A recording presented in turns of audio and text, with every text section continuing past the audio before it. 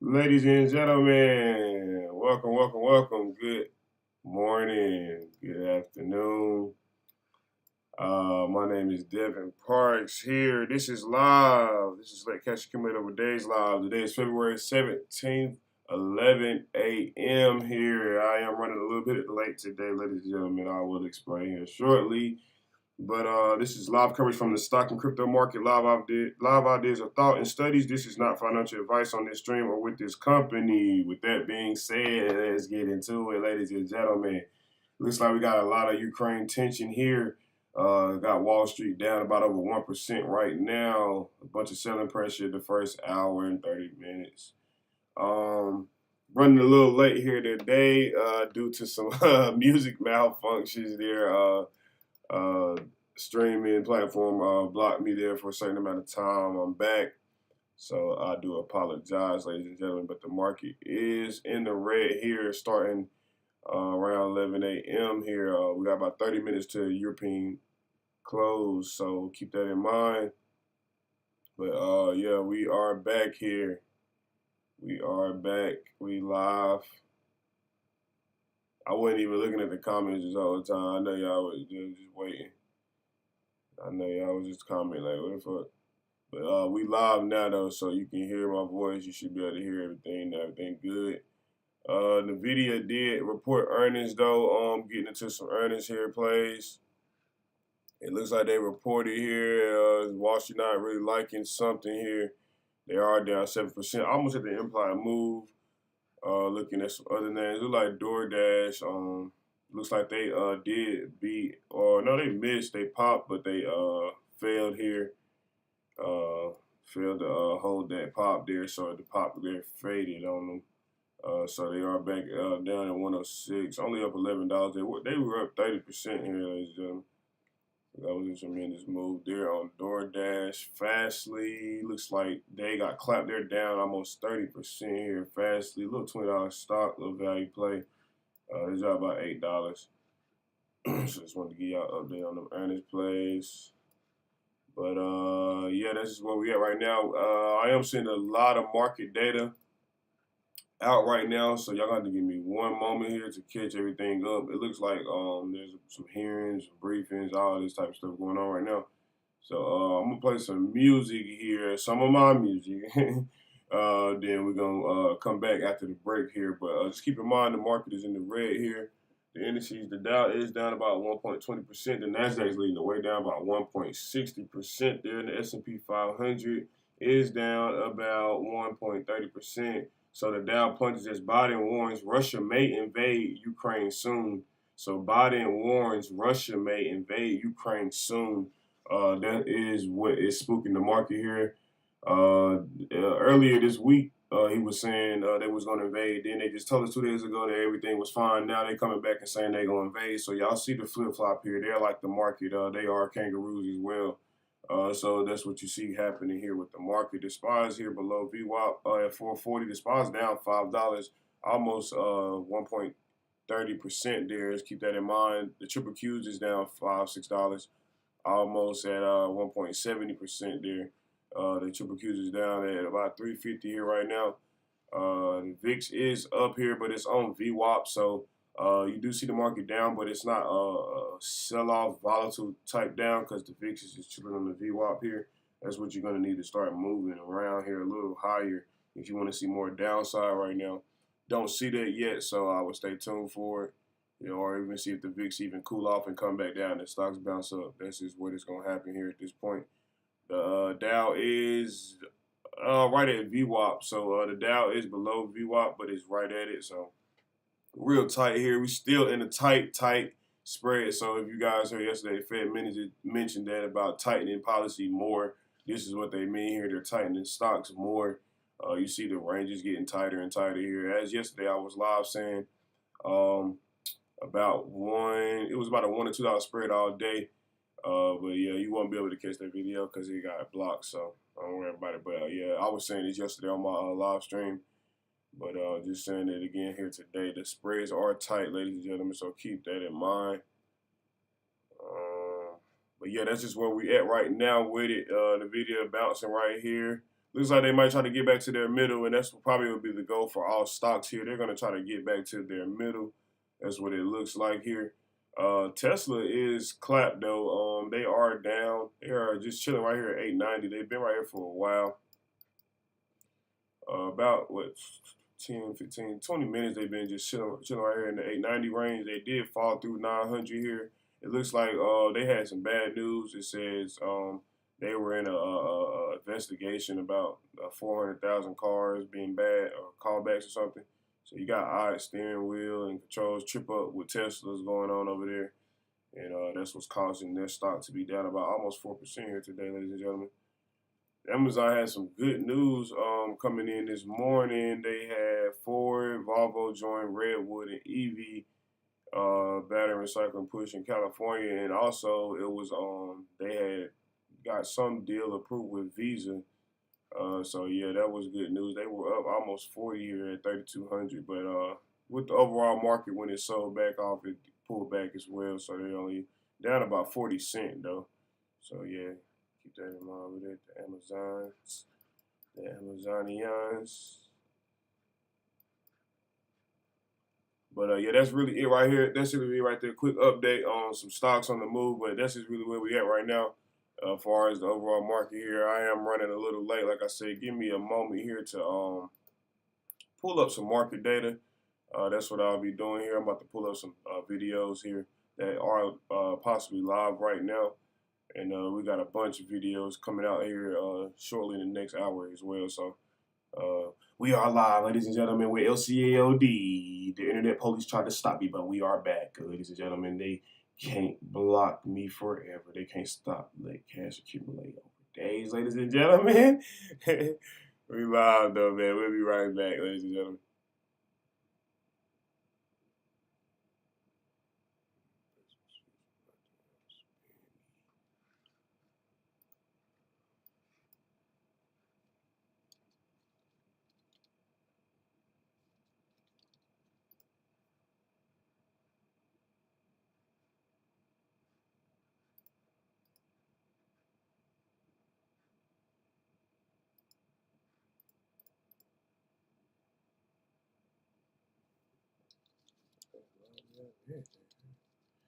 Allow me out. Yeah, darn did.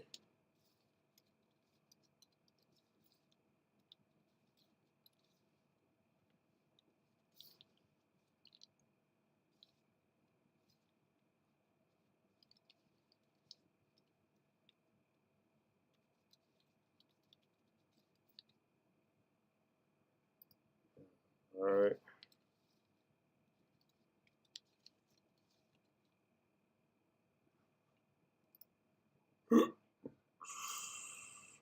Excuse me. All right, so you had to get it logged in real quick. I'm getting another login. I shouldn't be getting kicked off here today. I shouldn't be getting blocked or anything today because, like I said, I can play music from this platform. These are my songs. They came from my computer.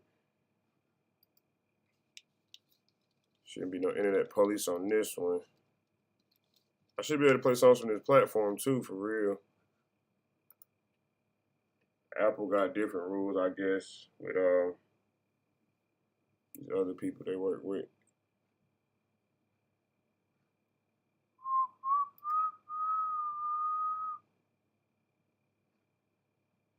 Let's see.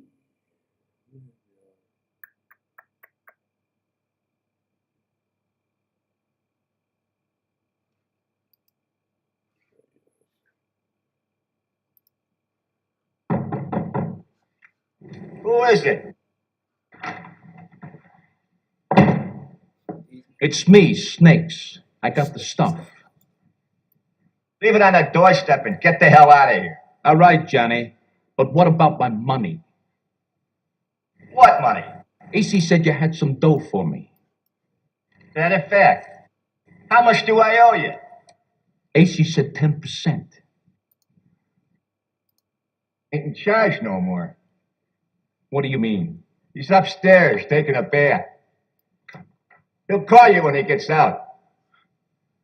Hey, I tell you what I'm going to give you, Snakes. I'm going to give you to the count of 10 to get your ugly, yellow, no good keister off my property before I pump your guts full of lead. Right, Johnny, I'm sorry.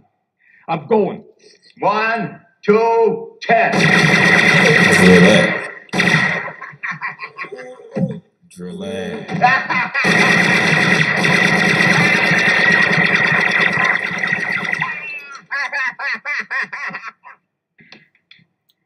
Keep the change, you filthy animal. Hey, rule number 1, if you got that gun, never show that gun, y'all. Rule number 2, if you pull that 2, then you better shoot. Hey, rule number 3, if you aim at me, then you better squeeze till that clip it beat. But if you ain't bout it, then I'm bout it. I do what y'all just mouthing. I'm high up like a mountain.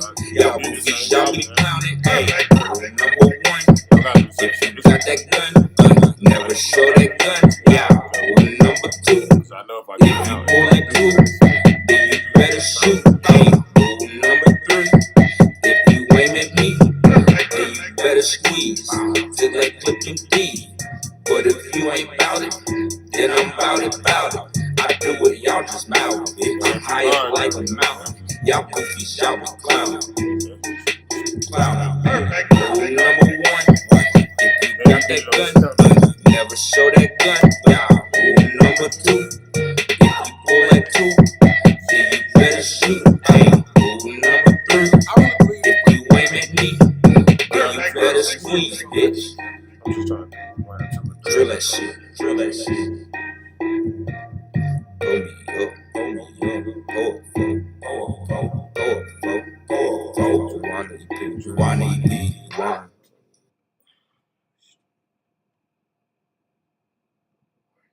You pulled one this week already. You already pulled another? You pulled one, you know what I'm saying? Nobody did nothing else. Got 2, you pull another one, then you pull 2 L's, and then we only have 1 for tomorrow.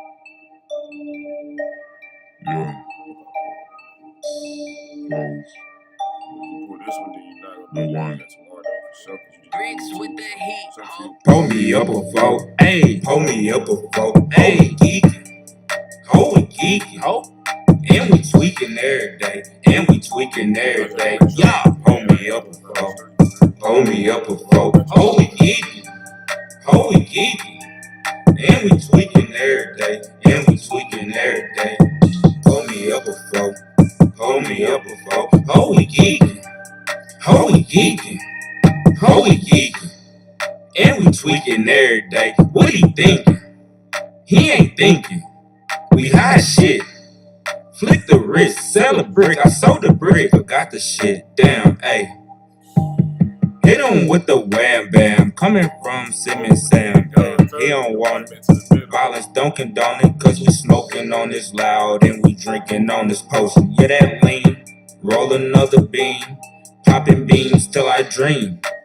Ho, you geeking. We be tweaking. What you thinking? We ain't blinking, we ain't missing shit. We ain't lacking, we ain't losing. Hit the snooze button, cause y'all be drooling, yeah. Y'all be drooling, yeah. See how long this lasts. Lean, gone. Pull me up, pull me up. Roll up, pull me up. Bricks with the heat, ho. Pull me up a four, pull me up a four. Ho, we geeking, ho, we geeking. And we tweaking every day, and we tweaking every day. Alright, ladies and gentlemen, so I was just making sure it wasn't no more videos, but I think this one is live here. We're going to tune into this. It says United Nations Security Council holds its annual meeting on MISC Accords here, excuse me. So you got this going on. It is another one. It's a Senate and banking. I'm just trying to figure out which one might be more important here. You got Ukraine and Russia talks here, so I guess we probably should listen to this one for a little bit, then I'll tune into the other one. Only responsible way to resolve this crisis. An essential part of this is through implementation of the Minsk agreements, the subject of our session today. There are a series of commitments that Russia and Ukraine made under Minsk, with the OSCE and the Normandy format partners involved as well. If Russia is prepared to sit with the Ukrainian government It's the first time and work all through Diddy- the process of implementing these commitments, our friends in France and Germany stand ready to convene senior level discussions in the Normandy format to settle these issues. They do know Ukraine they- is ready for this, and we stand fully ready to support the parties. Progress toward resolving the Donbass crisis through the Minsk agreements can reinforce the broader discussions on security issues that we're prepared to engage in with Russia, in coordination with our allies and partners. More than 3 weeks ago, we provided Russia with a paper that detailed concrete reciprocal steps that we can take in the near term to address our respective concerns and advance the collective security interests of Russia, the United States, and our European partners and allies. This morning, we received a response, which we're evaluating. Earlier today, I sent a letter to Russia's Foreign Minister Sergei Lavrov, proposing that we meet next week in Europe, following on our talks in recent weeks, to discuss the steps that we can take to resolve this crisis without conflict. We're also proposing meetings of the NATO-Russia Council and the OSCE Permanent Council. You overstart laws now. These meetings can pave the way for a summit of key leaders in the context of de-escalation to reach understandings on our mutual security concerns. As lead diplomats for our nations, we have a responsibility to make every effort for diplomacy to succeed, to leave no diplomatic stone unturned. If Russia is committed to diplomacy, we're presenting every opportunity for it to demonstrate that commitment. I have no doubt that the response to my remarks here today will be more dismissals from the Russian government about the United States stoking hysteria or that it has no plans to invade Ukraine. So let me make this simple. The Russian government can announce today, with no qualification, equivocation, or deflection, that Russia will not invade Ukraine. State it clearly, state it plainly to the world, and then demonstrate it by sending your troops, your tanks, your planes back to their barracks and hangars, and sending your diplomats to the negotiating table. In the coming days, the world will remember that commitment, or the refusal to make it. I yield the floor.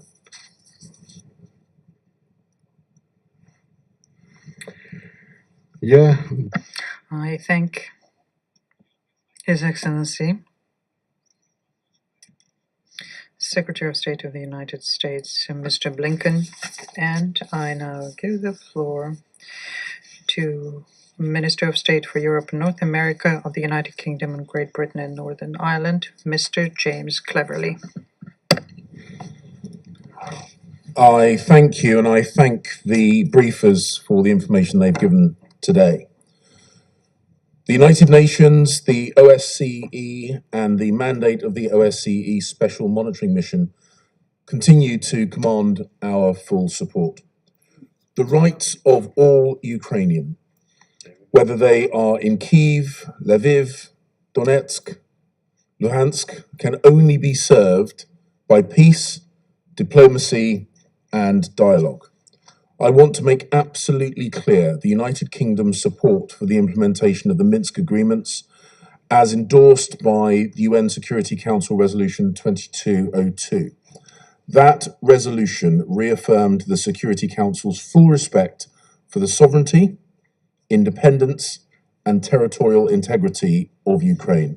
It remains the responsibility of all parties to implement fully their commitments and to seek a peaceful resolution to the conflict. In this respect, we condemn the actions taken by the Russian Duma to propose the Russian president recognize the regions of Luhansk and Donetsk as independent. This would directly undermine the Minsk agreements and must be rejected by the Russian authorities in line with the commitments that they have made. We welcome all efforts to support the process and to avoid escalation, including the role of the OSCE and the Normandy format. This remains our long-standing position. Mr. President, let us remind ourselves of the context for the Minsk agreements and the situation in which Ukraine finds itself today.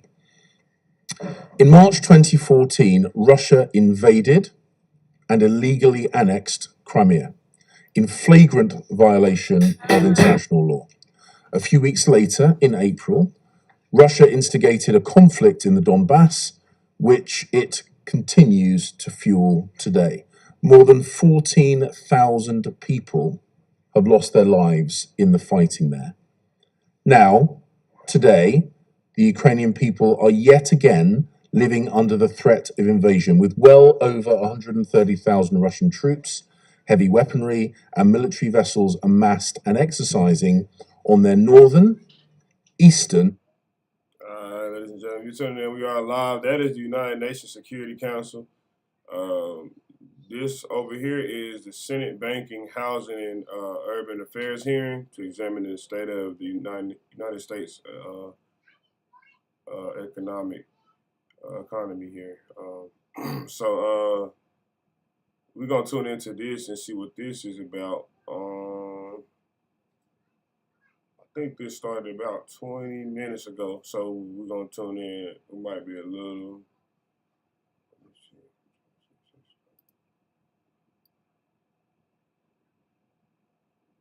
Okay, it's about 72 minutes, so about an hour late here. But ain't nothing wrong with that. I don't know how long that's gonna last. They might be doing this all the way till Wall Street lunch break. I have no idea, but we're just gonna tune in and see what they are talking about here. It's obviously having an effect on the market here today. And you know the Russia-Ukraine tensions was having an effect on the market. That's why I was playing that one here. We might come back to that one, but we're gonna tune into this one right here, the Senate Banking House. Those numbers as well, as we all know, especially you all. Euro market closing too, ladies and gentlemen, about 7 minutes. Pay attention. Long-term unemployment line, the lower your unemployment rate goes. And I'll finally finish with this because you've been very gracious, Chairman, with my time, and I appreciate that more than I can say. That the $1.9 trillion COVID relief package that had about 10% for COVID-related health, 1% for vaccines, and $1.6 or $7 trillion for spending that actually helped to fuel the inflationary impact that we are now trying to recover from has also been problematic. Thank you, Senator Scott. Senator Van Hollen from Maryland is recognized. Thank you, Mr. Chairman. And I do hope we'll vote on the Federal Reserve nominees. Vote yes, vote no, but let's vote on all of them. We passed the American Rescue Plan just about a year ago. Because the pandemic had hit our economy hard, it had hit workers hard. Millions of Americans were out of work. And as you've testified today, and as the facts show, and I think those facts are uncontested, we've seen jobs come roaring back. Over 6.6 million jobs, a record in the United States. We've seen very robust real GDP growth of 5.7% in 2021. Now, one of the reasons we passed the American Rescue Plan was because families' incomes were being squeezed when they were out of work. That included the $1,400 individual payments. Did it not, Dr. Rouse? Yes, it did. And I keep hearing from our colleagues about how the real purchasing power of American families went down in 2021. It did not. Isn't it the case that real disposable income grew in 2021? Well, so again, I will just refer to our chart here, which is some new evidence from economists at UC Berkeley, and which suggests that, especially for the bottom 50%, that if you look at their market wages before tax and before benefits, that they're better off today than in the last quarter of 2019. And then when you add in benefits and after taxes, they are ahead. So we know that inflation is a challenge, but household balance sheets have well, so look, if I'm a household, and what I look at is what is my purchasing power this year over last year? And isn't it a fact that real purchasing power went up in 2021? It did. So these data suggest it did for most families. We have to acknowledge that inflation has also been a challenge and has eaten into some of that purchasing power. But because due to the record GDP growth, there has been a very strong recovery so that household balance sheets are strong and many Americans are better off today than they were at the beginning of the year. All right. And so, as I look at that, when you factor in the individual payments from the American Rescue Plan, when you factor in the other relief,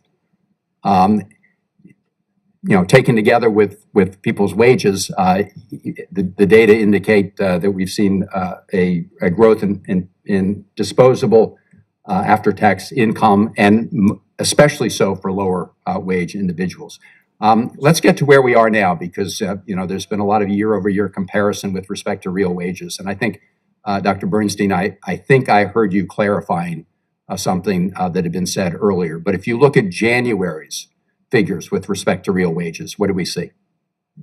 I will tell you what we see, but I'll also give you the beloved CEA caveat, which is that we never read too much into any one month. We're always looking for trends. However, we also look closely at the jobs report, and it did show in January that the hourly wage beat the pace of inflation. I think the hourly wage was up, if I'm remembering correctly, 0.7%. Inflation was up 0.6%. Now, that's 1 month. But it is indicative of trends that you've heard about from all of us here today. The strength of the job market, that was a month where we had an upside surprise in job gains of 467,000 jobs, well above what was expected, and a job market that was powering through Omicron that was very much upon the land that month. We should also underscore what Chair Rouse was just talking about, that when the job market tightens up as much as it has, bargaining power, leverage among working people goes up disproportionately for those in the bottom half. And that's one of the factors that's behind the stronger wage growth in the bottom half and what you see there vis-a-vis market incomes and disposable incomes. So really quickly, if we're successful at beating this pandemic more and more, it does look like Omicron is on the downward trend, although you never know what will happen.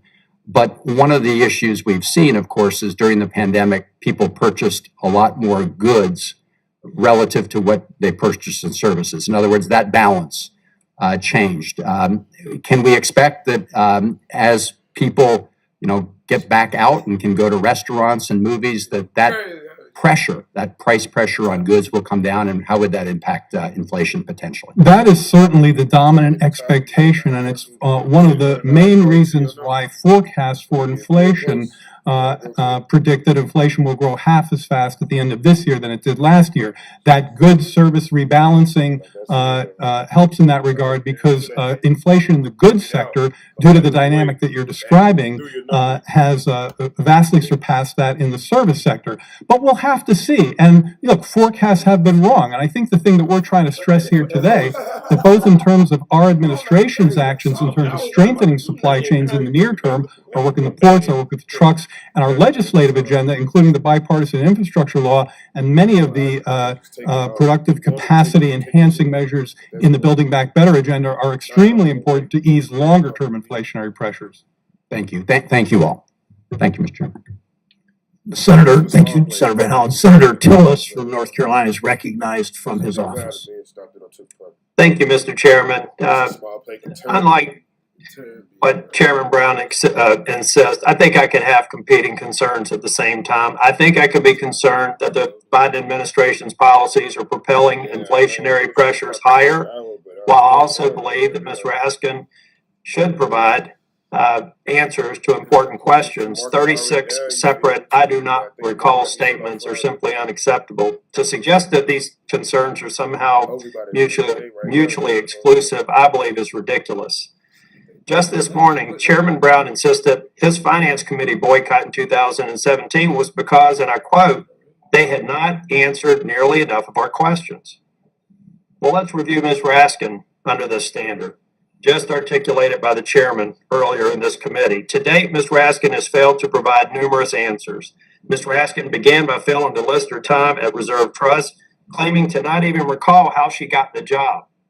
Ms. Raskin failed to answer repeated questions in her nomination hearing about her conduct lobbying her former colleagues at the Fed while at Reserve Trust. Subsequently, Ms. Raskin provided 36 identical I do not recall responses to questions for the record.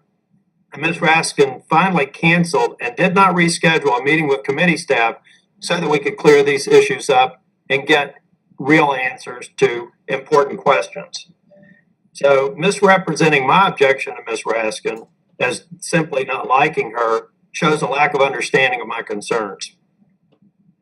Now, Mr. Chairman, I also, or for the witnesses, I've been listening to the entire committee hearing in my office, and I was really struck by what Senator Scott was saying. He used the term kitchen table economist. Well, I'll use the term trailer park economist because I was one of those back in the 70s when I saw spiraling inflation, wrong-minded policies from the administration, gas prices that were to a point where I couldn't afford to fill up a 12-gallon gas tank. I was doing it about $5 at a time.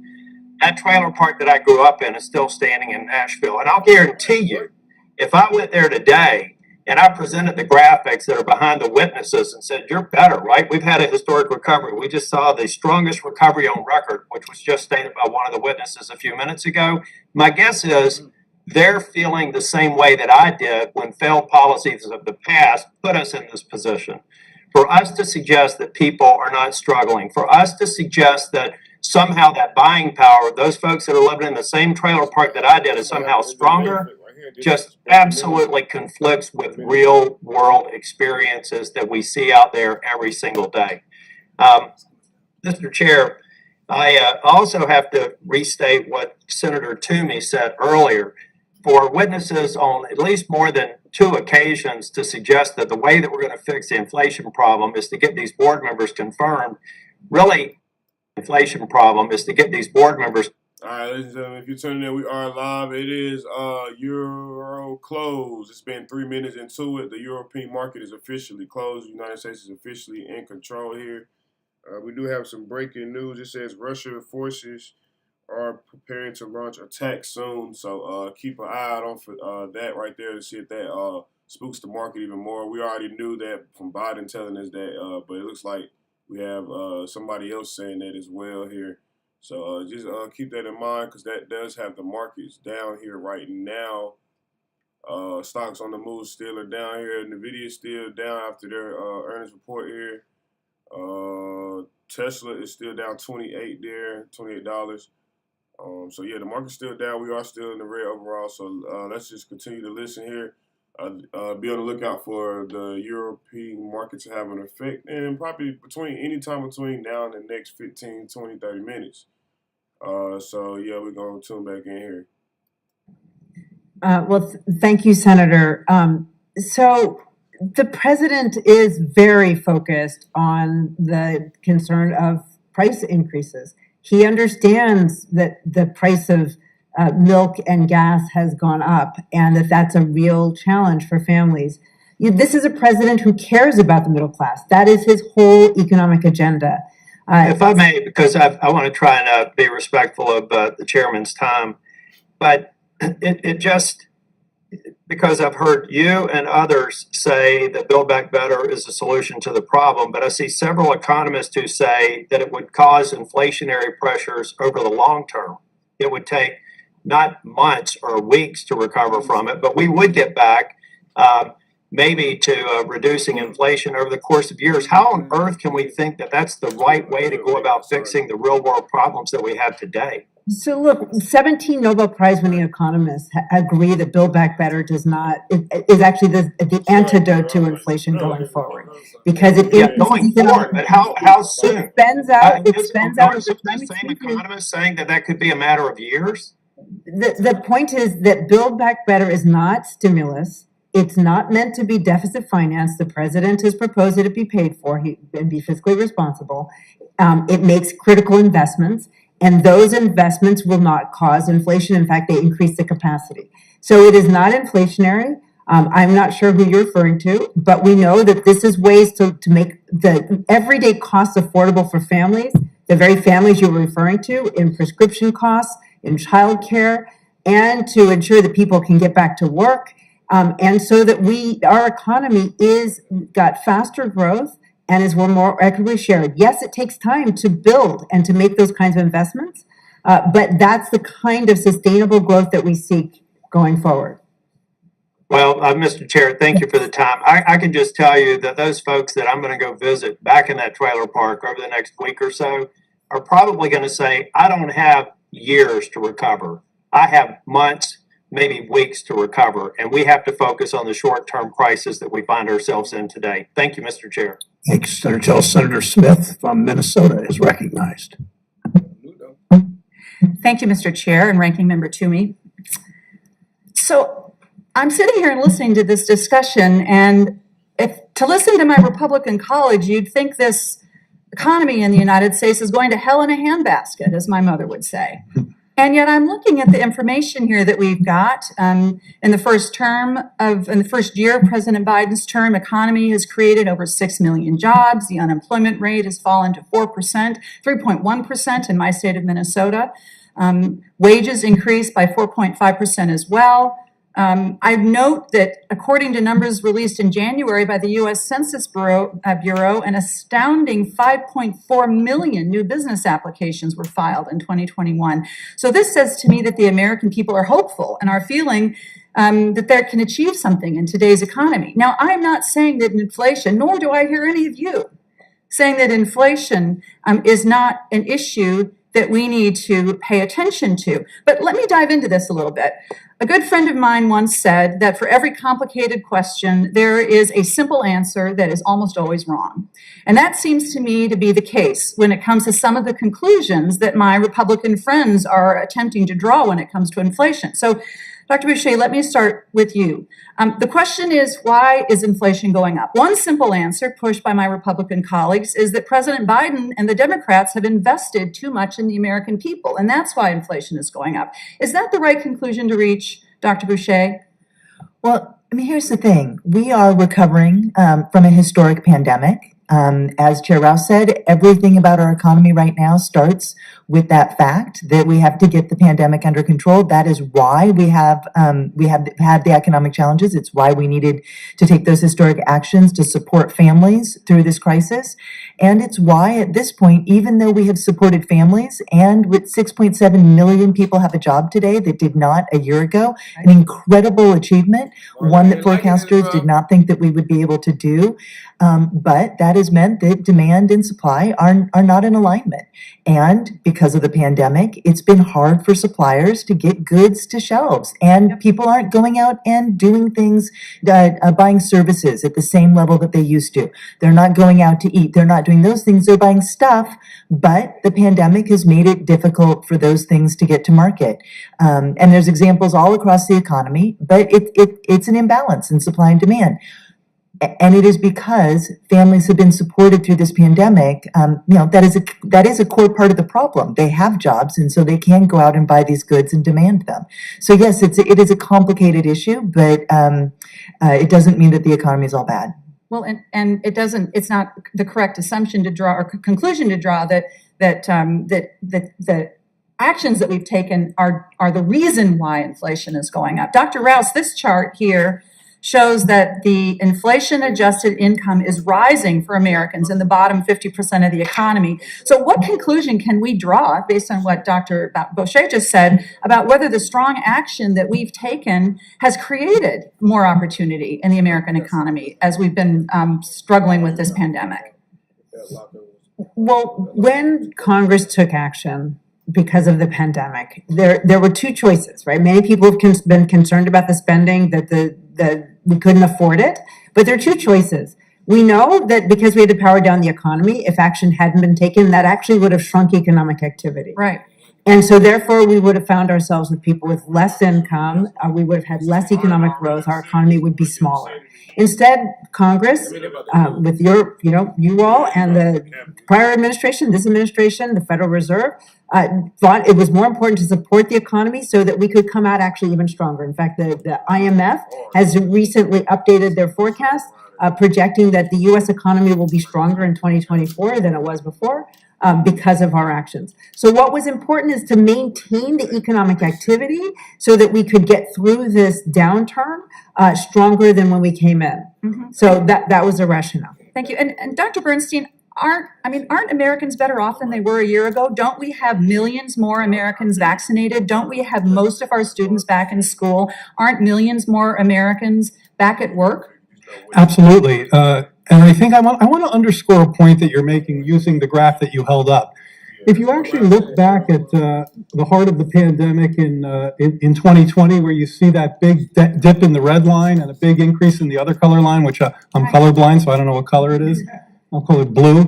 That gap there is a good example of exactly what you're raising. Absent the fiscal support, incomes would have looked much more like the red line as opposed to the blue line. So this is really trying to underscore the quote, what it would look like without the support that Chair Rouse was talking about. So yes, I think the thing that we never want to lose sight of is that yes, families face an inflation challenge that the president underscores every time he talks about it.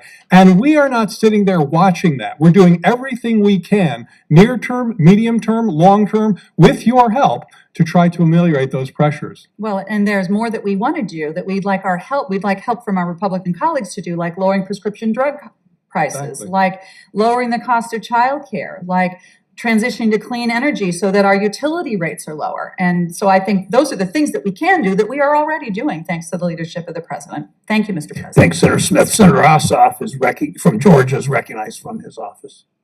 Thank you, Mr. Chairman. Thank you to our panelists. Thank you for your service.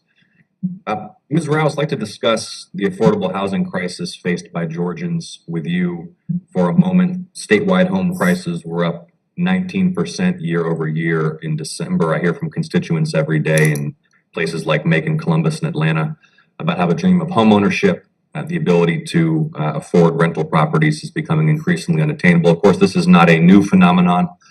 The affordable housing crisis has been growing and brewing for over a decade.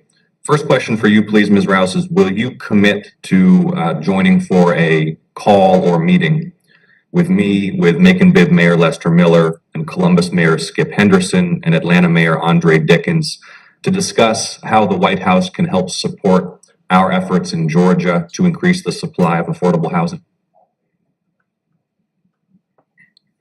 Okay, you're putting me on the spot, Senator. What I will say is, and I'm open to considering the invitation, but we completely understand that the housing crisis is a long-standing crisis. It wasn't created by this pandemic, but it was exacerbated by the pandemic, and that there's been a long-run mismatch between the supply of housing and the demand, and that's why this is the administration has put a focus on this through Build Back Better, as well as things that the administration can do through administrative action. There was a discussion of tax credits and other supports, zoning and land use. So we understand the very importance of housing. We need to solve this problem. It's not unrelated to the discussion of inflation, and we need more affordable housing. Ms. Rouse, thank you for that. But what I'm asking is not for a policy commitment. I'm asking for a commitment for a phone call or a meeting with me, with Atlanta Mayor Andre Dickens, Macon Bibb Mayor Lester Miller, Columbus Mayor Skip Henderson, to discuss how the White House can support our efforts in Georgia to increase the supply of affordable housing. I'd be happy to join such a phone call. Thank you so much. I appreciate that.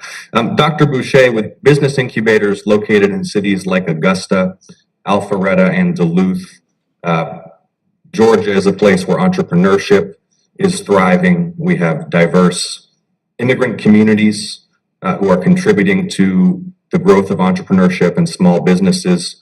Interesting fact about Georgia, we have the 7th highest percentage of minority-owned startups in the country, and the bipartisan infrastructure legislation permanently authorized the Minority Business Development Agency, which will help minority entrepreneurs with technical assistance and access to capital. How does, in your view, limited access to capital affect the growth of minority-owned businesses and innovation more broadly? What policies might you suggest Congress can implement or the administration can undertake to address this issue? Well, that's a great question. Small businesses are the lifeblood of the economy all across these United States, so it's an important part of our economy that we need to support. One of the things I want to note is that attention to who has access to capital is something that the administration has been focused on since day one.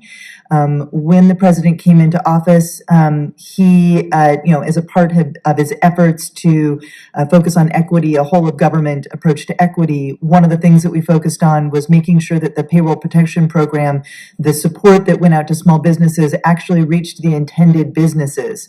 There's actually new academic research out that just came out a couple of weeks ago showing that those new efforts that were really targeted at reaching the most vulnerable small businesses, businesses led by owners of color and women, that we were successful in doing that more so than previous iterations of the PPP program.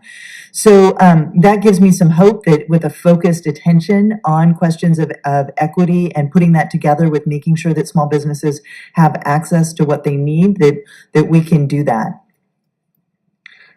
Thank you, Dr. Boucher. Dr. Bernstein, I have had the pleasure of visiting and working with the technical colleges and technical training institutions across the state of Georgia over the last year since I took office.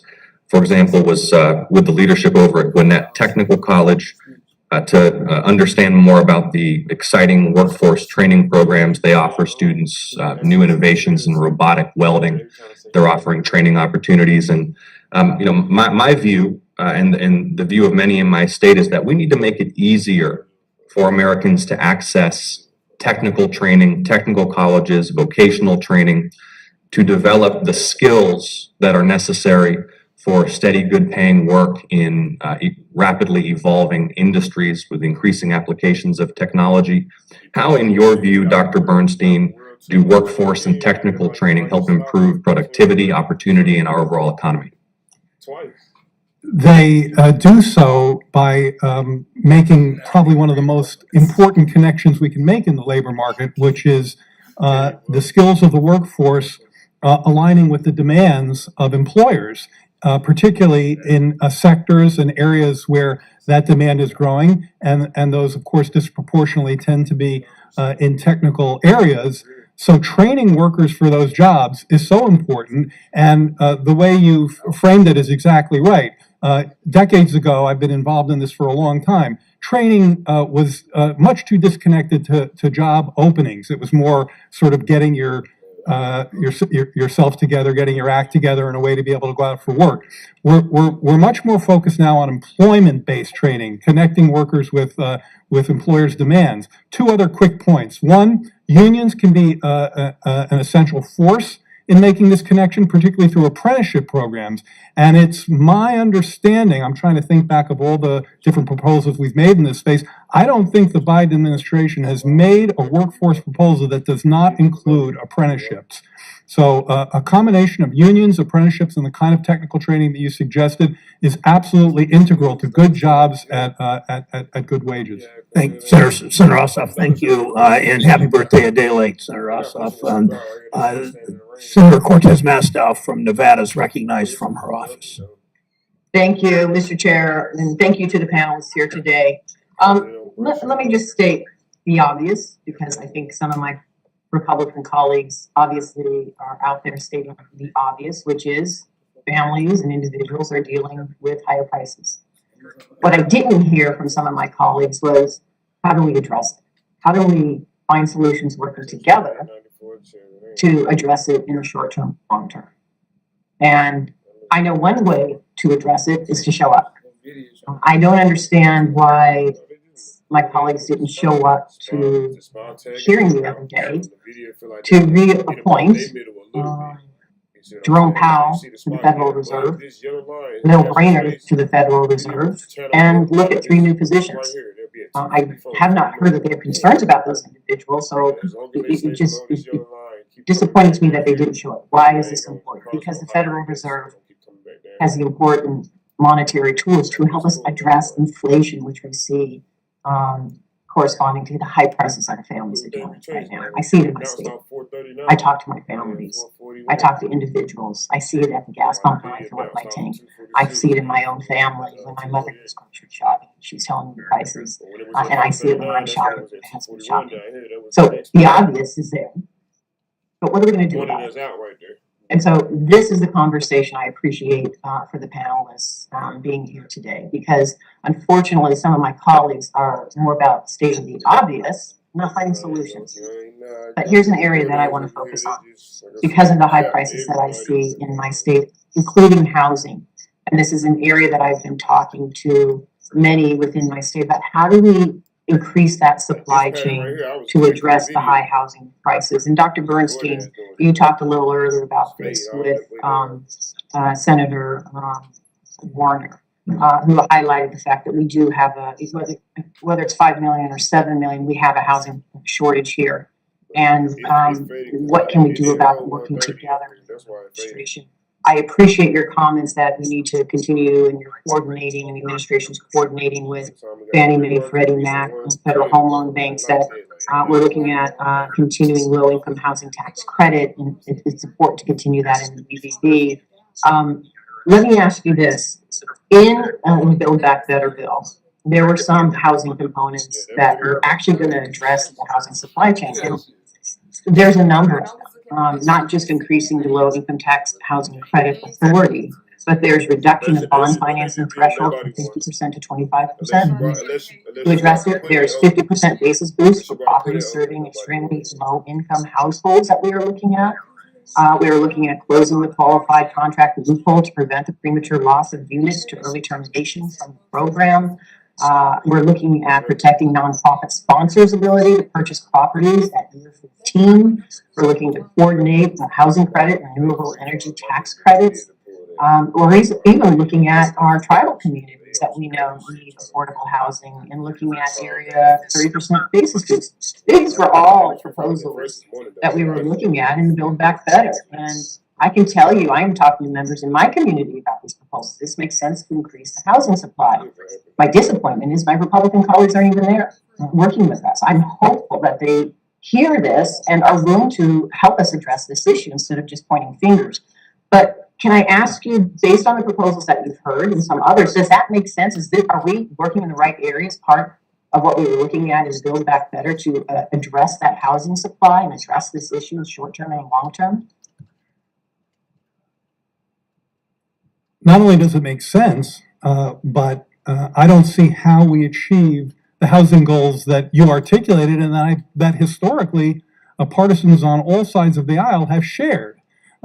As you've suggested, much of the policies that you're talking about typically involve increasing access to housing finance, more often than not targeted at the bottom half of the housing market, which is where the supply constraints have been most acute. And historically, these have been bipartisan supported measures. These, in many cases, are subsidies that go to builders whose housing deals simply don't pencil out in the absence of the kinds of measures you're talking about. Now, we've tried, as you know, in our administration to leverage funds for the Capital Magnet Fund, to work with the FHFA to increase LIHTC equity investment caps significantly in order to, again, increase affordable financing for that sector of the market. And as you mentioned, in Build Back Better, there are extensive tax credits for the supply side, grants to rebuild and renovate, and community block grants to renovate infrastructure related to housing, as well as to push back on exclusionary zoning. Finally, what's particularly important about the comments that you've made is that every intervention that you've just elevated is on the supply side of the housing market. There is a demand side, and we can think about that and worry about that too. But the emergency is really on the supply side, and the financing policies that we've discussed answer the mail precisely there. Thank you. And I know I've run out of time, and I will submit the rest of my questions for the record because I do have concerns about what the administration is doing to restore international travel and our trade flows, prevent future instability in the hospitality sector. But let me say this. This is a time for people showing up, working together to find solutions. Not to state the obvious to families and individuals that they already know. It's time to show up. It's time to have solutions, come to the table and work together. Clearly, there are solutions that are out there, but we need our colleagues all of them to show up at the end of the day. Thank you, Mr. Chairman. Thanks, Senator Cortez Masto. Senator Warren from Massachusetts is recognized. Thank you, Mr. Chairman. And Mr. Chairman, before I jump into my questions, I'd like to urge my Republican colleagues who are taking the time to attend the hearing today to also do their jobs and vote on the 5 outstanding Fed nominees. If you're going to talk to the witnesses today about inflation, for example, then you should be just as motivated to actually fight inflation by making sure that the Fed has all hands on deck. And that means voting these nominees through right now. So let me turn to my questions. During President Biden's first year in office, the economy added a record 6.6 million jobs, more jobs than those added in the first years of the past 4 Republican presidents combined. Workers are benefiting too, with wages growing at their strongest pace in years. And this is particularly impressive because 1 year ago, many economists were predicting that at this point we'd still be caught up with high unemployment and slow economic growth as the world struggled to deal with the fallout from the pandemic. But this good news has also brought some bad news, inflation. Now, you might think inflation would also be bad for companies. After all, an increase in the cost of doing business would likely eat into a company's bottom line. But that's not happening.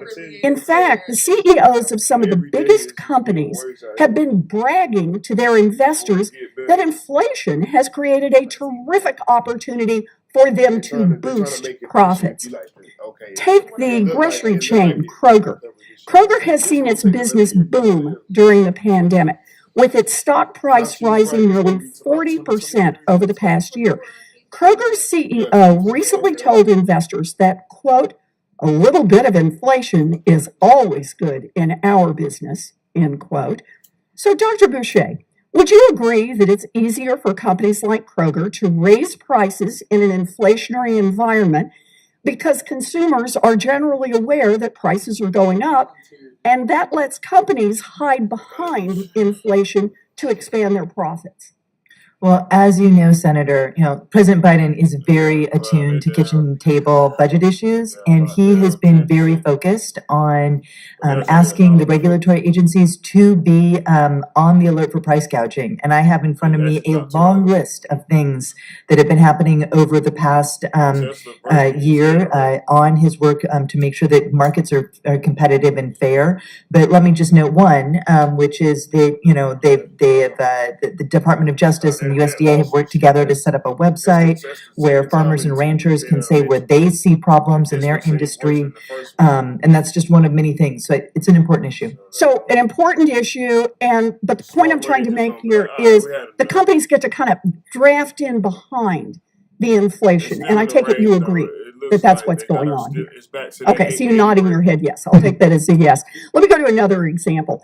In a call with investors last week, the CEO of Tyson Foods, one of the big 4 conglomerates that controls as much as 85% of the meat market, said they've, quote, restructured our pricing approach, end quote, and are, quote, asking them, the consumers, to pay for inflation, end quote. Dr. Bernstein, if all Tyson was doing was raising prices to offset their production costs due to inflation, would you expect their profit margins to stay roughly the same? Roughly the same, because their price increases would offset their cost increases, which would hold their profits. Okay, so their profit should stay roughly the same, if that's all that was going on. Of course, that is not what happened. Tyson nearly doubled its profit margin over the year to 11.3%, only the 4th time in the last 30 years that the company has achieved double-digit profit margins. And Tyson isn't making record profits because it is selling more. In fact, it's making record profits because it is charging more. The number of beef products it sold declined 6% over the year, while the price of beef went up 32%. So let's do one more example here. Another phrase we hear thrown around is pricing power. In a recent interview, the CEO of Chipotle said, we're pretty fortunate with the pricing power that we have, end quote. And that, quote, if we need to take more pricing, we have room to do it. To date, we've seen no resistance from our customers, end quote. Now, this sounds a lot to me like what Fed Chair Powell said when he was here last month. Big companies are, quote, raising prices because they can. So, Chair Rouse, let me ask you, for those of us who don't speak economist, is it right to say that when executives talk about pricing power, they're referring to a company's ability to raise prices and extract profits out of consumers without worrying about losing business? I say it's fair to say that a company has pricing power when raising prices won't cause them to lose too many customers. And can I just ask, I know I'm out of time, what is it that gives companies pricing power? Does concentration in an industry give companies more pricing power? So market concentration does tend to create more pricing power, which is one reason why increasing competition is such an important component of the administration's economic agenda. Because we know that increased competition also helps workers, spurs innovation, and generally helps markets function better. Well, thank you very much. I appreciate it. Thank you, Mr. Chairman. And I just want to say, I'm glad the Biden administration is not standing by. We can go after this concentrated power industry by industry, and that's what will help bring prices down. Thank you, Senator Warren. Senator Warnock from Georgia is recognized. Thank you so very much, Mr. Chairman. Rising costs for families, as my colleague has indicated, is a persistent problem. And it's one that I'm hearing from Georgians about every day.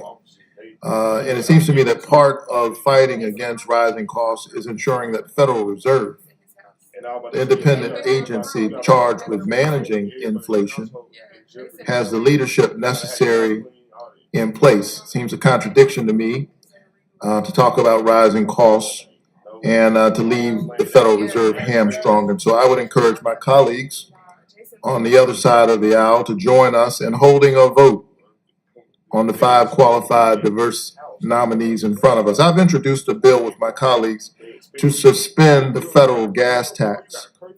And in our bill, Treasury would ensure that these savings at the pump are passed on to Georgians, cutting their gas costs. Still, every day, we see headlines that large corporations and their wealthy investors have sought to take advantage of market volatility to pad their bottom line and enrich themselves while hardworking Americans are the ones making difficult decisions with their pocketbooks. They're seeing record profits. Consumers in Georgia paying record prices. Dr. Bernstein, can you talk about some of the consequences of market concentration and corporate consolidation in this economy and over the past decades? And has this made corporations more powerful? Unquestionably so, in terms of industries that are highly concentrated. We've mentioned meat packing, and you just heard Chair Rouse talk about some of the pricing implications of concentration, particularly an increase in price levels relative to an industry situation with considerably less concentration. So we share your intuition there. Dr. Rouse, would you share that opinion? Absolutely. It's why the president signed an all-of-government effort. He signed an EO last summer to try to increase in competition. Ladies and gentlemen, we are live. Sorry for the little technical difficulty there. We are live here. It's the Stock Market Live with LCAOD. This hearing is taking a little while here, but they are calling out some important points here. Right now, the indices are all still in the red here. It is 12 o'clock now. We got about 30 minutes to Wall Street lunch break. So just stay tuned to that. They might even extend their lunch break today here if this hearing is still going on. I know they like to do that as well. So just pay attention to what time this might end. If this is still going over 12:30, then lunch break will be pushed back for sure. That's how they usually do it. This is very important news here, though. So let's tune in. 55 to 54 is recovered 1 percentage points of the 3.1 percentage points that were lost at the onset of the pandemic. We know that participation is a little slower to recover than unemployment after recession, but our participation growth has actually been relatively strong. What you're probably referring to is we also see record numbers of job openings, so we have a very tight labor market. So there's no question that some people are not participating due to concern out of the pandemic. But let's also keep in mind that the pandemic, at the onset of the pandemic, we were almost at the height of the baby boom retiring. So even just looking at the what would have been the change in labor force participation in our labor force without the pandemic, we would have seen a decline. In addition, with the pandemic, we've seen excess retirements. So many people, I think, will be coming back as the pandemic is under control. But let's face it, we do have a labor force challenge in this country. Declining fertility, immigration has been stymied due to the prior administration, and then with the pandemic, we need to find ways to be improving our labor force participation and our labor supply, because that is part of economic growth. Related to that is the nominal wages are rising because of the tight labor market. As we see more people coming back with the end of the pandemic, we hope, can we sustain this nominal wage growth? You're right, Senator, that right now a lot of the wage growth is due to the the fiscal support and what I call pandemic economics. So we see wages rising in nominal terms.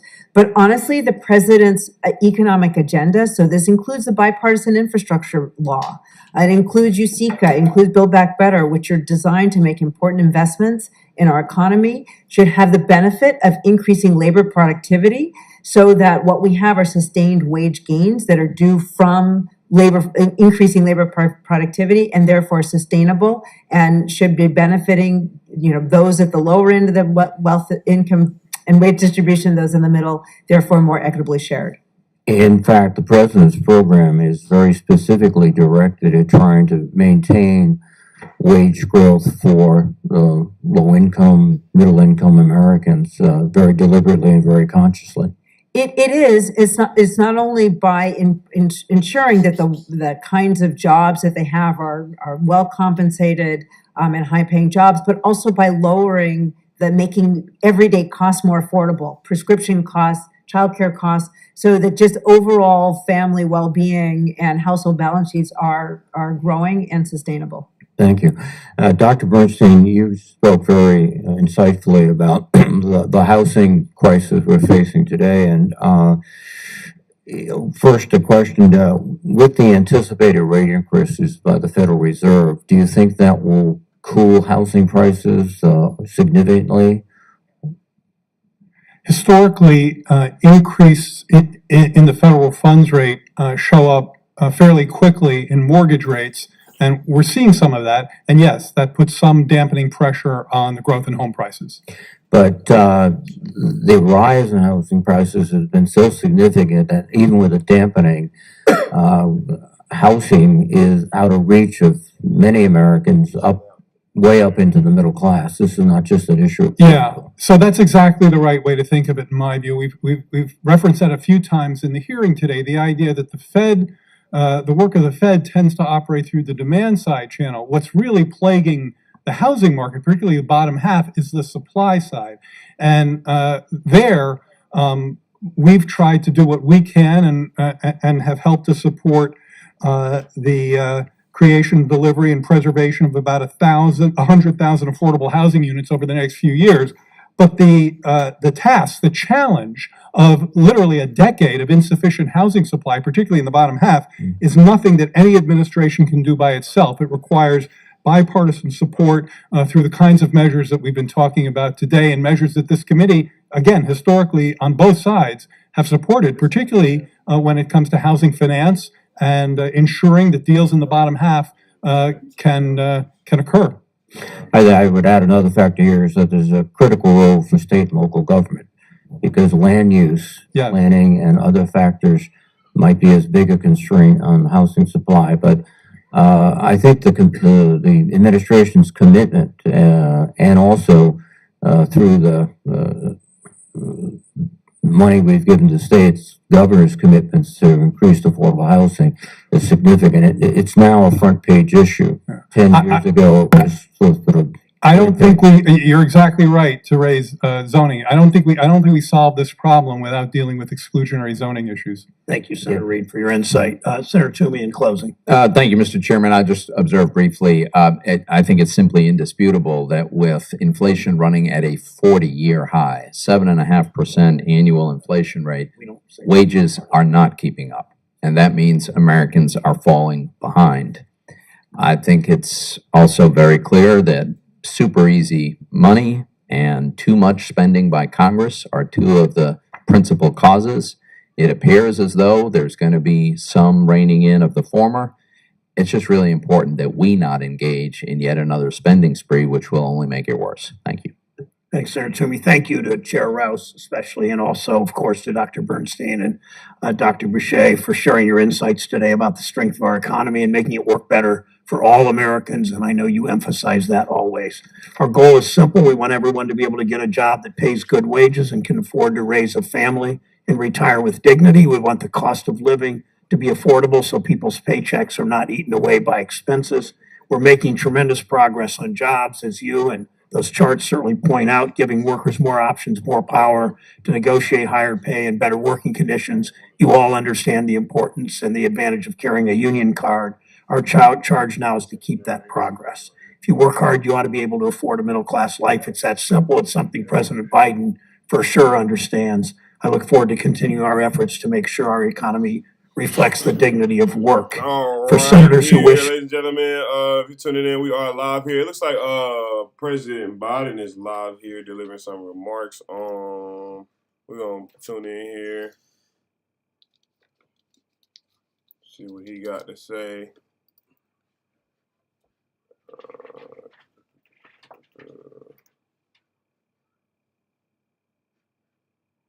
This just started too, so we're gonna tune in, and then if the hearing is still going on, we'll tune back into that. Obviously, that hearing has been going on for about 2 hours now.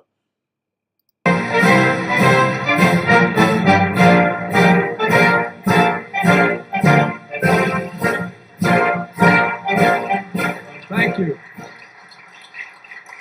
Thank you, thank you, thank you. Thank you. Thank you. They're all for Marcy. God love you, kiddo. You're the best. Before I began, I want to just point out I was having just sitting talking for a second with the director of HUD and a former congresswoman just on the other side of this district. And she said something that reminded me of what I miss as well. She said, it's so good to be home in Ohio. No, I really mean it. And I said, you're probably the only one here who understands that every time I get a chance, I go home to Delaware. You think I'm joking, I'm not. I represented Delaware for 36 years as United States Senator. And just like most congressional districts, the good news is the bad news. Everybody knows you. Well, it's great to, I was great hearing you say that. It was great hearing you say that. Well, Administrator Regan, I talked him into coming out of what they consider God's country down there in the Carolina area. And he came up and took on this job. And as I said, I'm a proud daughter of Ohio, Secretary of Housing and Urban Affairs, Marcia Fudge, who's represented the district as well.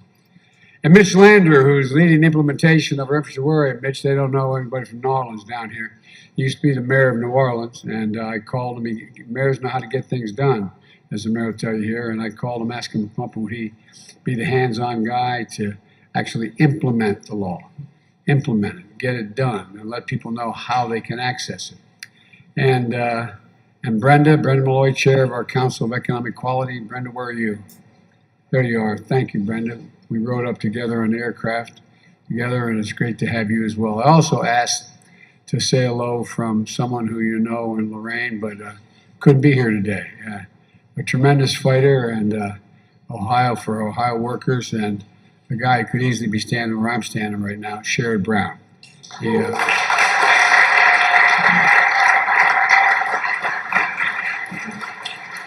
Sherrod Brown working in the Senate, keeping an eye on that other team, see what's going on.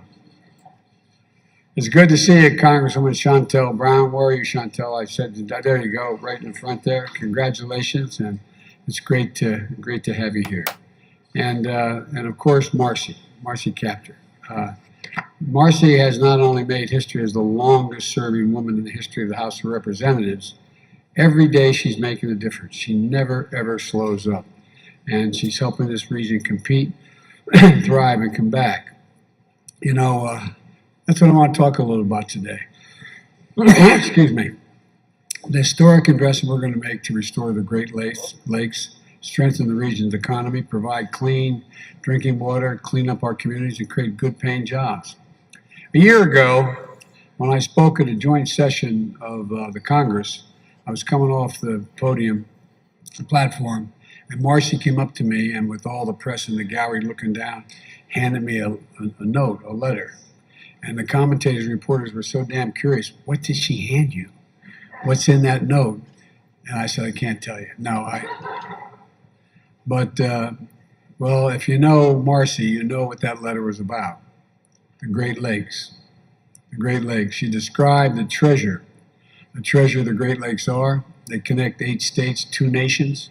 They provide more drinking water than any set of lakes in the world, and more than 40 million people benefit from that. They support more than 1,300,000 jobs in manufacturing, tourism, transportation, warehousing, farming, and fishing.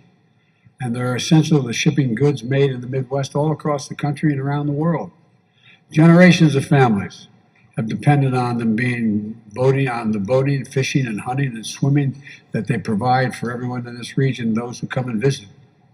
They're homes to countless natural and cultural wonders that should be conserved for all to enjoy, today, tomorrow, and for generations to come. And Marcy, by the way, I saw her tonight, she said, I got another letter for you. I don't know what the hell I got. Marcy, I promise you, I'm working like hell. But I'll read it, I promise. Whatever you say, I'll do. But Marcy's letter said, and this is why I bring it up. She said, and I quote, "The Great Lakes undergird life, work, and recreation for millions of people. And we need them. We need to invest in them. We want a brighter, more prosperous future for the region." Well, they are.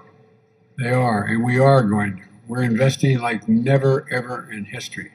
Back in 1987, an independent commission identified 43 places called areas of concern along the Great Lakes. There are areas where pollution, as EPA director said, where pollution from industry, runoff from agriculture, poor wastewater treatment, put the Great Lakes and everyone who depends on them at risk. 26 of these areas are on the United States side of the border. 12 of them are in Canada, and 5 are shared between the United States and Canada. And our mutual nations made a commitment to clean them up, to be good partners, to protect these shared treasures. And for decades, there was a lot of talk, a lot of plans, but very little progress. It was slow. That changes today. Today, we're announcing an investment of $1 billion. $1 billion. From the bipartisan infrastructure bill. It's going to allow the most significant restoration of the Great Lakes in the history of the Great Lakes. We're going to accelerate cleanup of sites across 6 states in the Great Lake Basin, from Duluth, Minnesota to Milwaukee, Wisconsin, Gary, Indiana, Buffalo, New York, and everywhere in between. We know these sites were dangerously polluted for decades. We're committed to clean them up. 3 decades ago, we made this commitment. And yes, we've gotten a couple of them done, like right here, like the one of my old hangouts as well. I went to Syracuse University, and I was a lifeguard on Lake Oswego, and I know the Oswego River up in New York. That was another one that's been taken care of. Now we're talking about cleaning up the Cayuga River behind the Cayuga Gorge Dam, and in the process, and it passes through Cleveland. I always mispronounce it, the Mawami River, right? Wami River in Toledo. I can say Toledo. Restoring the shoreline around the Detroit River in Michigan, the St. Louis River in Minnesota and Wisconsin, the Grand Calumet River in Indiana, and so much more. Dredging polluted sediment, restoring wetlands and habitats, making the water safer for swimming, fishing, drinking, providing habitats for wildlife and wildfowl. And the study found that every dollar we spend cleaning up the Great Lakes generates between $3 and $4 in economic benefit. That's a fact. And it's a really good investment. These are not only investments we're making the Great Lakes.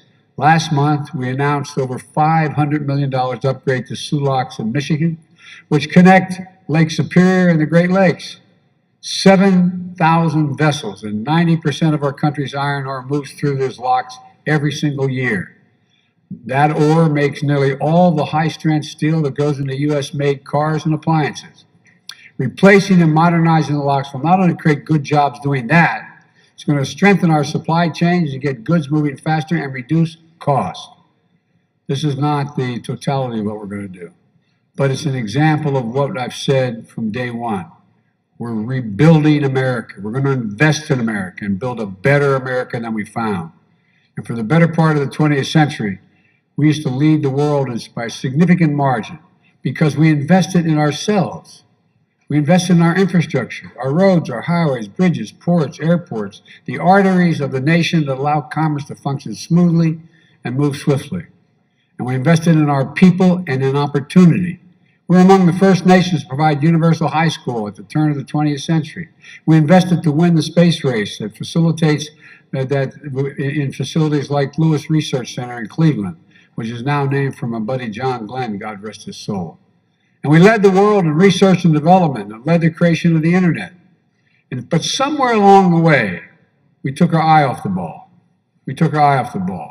Our infrastructure used to be rated #1 in the world. Today, according to the World Economic Forum, we rank number 13 in the world. China and the rest of the world is catching up and passing us.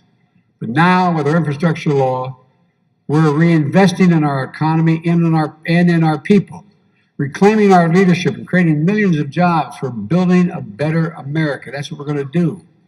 But as we rebuild America, we're buying American and betting on American workers.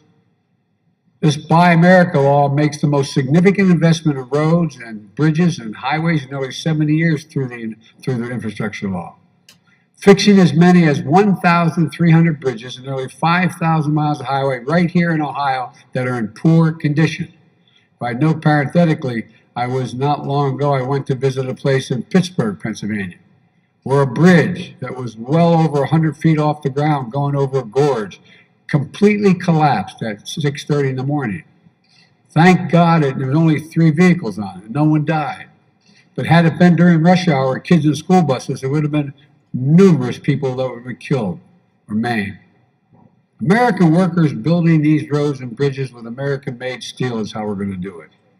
Jobs making the high-speed internet affordable and available to the 14% of households in the state of Ohio that don't have the internet. We also know that Ohio has the second most lead pipes in the country. We have 650,000 lead pipes here in the state of Ohio. We're going to start undoing the legacy of lead, which has poisoned too many of the region's children. That means replacing 100% of lead water pipes and service lines and addressing what they call PFAS, a dangerous forever chemical, that are a threat to the drinking water here in Ohio and other parts of America. Every American, every child should be able to turn on a faucet and know that the water they're drinking is clean and safe. We're also going to create thousands of good-paying jobs in the process with union plumbers and pipe fitters. For generations, the industries that built and defined America, steel, cars, tires, paint, all of them grew and thrived right here in Ohio. Right here in the banks of the Black River, workers built and launched 900 vessels.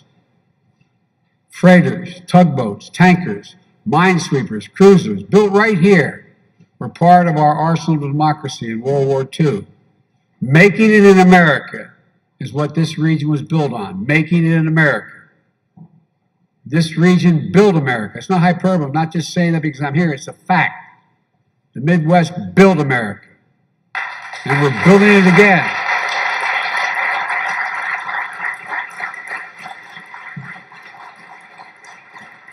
Again, you've heard me say this often. You know, if Wall Street's there are a lot of good people on Wall Street. They do good things, a lot of them. Not all, but a lot of them. And guess what? The fact of the matter, Wall Street didn't build America. Ordinary middle-class people built America. And manufacturing and unions built the middle class.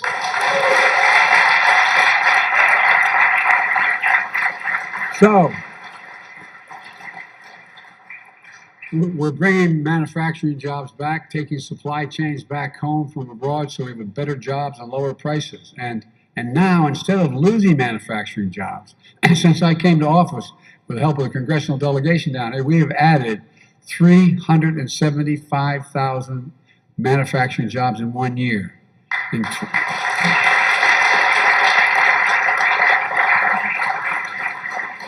In 2021, we saw the highest increase in union manufacturing jobs in nearly 30 years.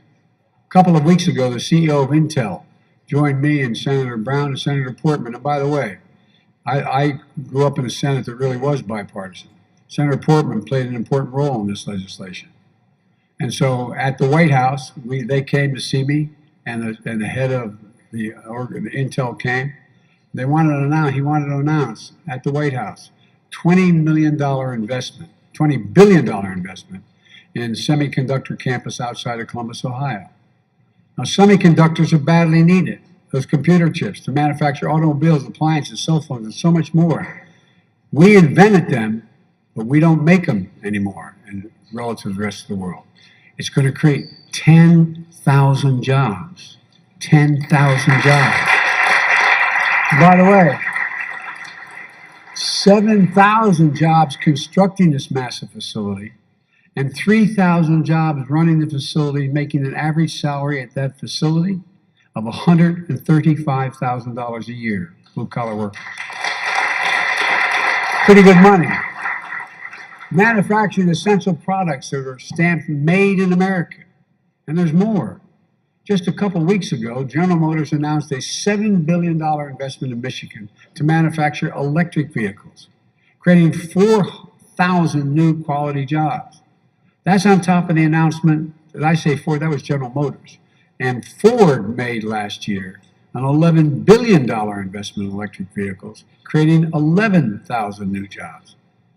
3 weeks ago in Western Pennsylvania, after I went to look at that bridge, the Union Pacific Railroad announced the largest purchase of American-made battery electric locomotives in history. And because the infrastructure law also delivers $7.5 billion to build a national network of 500,000 electric vehicle charging stations all across America along our new highways. And I might add, installed by the IBEW. Last week, a company called Tritium announced a new manufacturing facility in Lebanon, Tennessee to build 30,000 electric vehicle charging stations per year using American iron and American steel and American workers, creating 500 new permanent jobs in Tennessee. We're seeing a drumbeat of good-paying jobs unlike anything we've seen in our history. But not only that, with these announcements, we're also showing that growing the economy and creating jobs can go hand in hand with protecting the environment, not decimating it, meeting the moment on climate change. Like our program to clean up abandoned mines and cap and plug orphaned oil and gas wells, sweeping and spewing methane into the air. Thousands of those wells and mines are right here in the Ohio River Valley. Here in the Ohio, and they're going to get paid the same amount capping them as it costs to dig them and create those. And they're, again, good union jobs. As good as these jobs are, folks digging those wells are proud what they're about to do because now they're going to cap them.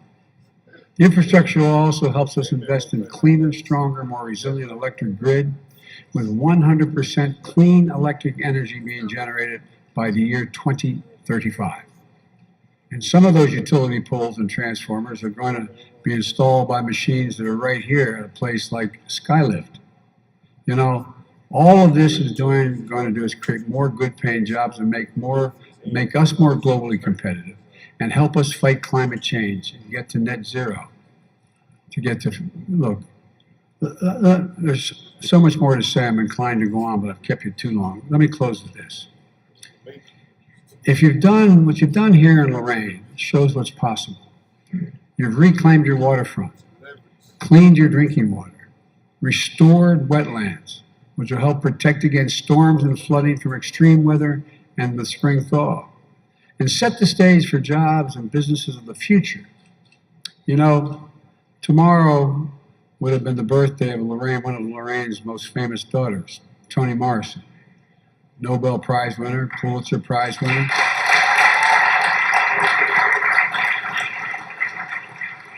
And I might add, my wife, who's an English teacher and professor in college, the First Lady's one of her favorite authors. I remember her going over to Princeton to interview Toni Morrison for a paper she was doing for one of her doctorates. Her doctorate, not one, she has a couple of masters, one doctorate. Toni Morrison is also the mother-in-law of the chair of my economic council, my economic advisor, Council of Economic Advisors, Dr. Cecilia Rouse. Toni passed away a couple of years ago. The reason I mention her is not because of her relationships to the administration, but her words that she told us to live by. She once wrote, quote, "We got more yesterdays than anybody. We need some kind of tomorrow. We need some kind of tomorrow." Places like Lorraine have a lot of proud yesterdays. Now they're going to have some brighter tomorrows.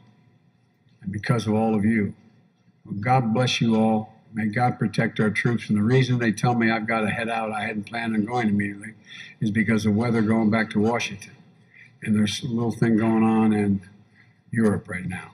And so may God bless you all, as I said, and may God protect our troops. Thank you, thank you, thank you.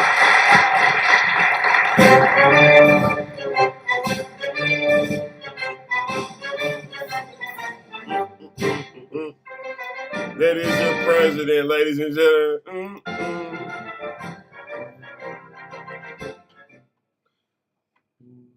Thank you for joining, ladies and gentlemen. That's the President Biden there delivering remarks on Great Lakes restoration.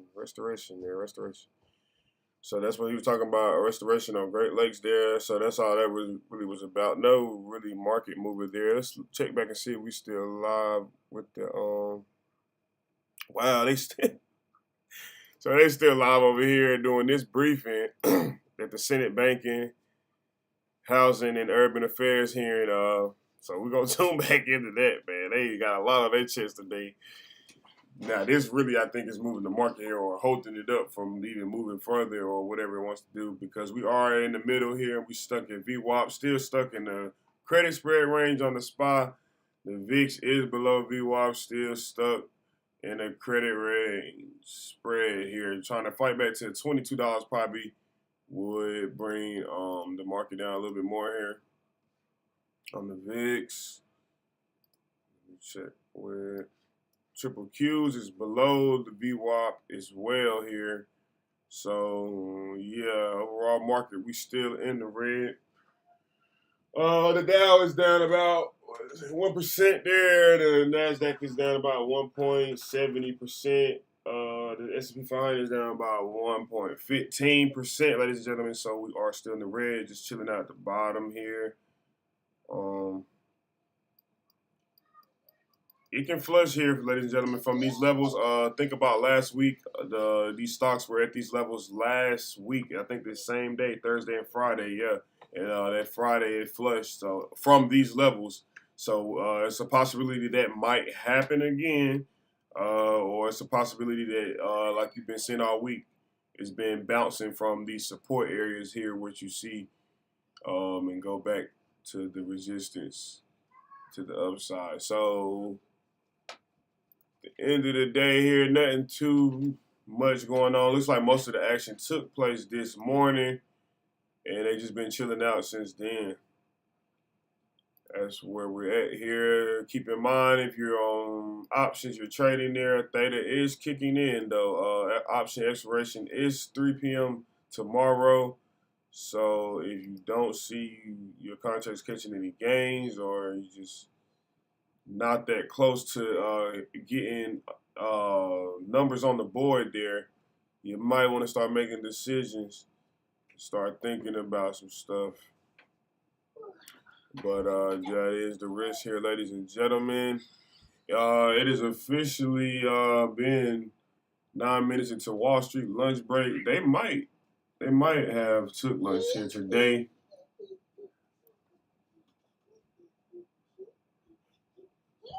But then again, this hearing is going on. So that is taking place. They might even be stalling lunch because they in this hearing here, as you can see them. Not all of them are in there, but majority of them are. So with that being said, we're just going to tune back into the hearing. If it doesn't end by 1 o'clock, then I'll just take LCAOD lunch for about maybe 30 minutes here. But we're just going to see when this hearing ends. It's been on for about 2 hours now, almost 3, so I don't know what time it ends, but hopefully soon. They support the production of key inputs like semiconductors.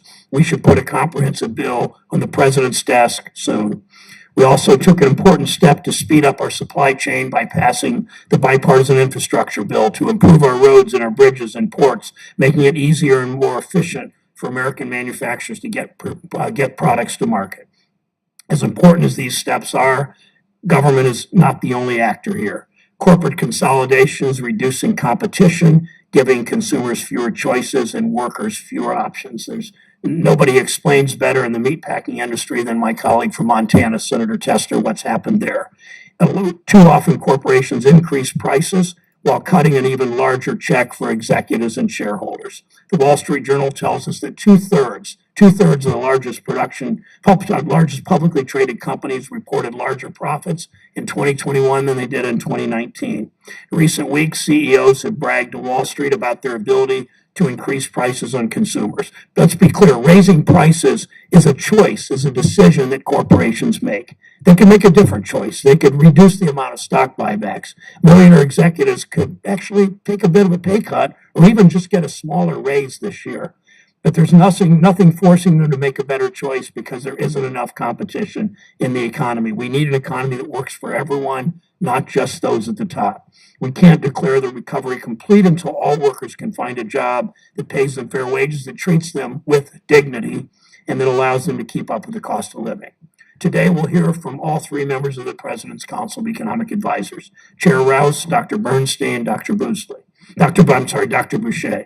These are skilled economists who understand that behind all the charts and models and tables are real people with hopes, dreams, and ambition. As Chair Rouse said in January, the actions that the Biden administration have taken led, quote, to unprecedented improvement in our economy and important investments made in its future productive capacity. I look forward to hearing more about this year of unprecedented growth, the current state of the economy, and plans to continue this expansion. Ranking Member Toomey. Thank you, Mr. Chairman. I have to start by observing it's a little bit rich to be lectured by the chairman about not attending a markup of nominees when the chairman personally led the Democratic boycott of the Senate Finance Committee markup of 2 Trump nominees. There were several other Democrats on the committee who participated in that boycott. I guess what's good for the goose is not good for the gander. It's also rich to hear wailing and gnashing of teeth about vacancies on the Fed board and this newfound Democratic concern over inflation. First of all, I and my Republican colleagues have been on record for well over a year warning about inflation risk, warning about the excessive spending. Democrats criticized us for wanting to normalize interest rates and Fed policy. And yet here our Democratic colleagues are pushing for yet another inflation-fueling spending blowout bill. Fact is, the Fed is fully functional. The FOMC has 9 of its 12 members in place. They could raise rates today if they wanted to. They could do it tomorrow. They could do it at any time. But what's really ironic is that it's the chairman's decision not to move 5 nominees forward. We made it clear, I made it clear last week to the chairman, repeatedly, publicly, and privately, we are perfectly happy to vote on 5 of the 6 nominees. That would be 4 Fed governors and the director of the FHFA. If we did, actually most of them would get considerable Republican support. They'd move on. And if there were a concern about vacancies on the Fed, then the chairman could fix that very quickly. He chooses not to. He prefers to have the vacancies. That's his choice. It's also interesting how some of my Democratic colleagues have been so passionate about ending the revolving door. In fact, you could argue some have practically made a career out of railing against the revolving door, where people go from a powerful government regulator to go work for the industry that they regulated, they enrich themselves, and then maybe they come back to do it for another loot. Is there a more archetypical example than Ms. Raskin? Senator Warren recently tweeted, called Randy Quarles corrupt because after he left the Fed, he went back to the firm, the private equity firm that he had founded himself. So I guess it's corrupt if a Republican does that, but the rules don't seem to apply in the other directions. The chairman said that the candidates answered the questions. Let me be very clear. Ms. Raskin was far less than candid with us. She failed to disclose that she even was a director of Reserve Trust. She failed to disclose the $1.5 million she made for that service. She failed to disclose hundreds of pages of writing, hours of speeches. When she was asked, how did she get on the board of Reserve Trust in the first place? She said she couldn't recall, which is odd because the founder and chairman says in an article in today's Wall Street Journal, he's known the Raskins for decades. When Ms. Raskin was asked if she ever contacted the Fed on behalf of Reserve Trust, first she evaded the question repeatedly, and then eventually she replied by saying she couldn't recall. Well, that's funny, because the Kansas City Federal Reserve president recalled the conversation very well. The chairman of the Federal Reserve Trust, recalled the conversation. He wasn't even part of it. But we're supposed to believe that Ms. Raskin just couldn't recall. And let me remind everybody why this is important. Reserve Trust is a fintech company. It's based in Colorado and applied for something that's extremely valuable, a master account at the Fed. To my knowledge, there's not a single fintech in America that had gotten that. And unsurprisingly, they were denied. Their application was turned down. Then Ms. Raskin, on the board, called the Fed. And shortly thereafter, the Fed does a 180-degree reversal and approves the master account. And to the best of my knowledge, as of today, there's a grand total of 1 fintech in America that has a master account with the Fed, and it is Reserve Trust. So we asked an obvious question. Why the reversal? Why the 180-degree change? What changed? First, we got stonewalled. Then we finally get a partial answer from the Reserve Bank of Kansas. And let me just quote one sentence that summarizes it. Federal Reserve Bank of Kansas says, after this denial, and that's a reference to the denial of the master account application of the Reserve Trust. After this denial, RTC changed its business model and the Colorado Division of Banking reinterpreted the state's law in a manner that meant RTC met the definition of a depository institution. That's from the Kansas City Federal Reserve Bank of Kansas City. My problem with that is on Tuesday night, the Colorado Division of Banking says that's not true. And this is what they said, and I quote, "We consider the statement that the division reinterpreted state law as a misrepresentation of our practice." So it remains entirely unclear what happened here. All we know is that Ms. Raskin was in the middle of it. The firm on whose board she sat applied for a very, very valuable account with the Fed. They were turned down. She intervenes. They get approved, and we can't get an explanation of what happened here. Is that fair to all the other fintechs across America that would also like to have a master account, and they've been turned down? How is that fair to anybody? And how is this committee doing its job if we don't insist on getting some answers to this question? But we get stonewalled. We get answers from the nominee that she can't recall, and we get basically nothing from the Fed. So, Mr. Chairman, it's your choice if you want to continue to preclude the possibility of having 4 nominees from the Fed confirmed and the FHA director. We are quite happy to process those nominees. But we want answers before we vote on Ms. Raskin. Let me just close with a quote justifying a boycott of recent markup of nominees. And I quote, "By refusing to demand honest, transparent information about the business dealings of these nominees, the committee failed to do its job on behalf of the American people." That is Sherrod Brown, February 1st, 2017. Thank you, Senator Toomey. I don't want this to be back and forth because we have witnesses here for a real reason, but let me just say 2 quick things. One is our not showing up in the Finance Committee and the Help Committee to discuss and actually ultimately vote on 2, as it turned out, particularly 1 corrupt cabinet nominee, Dr. Price, who was in office only about 4 or 5 months and resigned under a scandal, did not stop the committee from voting. It was a protest that they had not answered nearly enough of our questions. They didn't give the kind of response that Sarah Bloom Raskin, Governor Raskin, and others gave, the fulsome kinds of answers they gave to dozens and dozens of questions. So we were protesting that, but didn't block a vote because the majority could still go ahead. That's the difference in this, and the Banking Committee has never done that. Second issue on voting on 4 noms, and I know that's Senator Toomey's contention over and over.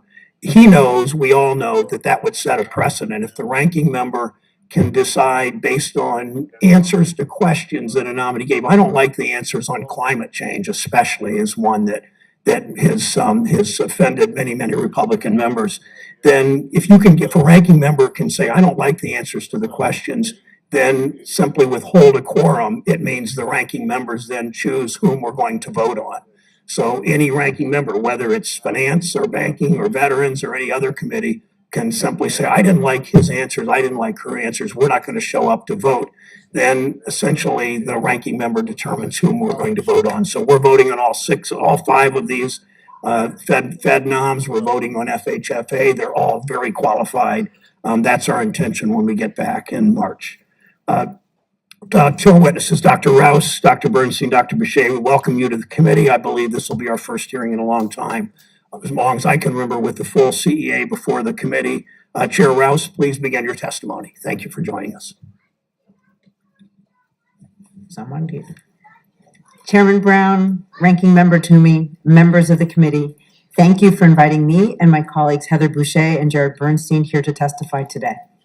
Just over a year ago, President Biden entered office with a full agenda, a pledge not only to fight the pandemic and support economic recovery, but also to rebuild our economy for sustainable and more widely shared growth. Success was not preordained. The country faced a still raging pandemic, a weak economic recovery, and historic job loss. Thanks to the collective efforts of the administration, Congress, and the Federal Reserve, we have been able to recover with strength and speed. And importantly, we have begun to lay the groundwork for an economy that is stronger, more resilient, and more equitable. Over the last year, millions of Americans have gained protection from the worst of COVID-19. Businesses have been able to resume activity, and children are back at their school desks. Economic recovery has been strong. In 2021, GDP grew faster than it has in almost 40 years, and the U.S. job market gained 6.7 million jobs. Unemployment is down to 4%, years earlier than projected. Child poverty is likely to be reduced by almost 40% in 2021. The American Rescue Plan was a critical component of this recovery. It served as an insurance policy to address the uncertainty of a global pandemic and support the economy as the virus and the tools to tamp it down evolved. The emergency measures worked, resulting in a robust economic turnaround. Families and businesses have had the means and resources to cope with in the short term. Ultimately, workers and small businesses have avoided the lasting damage we typically see when economic crises are allowed to linger. But as President Biden has made abundantly clear, helping Americans weather the pandemic is simply part 1 of his economic vision. The administration's strategy encompasses what the President and Treasury Secretary Yellen have called modern supply-side economics. That is, we must make investments in our economy to boost labor supply, raise productivity, reduce inequality, and create strong, sustainable growth. The bipartisan infrastructure law is a historic step towards realizing that vision, providing long overdue investment in our nation's roads, bridges, water systems, and broadband infrastructure. We commend the bipartisan work of many on this committee for making these necessary investments, and know your governors, mayors, and constituents are grateful. Unlike the American Rescue Plan, which was short-run relief designed to be spent out over the course of the pandemic emergency, the infrastructure law will span out across the country over years, building and strengthening the foundation our economy needs to increase productive capacity. Other administrative actions this year will also contribute to long-term economic growth. Examples include the whole-of-government approach to increasing competition in markets, addressing climate change, and fostering greater equity. Of course, challenges remain. The gains in our economy have taken place against the backdrop of a once-in-a-century pandemic economy, where what we know about downturns and recoveries has been tested. Vigilance is required to ensure we do not backslide when curveballs like Omicron come our way. And Americans are feeling the pinch of inflation at the pump, in grocery stores, and in the marketplace. The pandemic itself has been a major driver. Consumers have shifted their spending from services to goods, and global supply chains have been severely tested. A lack of workers has stymied the supply of goods and services as well. In the near term, the principal tools to curb inflation rest with the Federal Reserve, which is why it is critical to confirm the 5 highly qualified nominees now. The administration also has some tools it can deploy, as demonstrated in recent actions to improve supply chain disruptions at the ports and increase capacity of the trucking industry. In the longer term, we must make real investments, be that in our roads and bridges or people and ideas. Sustainable growth will only come about if we are able to increase economic capacity and allow more Americans to participate productively in our economy. The economic challenges of 2022 must, of course, be met, but we must also lay a foundation for future generations. In doing so, we must create an economy that rewards work, not wealth. The administration's economic agenda aims to ensure that those in the middle class who have been largely left out of the economic investments for the past 40 years will finally benefit, ensuring that growth is more broadly shared. We need Congress to act on the president's full economic agenda to achieve these goals, providing necessary funding to continue to address the pandemic and keep the economy functioning, passing USICA to bolster competition and build resiliency into the market, enabling the energy transition to curb climate change, and making Build Back Better a reality so that families can afford the needs of everyday life like prescription drugs and childcare. As noted by 17 Nobel Prize-winning economists, these long-term investments not only build a stronger economy, but also ease long-term inflationary pressures. President Biden's economic vision is predicated on the fact that the economic status quo has not worked for all Americans. For decades, it has largely benefited those at the very top. We share his vision for a stronger and more equitable economic future for our country. Thank you. Thank you, Madam Chair. I have 2 questions for you, and I hope to get, if answers are short enough, to Dr. Boucher and then Dr. Bernstein. Chair Rouse, many American workers and families are concerned about high prices at the grocery store and the gas station. What's your assessment of inflation right now? What's the best way to fight it? Okay, I guess I'm still on. Well, thank you very much, Mr. Chairman. So we understand that inflation is affecting consumers' pocketbooks with higher prices at the pump or grocery stores for various goods.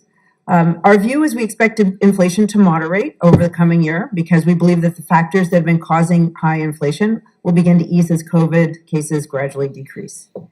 You know, inflation is fundamentally a mismatch between supply and demand, which has partially reflected a change in demand as consumers have shifted their spending to goods. So what we need to do is we have to, to accommodate demand, we know that we have to have increased supply. Producers have been increasing their prices because of the constrained supply. So we need to ensure that the ports are strong and that we have robust investment in our infrastructure. I will say in the short term, this really is in the purview of the Federal Reserve, which is why confirming the nominees is so very important. The administration is doing what it can to increase supply chains, to get more workers back to work, including truckers with apprenticeship programs and other efforts. In the medium term, the competition agenda is so very important because we know concentration in concentrated markets that gives some price pressure for firms. It reduces innovation. It can cause lower wages for workers. Importantly, the president's economic vision of investing in infrastructure, in people and ideas is really the long-term solution, building economic capacity for addressing longer-term price pressures. Thank you. My friend and colleague, Rob Portman, called the bipartisan infrastructure bill a deflationary bill, that it will help drive down prices for American consumers. Do you agree with that?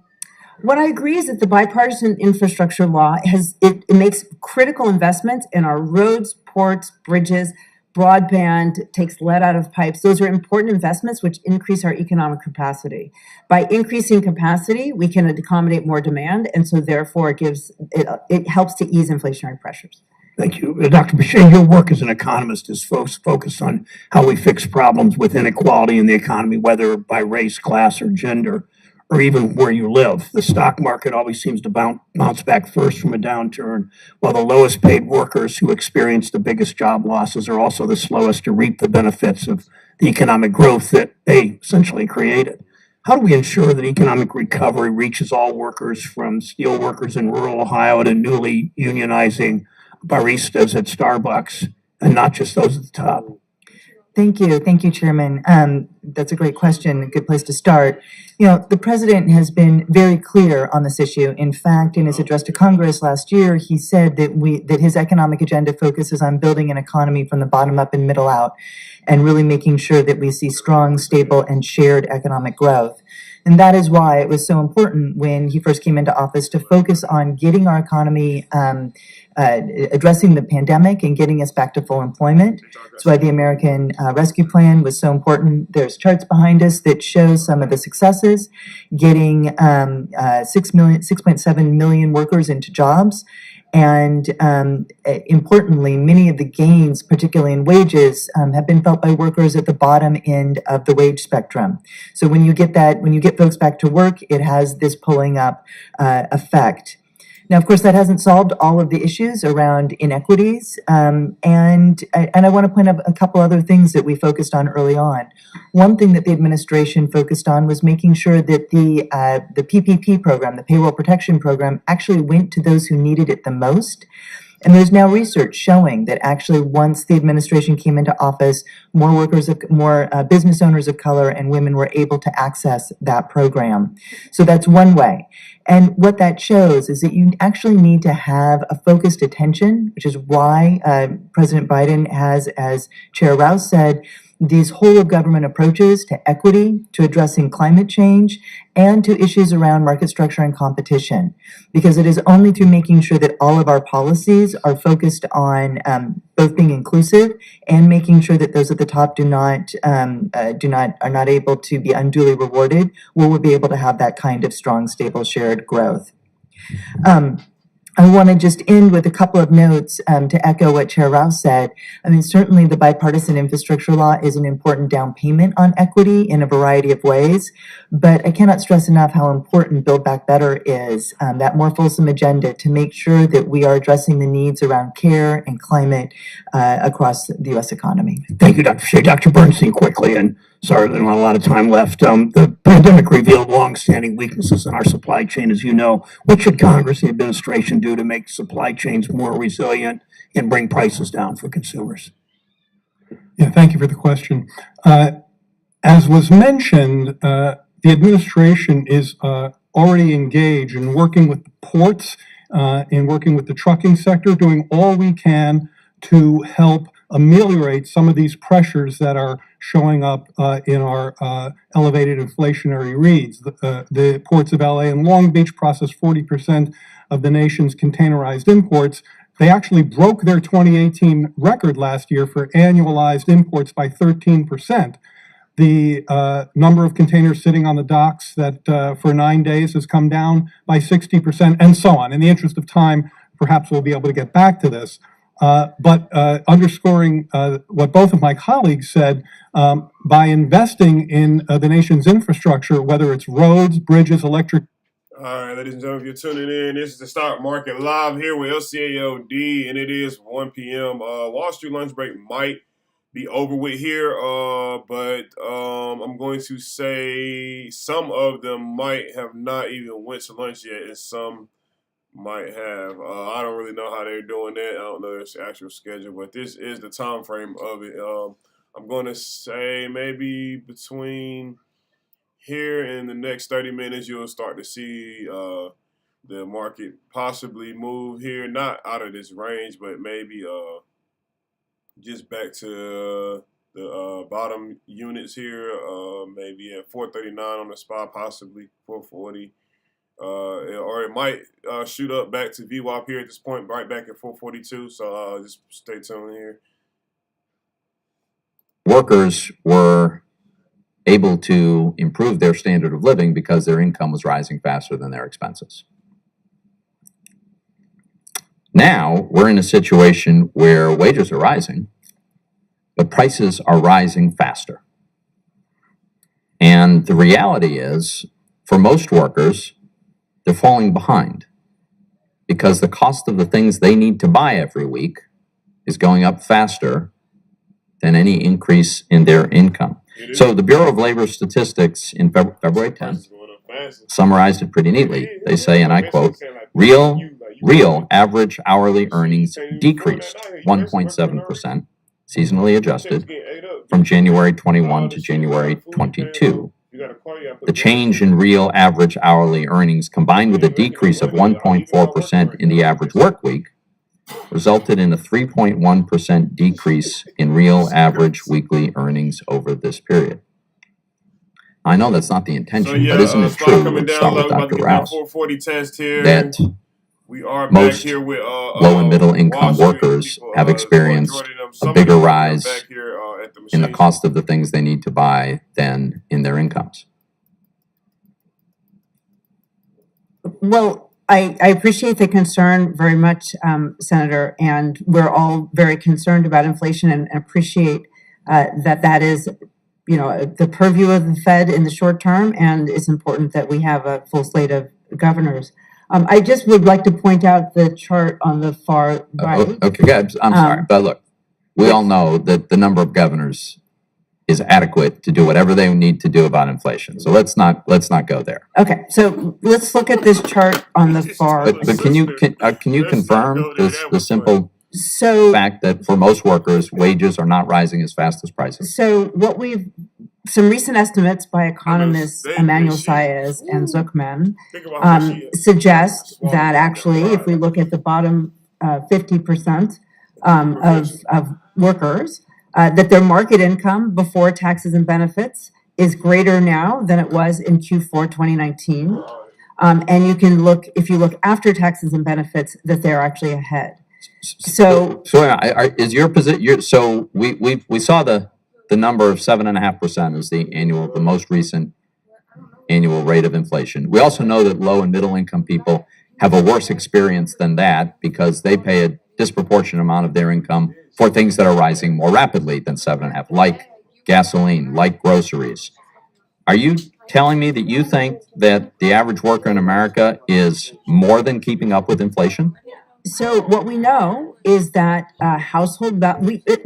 inflation is not, we do not want to see this level of inflation going forward. And that's why the president is focused on doing what he can. The Federal Reserve is likely to adjust how its posture has been towards inflation. But we do know that household balance sheets, because of the efforts of the federal government, the Federal Reserve, have been maintained through this pandemic, which is what is reflected in this chart on the left. Okay, I'm surprised that we can't candidly acknowledge the obvious. Wages are not growing as fast as prices for the large majority of workers. These workers are falling behind. Yes, if you have a lot of accumulated assets, they've appreciated in value, and you're probably doing fine. But the Americans I'm concerned about in this case are those who don't have a huge accumulated asset. Let me ask a question of Dr. Bushi. Contrary to what I occasionally hear it is an objective fact that the 2017 tax reform made the American income tax code more progressive. We lowered the burden for everybody, and in the process, changing rules shifted the percentage, the largest percentage, to more upper income people. My understanding is the administration supports legislation that would raise the SALT deduction from the $10,000 limit that we put for rich people to deduct their high state and local taxes to $80,000. I don't know any working class people who have $80,000 worth of state and local taxes. And yet, it looks like the administration supports that. My understanding is from joint tax that the top 10% of income earners would get about 88% of the benefit of lifting the SALT cap. So why does the administration want to have this huge giveaway to wealthy people who choose to live in expensive jurisdictions? So the administration has not come out with a position on the SALT tax at this point, and I'm not here to negotiate that with you today. But I'm sorry, what maybe I can tell Did you not endorse the Build Back Better legislation? Doesn't that, the House passed bill? So the includes president's that. framework has been very clear on his priorities in terms of tax reform. Okay, I and understand. He has So, a very robust agenda. Do I just want to be clear? You do not support the House passed bill? I just said that we have, there's not I'm not here to negotiate that particular piece of the legislation here today, but the Doesn't sound president like has much of an put out endorsement. Okay. a very fulsome agenda around tax reform, focusing on taxing wealth and not work, and focused on taxing folks making more than $400,000 a year. Okay. Thank you, Mr. Chairman. Senator Menendez. Is Menendez? Senator Tester's recognized. Beautiful thing. I like that. Thank you very, very much. Just a couple things, and I don't want to get into an extended debate on this. I do want to get to the economy, and I want to thank you all for being here. But when Reserve Trust got their master account, they were not classified as a fintech. It was 3 years later they did that. And then there's an outfit by the name of Jack Henry that did the same thing. But what's more important here is to know that when a secretary, a very important secretary, came to my office during the Trump administration, and I asked him about disclosure and conflicts of interest, he looked at me and said, "That's none of your guys' business." A very important secretary. And he didn't answer any of the questions because he didn't think I needed to know any of the questions when I had him in my office.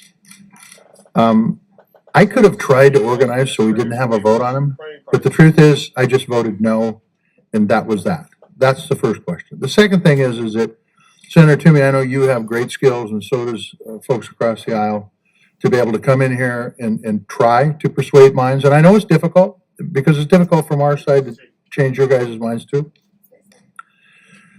But part of showing up is having that debate. And part of showing up is having that debate before we have the vote. And God only knows what could have happened and didn't happen because nobody showed up. The last thing I would say is that I think you're giving Sarah Bloom Raskin way too much credit. I serve with a lot of folks here, and I'm sure when I get out of this position, they will continue to say, "Hey, John, would you consider this or consider that?" In whatever position I'm in, whether it's being a farmer in Montana or a meat cutter or whatever.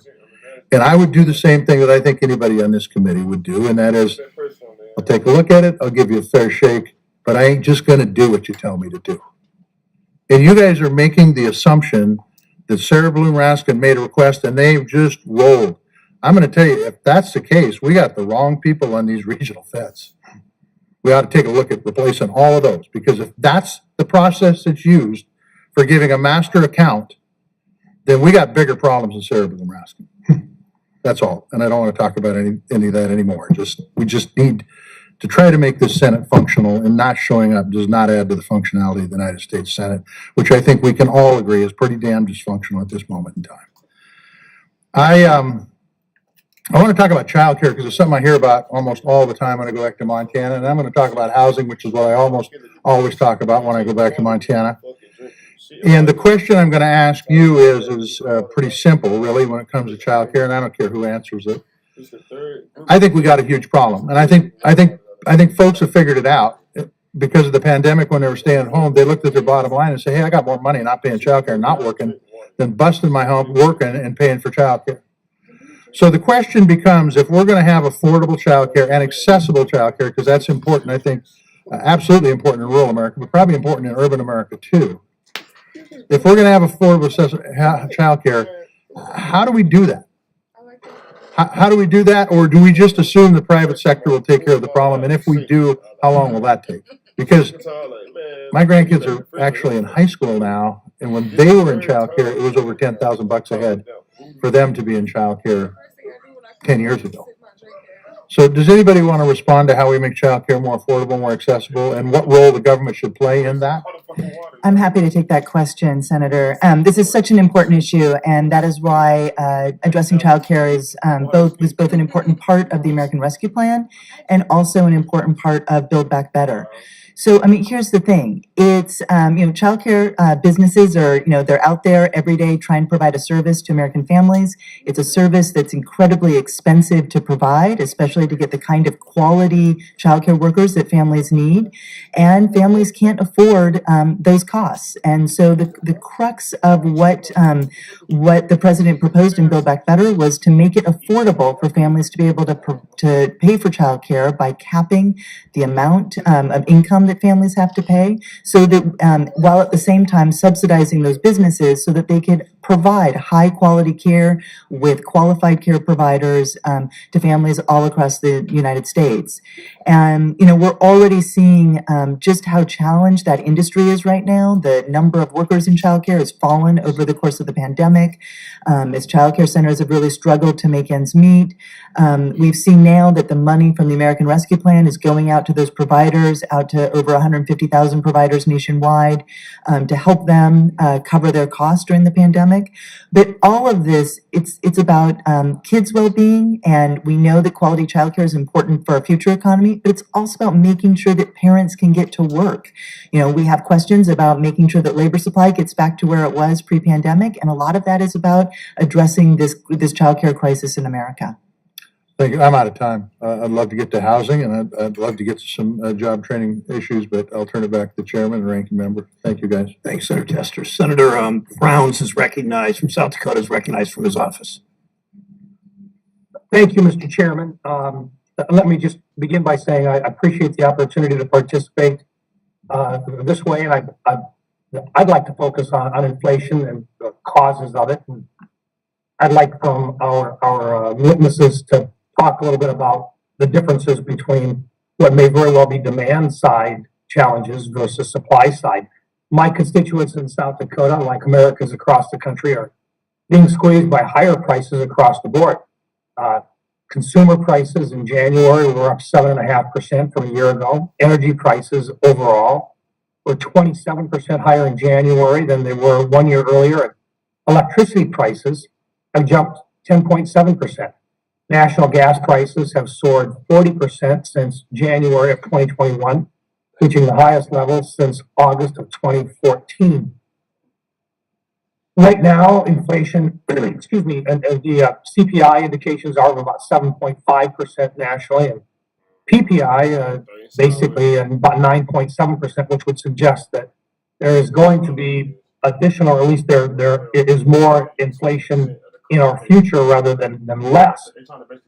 My question, Dr. Rouse, is what portion of this in your analysis, how much of this is due to demand side, where the Fed would basically have a role, versus the supply side, which, as you indicated in your testimony earlier, this is perhaps, both the president having some things to do and the Fed having some things to do.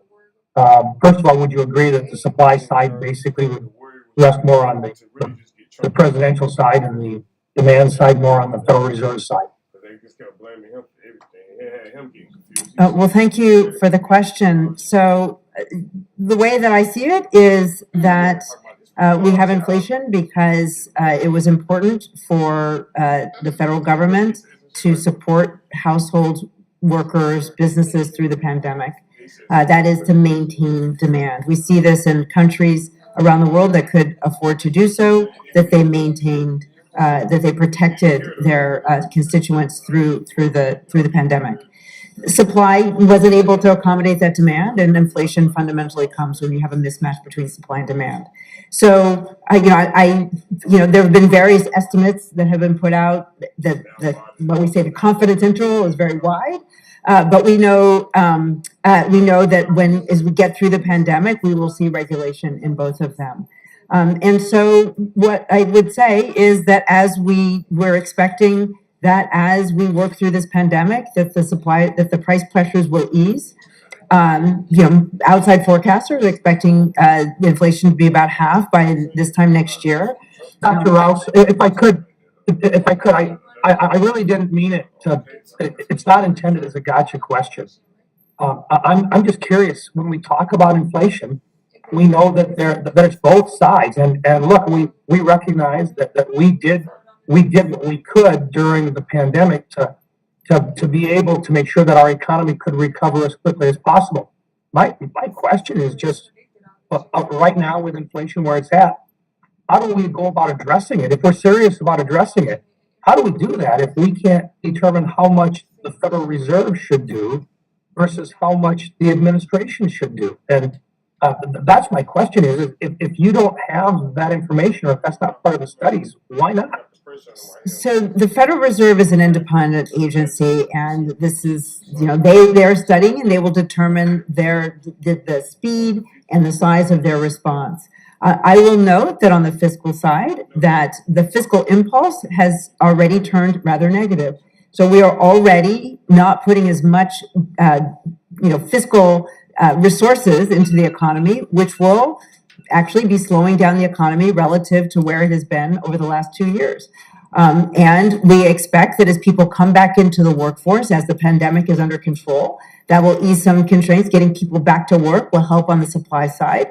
And as the pandemic is addressed around the world in particular, that will help bring more goods as well. So there is a role to play for the Federal Reserve and in terms of fiscal policy in helping us to normalize through this pandemic. I might, Senator, let me just say a couple words, if I might, if that's okay. Thank you very much. I appreciate it. My only concern on this is that I really think it's difficult to bring this under control if we don't recognize how much of this is actually due to supply side issues versus demand side. And I think part of that is the cost of petroleum, which is going to impact everybody. And I think when we're not talking about what's happening right now in terms of, we talk about shutting down oil and gas leases on federal land and so forth, that sends a message of futures costs on crude and so forth. That may very well work well for Mr. Putin, because right now he's getting record profits out of the oil and gas that he's producing, while at the same time back here at home, what we're seeing is an increasing prices for our consumers. I just think that needs to be taken into account, and it may not be a popular thing to talk about right now with the administration. I think the American people should understand that a lot of the inflationary trends that we're seeing are due to the inflationary pushes on the supply side, which is restricting the ability of us to have fuel prices right now down where they were a year or a year and a half ago. And I am kind of surprised that the split between the supply side and the demand side has not been a little bit more of the discussion that we should be having if we really want to get it under control. But Mr. Chairman, my time has expired. Dr. Bernstein, Dr. Bernstein, please answer briefly. I'll try to be brief, because I actually like the way you teed the question up, and I think that our view reflects much of the way you frame this, in the sense that both demand and supply are clearly playing a role. The Federal Reserve, of course, works more through the demand channel, and as you suggested, our work is and can help further on the supply channel. The answer to the question of how much should each should do everything it can until inflationary pressures normalize. What that means on the side of the government, and Congress definitely has a very important role to help here, is to focus on the near, medium, and longer-term supply chain constraints. In the near term, as I've mentioned, we've intervened extensively in the ports through trucking. Our competition agenda is, as Chair Rouse suggested, intended to help ease consumer prices in those sectors. And then over the medium term, we very much believe that investing in domestic semiconductor capacity is so important, particularly regarding cars. a real source of oil pressure. We talked a little bit about housing. That has the largest weight in the consumer price index.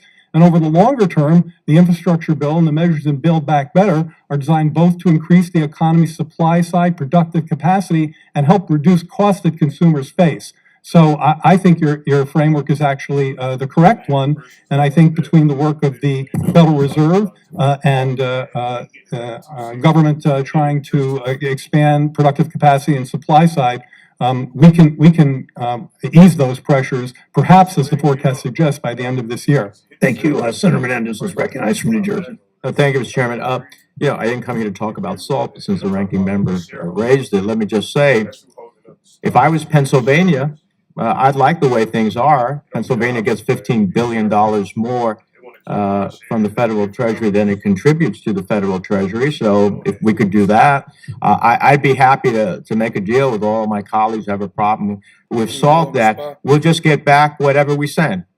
And New Jersey would be very happy, because there are maker states like New Jersey that invest in education and research and development, in infrastructure that helps it drive the economy and sends billions to the federal treasury, more than it gets in return. So it's a maker state. And then there are those states that I call moocher states that get a lot more than it sends to the federal treasury. If you want to continue to have states that are maker states, that are blue chip states, that make money for the federal treasury, then just continue to ox the state and local property tax deduction, which is the longest serving part of the federal code in terms of a deduction. And you will see those states be less of maker states so that you can continue to mooch off of it. But let me move to the more current issue of the time. There's no doubt that American families are feeling the pain of inflation as supply shortages have wreaked havoc on the world economy. However, that pain has been magnified by companies that are hiding behind the headline inflation figures to justify raising prices and profits on the backs of hardworking Americans. And let's be clear, corporations are not the ones hurting right now. Here's a transcript of Kimberly Clark's last earnings call a few weeks ago. CEO Mike Hsu stated that the company took, quote, decisive action to offset the impact of higher costs with significant pricing actions. He wasn't kidding. The price of a 50-pack of Kimberly Clark N95 masks more than doubled from $23.19 to $57.15 from last October to January. And the company's plan for the future is not to deliver relief to consumers, but to resume stock buybacks, quote, as soon as we get the excess cash flow. It's amazing. To seek profit beyond simply hiding behind the issue of inflation. Dr. Bernstein, are you seeing this occur in other sectors of the economy as well? Yeah, profit rates and profit margins are highly elevated for firms across many sectors of the economy. That's a short answer to your question. I guess putting it in the context of our discussion, and by the way, I did want to correct something that Senator Toomey said. Actually, while you're correct about the year-over-year numbers, last month, real wages actually beat inflation. But I wanted to talk about this in the context of wage growth and inflation. It is commonly argued that wage growth is a source of inflation. And that is potentially true based on a full set of other factors that contribute to inflation, including productivity growth and the share of national income that's going to labor or to profits. And it is completely coherent within the algebra of how wages and inflation interact, that non-inflationary wage growth can be paid for out of reduced profit margins. And I think that's relevant to. Well, I just cited one quarterly profit call. There are many others in which clearly the companies are using the guise of inflation to ratchet up their earnings. And that is unconscionable. We have to think about ways in which that transparency can take place so that consumers know. It's just pretty astounding. Let me ask one other question. We're facing a dire, even as we talk about a growing economy, we have a labor shortage across the economy, which is contributing also, in my mind, to rising inflation and unmet consumer demand. There are currently nearly 11 million job openings nationwide across low-wage and high school industries. Immigrants are ready and willing to fill those jobs. We had the Secretary of Energy in New Jersey the other day at one of our research and development centers. The first 4 of the 6 people who made presentations were clearly immigrants to the United States, leading the way in innovation. Unfortunately, there's over 1.6 million immigrants still have pending work permit applications before USCIS, and over 8 million immigrants that are stuck in the broader visa backlog. Leading business groups, including the American Business Immigration Coalition, agree that robust immigration legalization provisions are urgently needed to address our significant labor shortage. What would each of you say is the role of immigrant workers in mitigating the current labor shortage and rising inflation? Well, thank you, Senator Menendez from the great state of New Jersey. We completely agree. And the president, from day one of his administration, he sent a bill to Congress to modernize the immigration system. He has also issued an executive order directing a top-down review of barriers to access in our legal immigration system, as you know, on which U.S.-based employers rely to fill these critical labor needs. So in response to that order, agencies have worked to create efficiencies in the work permit process, expediting work permit approvals for health professionals, extended the period for which such permits are valid, and are actively considering other administrative actions to expand the labor supply. So immigration is part of the solution here. I will add that part of our labor supply challenge was going to happen just due to the natural demographics of our society. This pandemic hit at the height of pretty much at the height of the baby boom as they were retiring, and we have seen some excess retirements.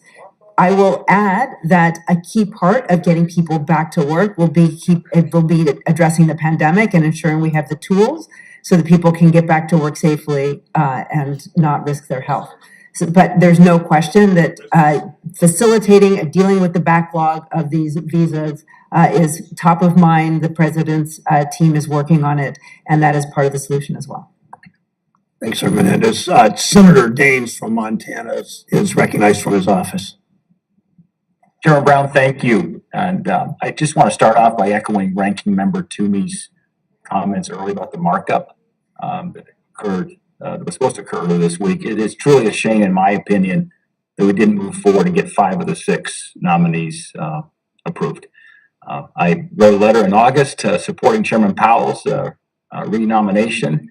And I know, given past concern from my colleagues on the other side of the aisle about the use of the revolving door, frankly, I'm a bit surprised that they would not share a desire to fully vet this nominee before moving forward. Turning to my statement, 2020 was a year of rampant inflation, growing from 1.4% at the start of President Biden's term now to over 7.5%. Inflation grew faster and is continuing to grow faster than wages for the vast majority of workers, meaning that paychecks are effectively shrinking every month as this continues. On an annualized basis, real average hourly earnings dropped 1.7%. And of course, other parts of the economy are feeling the pain. Homebuilder confidence. I grew up the son of a homebuilder. Their confidence fell for the second straight month, in large part due to spiking lumber and steel prices, as well as months-long waits for cabinets, garage doors, countertops, and just about everything else you would find in a standard home. Energy prices are rising. Gas up 40% year over year, fuel oil up 46% year over year, and up 9.5% in just the last month. And I just found it frankly startling. We're seeing significant increases of Russian diesel being imported now at a time when we're watching the Russians invade Ukraine. This, of course, not going unnoticed by Montanans and Americans across the country. Consumer sentiment is lower now than it was at the beginning of the pandemic. In fact, according to a recent Gallup poll, 71% of individuals living in households with incomes of $40,000 or less say that price hikes have caused their family financial hardship. 71%. Of course, we were all told all throughout 2021 by President Biden's administration this inflation was transitory. I've not heard the word transitory lately, and it would come down. And many of us on this side of the aisle were questioning this belief this would be transitory. We didn't buy it, and sadly, our predictions now have come true.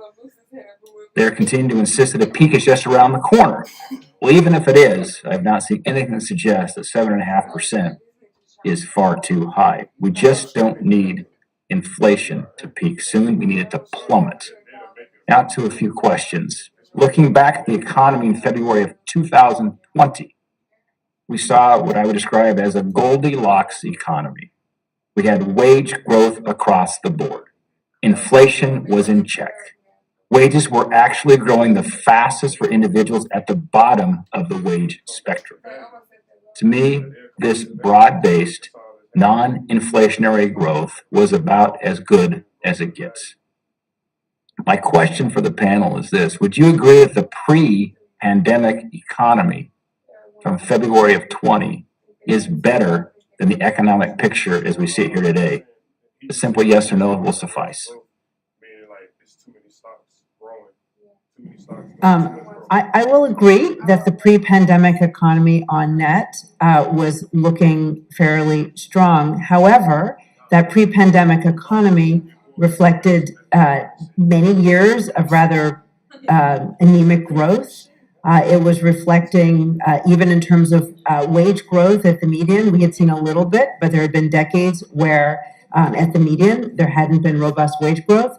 We know that there were gaps by race and ethnicity that had been longstanding.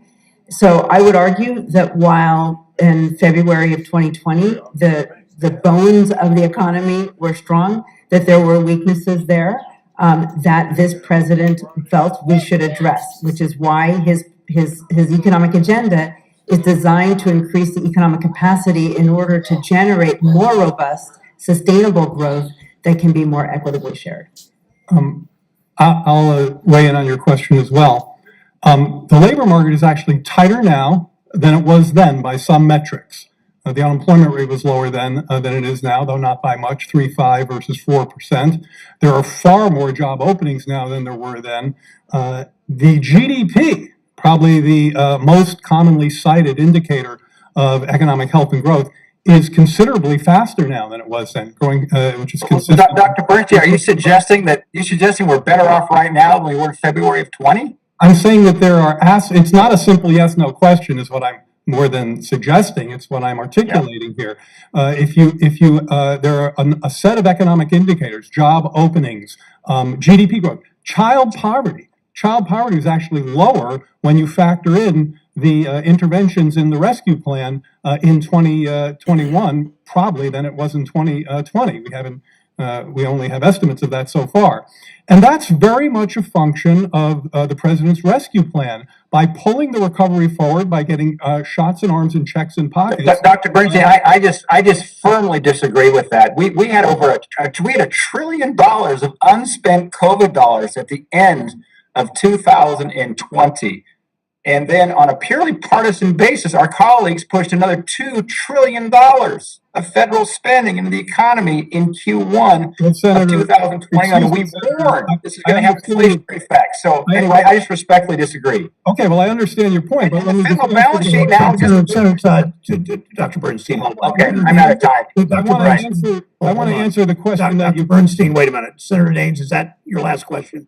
Well, I think I'm out of time, Chairman Brown. I want to respect the committee. Dr. Bernstein, a very short answer. We just respectfully disagree. Answer the question that you posed, Senator, and ticking off a set of indicators that are actually doing better now than they were then, in the context of a 100-year pandemic, which I think is a remarkable achievement for our administration and those in Congress who helped us. Well, let's keep in mind the federal balance sheet right now is trillions of dollars higher than it was before. Anyway, thank you.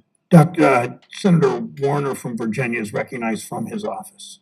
Thank you, Mr. Chairman, and I appreciate this committee's non-transitory but relentless focus on this issue. And I would point out to my colleague I spent a lot of time working with the former president's Treasury Secretary, Secretary Mnuchin, where we put about $5 trillion, $4.5 to $5 trillion under President Trump into COVID relief. We're talking about what's potentially driving inflation. I think those investments, I was proud to work with him on those investments, and I think they frankly saved this country from not only a recession, but potentially a depression. I want to come to a topic that a couple members have mentioned, but I don't think have drilled down in, and that's our housing shortage. We've seen rents go up 13.5% nationwide over the last year. Some markets it's gone up 20%. We've seen home prices double over the last decade. A lot of this is frankly due to housing shortages. We now have a housing shortage of about 1.7 million units, and that grows by about 150,000 units each year. And everything I've heard, at least, is that shortage is particularly acute, not at the upper ends, not even on the rental side at the highest end rental, or it really is the most acute at low income housing. And that's one of the reasons why, working with the chairman and many of us on the committee, we had a robust housing package in the president's second part of his initiative that would have gone towards this supply issue. Because if you're looking at housing costs driving upwards of a third of CPI, and housing is a huge component of low and moderate income folks' basic nut they've got to meet each month. If we really want to take on systemically, and not in a transitory basis, but in a relentless basis, the question of inflation, we got to increase housing supplies. So, Dr. Bernstein, I'd then be happy to hear from other members of the panel as well.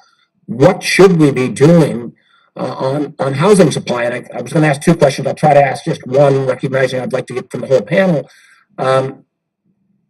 Housing supply, won't that address inflation? Won't happen overnight. We've got this is a long-term problem that's been developing over a decade. And beyond just direct government programs, there are tax initiatives like LIHEAP and others that, LIHTC and others that I think make some sense.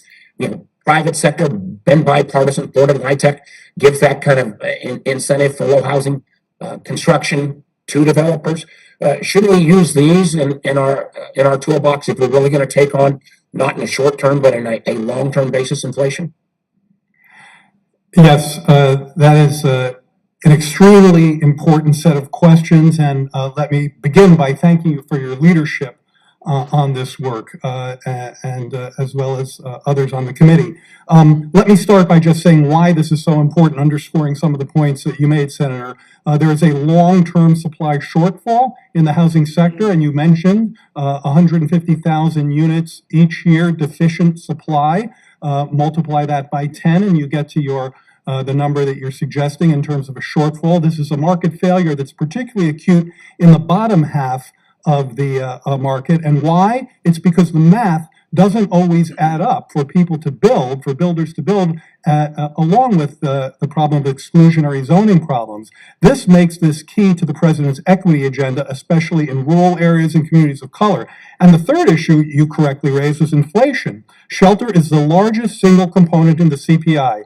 Housing experts Jim Parrott and Mark Zandi recently wrote, quote, "If policymakers are serious about reining in inflation, then they have little choice but to take on the shortfall in housing supply." What can we do? The administration is already actively using its executive powers to increase housing supply and access. We've coordinated with various agencies, Fannie, Freddie, HUD, Treasury, to create, deliver, or preserve 100,000 affordable units over the next 3 years. But the administration toolbox, Senator, as you well know, is not nearly big enough to deal with a supply shortage that goes back a decade at least. Investments that we make now will pay off for many years to come. Ideas that we've put on the table, many of which you've helped champion, have a long history of bipartisan support, and they involve the tax credits that help to incentivize building on the supply side, where too often middle and low income housing doesn't pencil out given land, permitting, materials, and costs, again, which predated the pandemic, resources to help build and renovate houses, and resources to build housing infrastructure through Community Development Block Grant, which includes action on exclusionary zoning. I can say more about any of those details. It would probably take a whole nother hearing to go through them in the way they deserve, but let me stop there for now. And I think we've run out of time, so I would welcome any of my Republican colleagues who want to work with me on bipartisan tax policy that actually incents the increase of supply. If we don't want to take a transitory approach and we want to take a long-term approach to deal with inflation, we've got to increase the supply of housing, particularly for low and moderate income people. Thank you, Mr. Chairman. Thanks, Senator Warner. Senator Scott from South Carolina is recognized.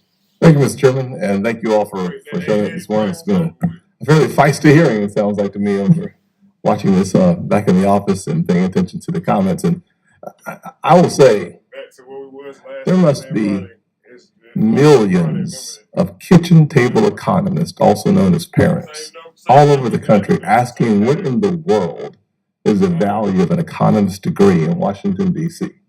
Because if we are failing to answer the simple question that Senator Daines asked, which is, are we better off today than we were a year ago? The answer is emphatically no. That's not a question that people at the kitchen table are asking in a serious manner.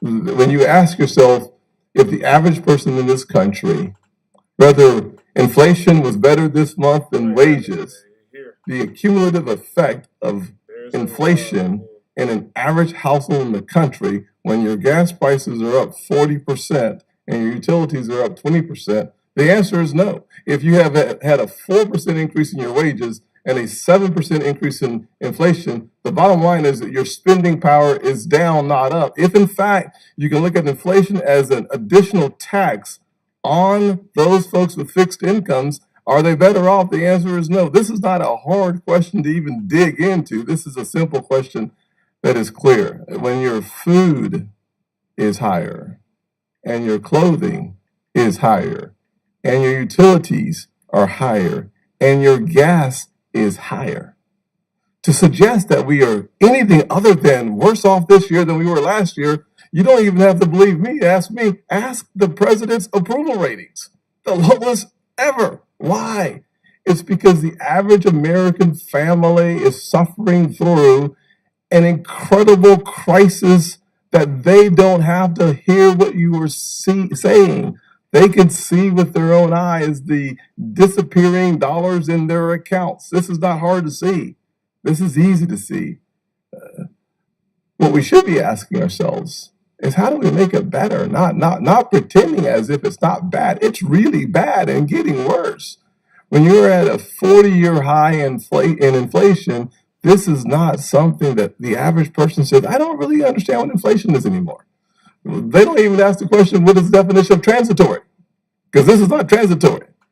So the question I pose, if I had a question that's for all three of you, is, how do we tell the American people that the inflationary impact is not devastating to someone like the woman who raised me, a single mother, who's looking at her account go down and her challenges go up? How do we say to that person that there is somehow, some way, good news in the current economy? And frankly, the confusion that's going to be caused at tax time when we accelerated the tax refunds through the $300 monthly payment, that leads to confusion and a delay in refunds because we thought there was a better way to deal with the child tax credit. I think that's going to add more confusion to this economy, less confidence in this economy going forward. So I hear what you're saying, and I think the average American is literally sitting there asking themselves, this cannot be the banking committee in the United States Senate unable to come to the conclusion that we came to in January 21, February of 21, March of 21, January of 22, February of 22, and we're going to be saying the same thing in March of 22 as well. So I'd love to hear how inflation is not having the negative impact that every other person in the country seems to be fully going through right now. Well, Senator Scott, look, we understand, the president understands your kitchen table economics and your, what people are concerned around the table. Part of the challenge is we are in we hope, only 100-year pandemic. We've been living with this for 2 years. In this country, we've had 900,000 deaths. The cases, we are still living with this pandemic. What is hard for all of us to understand and appreciate is what would have happened without the American Rescue Plan, without the other efforts of the federal government and the Federal Reserve to rescue this economy and ensure that we got through whole. I appreciate that is a very hard counterfactual to contemplate.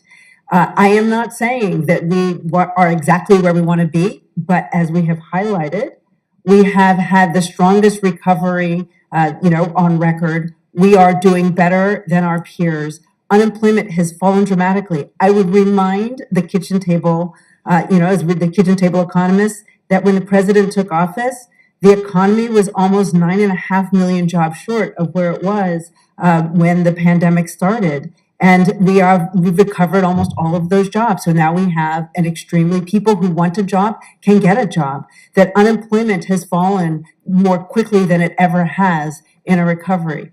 And so while we have challenges, there is no doubt. And the president is focused on doing what he can in the short term to try to ease supply challenges, to nominate the Federal Reserve nominees. And Senator Toomey, I won't say anything more about that. But we know that we need to get inflation under control. There's no question about it. I think that the number one way that the president needs to be focused on, and we all need to be focused on, is getting this pandemic under control. Because this is all driven by the pandemic. Mostly because Chairman Brown's going to cut me off in a second, so I just want to finish up here because I think it's really important. I think you make some really good points. Proving a counterfactual is important. I, like many of my colleagues, would love to have been able to vote for 4 members of the Federal Reserve and get answers on the 5th one. I do think that unemployment has fallen without any question, partially because the long-term unemployed should be absorbed in those numbers as well. As we all know, especially you all better than I, that when the more people who are in the long-term unemployment line, the lower your unemployment rate goes. And I'll finally finish with this because you've been very gracious, Chairman, with my time, and I appreciate that more than I can say. That the $1.9 trillion COVID relief package that had about 10% for COVID-related health, 1% for vaccines, and $1.6 or $7 trillion for spending that actually helped to fuel the inflationary impact that we are now trying to recover from has also been problematic. Thank you, Senator Scott. Senator Van Hollen from Maryland is recognized. Thank you, Mr. Chairman. And I do hope we'll vote on the Federal Reserve nominees. Vote yes, vote no, but let's vote on all of them. We passed the American Rescue Plan just about a year ago. Because the pandemic had hit our economy hard, it had hit workers hard. Millions of Americans were out of work. And as you've testified today, and as the facts show, and I think those facts are uncontested, we've seen jobs come roaring back. Over 6.6 million jobs, a record in the United States. We've seen very robust real GDP growth of 5.7% in 2021. Now, one of the reasons we passed the American Rescue Plan was because families' incomes were being squeezed when they were out of work. That included the $1,400 individual payments. Did it not, Dr. Rouse? Yes, it did. And I keep hearing from our colleagues about how the real purchasing power of American families went down in 2021. It did not. Isn't it the case that real disposable income grew in 2021? Well, so again, I will just refer to our chart here, which is some new evidence from economists at UC Berkeley, and which suggests that, especially for the bottom 50%, that if you look at their market wages before tax and before benefits, that they're better off today than in the last quarter of 2019. And then when you add in benefits and after taxes, they are ahead. So we know that inflation is a challenge, but household balance sheets have. Well, so weathered look, if I'm a household, and what I look at is what is my purchasing power this year over last year? And isn't it a fact that real purchasing power went up in 2021? It did. So these data suggest it did for most families. But we have to acknowledge that inflation has also been a challenge and has eaten into some of that purchasing power. But because due to the record GDP growth, there has been a very strong recovery so that household balance sheets are strong and many Americans are better off today than they were at the beginning of the year. All right, and so, as I look at that, when you factor in the individual payments from the American Rescue Plan, when you factor in the other relief, taken together with people's wages, the data indicate that we've seen a growth in disposable after-tax income, and especially so for lower wage individuals. Let's get to where we are now, because there's been a lot of year-over-year comparison with respect to real wages, and I think Dr. Bernstein, I think I heard you clarifying something that had been said earlier. But if you look at January's figures with respect to real wages, what do we see? I will tell you what we see, but I'll also give you the beloved CEA caveat, which is that we never read too much into any one month. We're always looking for trends. However, we also look closely at the jobs report, and it did show in January that the hourly wage beat the pace of inflation. I think the hourly wage was up, if I'm remembering correctly, 0.7%. Inflation was up 0.6%. Now, that's 1 month. But it is indicative.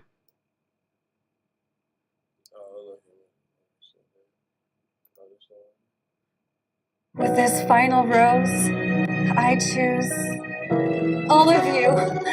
I choose all of you. Sync inventory across channels, sell online and off, run your business from anywhere. Lightspeed, the only commerce platform you'll ever need. Hey, Kevin, do you want some lasagna? Life is. I made lasagna. What? What? What? I made lasagna. Who's Tanya? What? What? 87. Today, as millions of tons of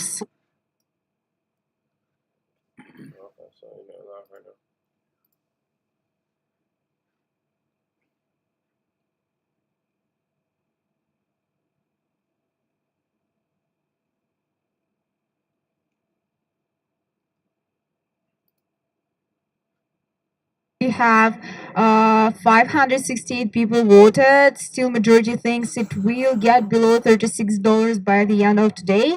And then 38% think it won't. Looks like it tries to hold at $38, $37 strong. And real quick over here, we have a super chat from Afura Khan Emporium. Thank you so much. And if you want to send us a message, drop it on the chat. I'll bring it up as we have just 4 minutes left until Brandon, Sean, and Neil will take it over. Indeed. I don't know what to even look at right now. I'm pretty bored, honestly. Facebook was 20 cents in the money. Facebook back again out of the money, but that 212 level should hold. Weak break of 212 if you ask me. Still leaning on that level. Let's just continue leaning on that market. It's not really going much far to the downside, which is good. Tesla 880, nothing special, says one of my friends. Let's go check out Tesla 880. I mean, I already saw that the level of Tesla 880 was not something interesting for me because I'm waiting for 850. So I'm just going to leave that one alone too. If 850 comes into play, we'll deal with it. Obviously, I'm bouncing up and down because of two things. My stomach's rumbling because I'm hungry, and two, I have to pee one more time. So because of two things, we got 3 more minutes, so I'll bear with it. And real quick, Yeah. like for the lunch prep, we're gonna have pork schnitzel sandwiches with steakhouse potatoes. Pork schnitzel sandwich. Okay.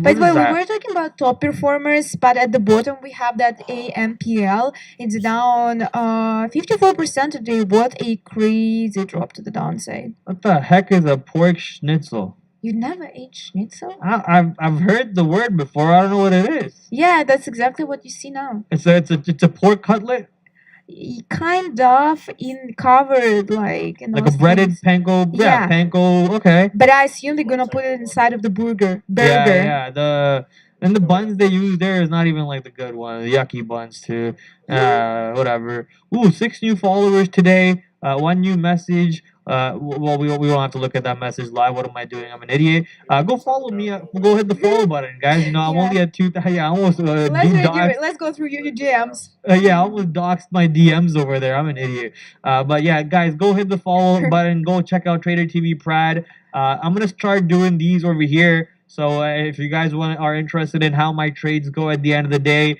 I'll just explain to you what these are real quick. Anytime you see a green circle, it means I went long, and anytime you see a yellow circle, it means I went short. And obviously the red triangles are covers, and the orange or yellow triangles are basically the short entries. And yeah, go follow that. Oh, look at this. This is J-Pow yesterday coming to the rescue. J-Pow to the rescue, and Sean called it. Sean said he's gonna rally the market, and Papa Paulo, boy, did he rally the market. Stop Hey man, let's not go there, okay? Listen, he rallied the market. That's the only thing we're gonna look at it, okay? Stop Console War says I should name my dog Burger. Sorry? Stop Console War says I should name my dog Burger. Alright, ladies and gentlemen, if you're tuning in, we are still live here. This is the Stock Market Live with LCAOD. I still see the comments rolling, so I see y'all still in the building and y'all can hear me. That last briefing, it had replayed. It was over with. So if you tuned in a little late, that's what that was. That was the beginning of it. Yeah, reset. There is no news right now. Suddenly, there will be another hearing at 3 p.m. Live from the Capitol. They're going to be talking about what happened on January the 6th when people raided the White House and stuff like that. So we're going to tune in when that pulls up, ladies and gentlemen. But, oh, man, what a day, what a day. It is 2 p.m., ladies and gentlemen. So I hope y'all are learning and listening out there and, you know what I'm saying, still having patience.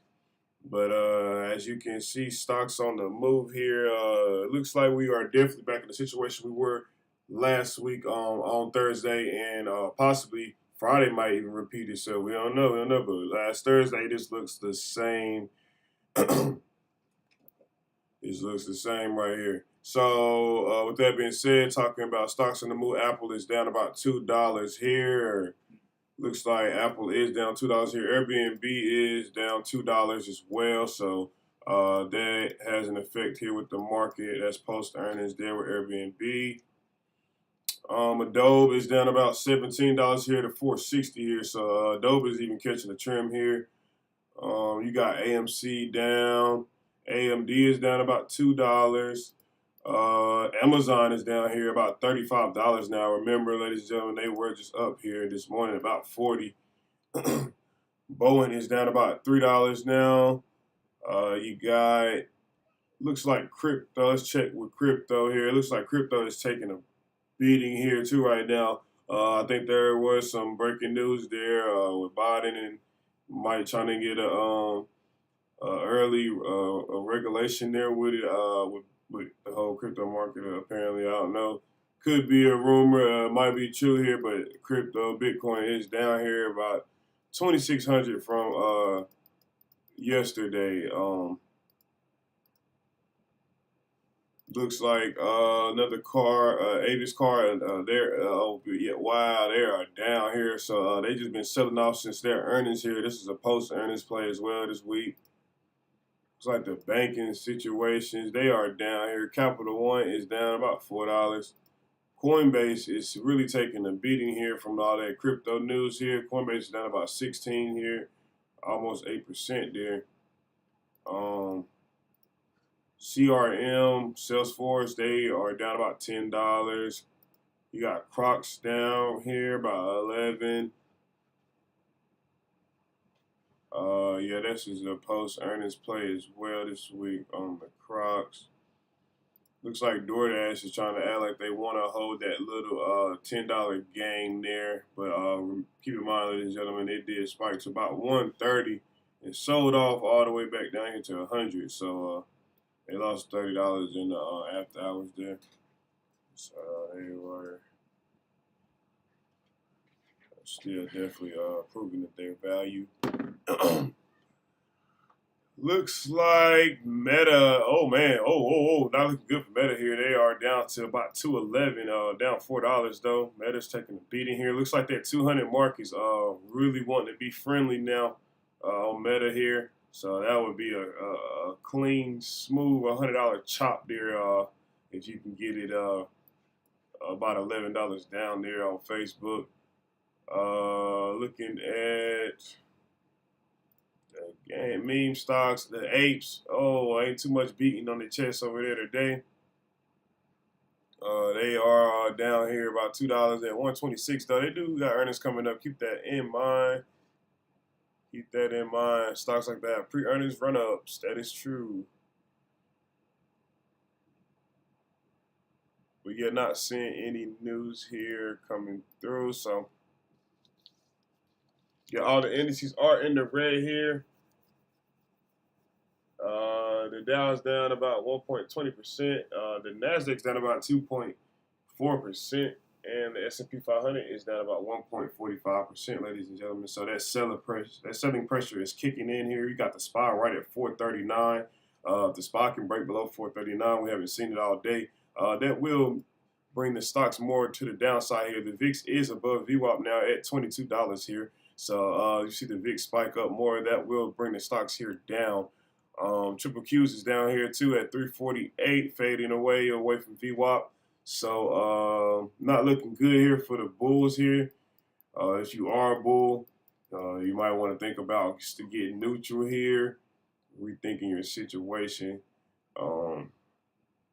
Keep in mind, option expiration is coming up here, ladies and gentlemen. We do have earnings after the bell here on the board, excuse me. Roku is reporting here. You got Dropbox and Sunrun, Sandstorm. You got DraftKings tomorrow morning, ladies and gentlemen, and John Deere tomorrow morning.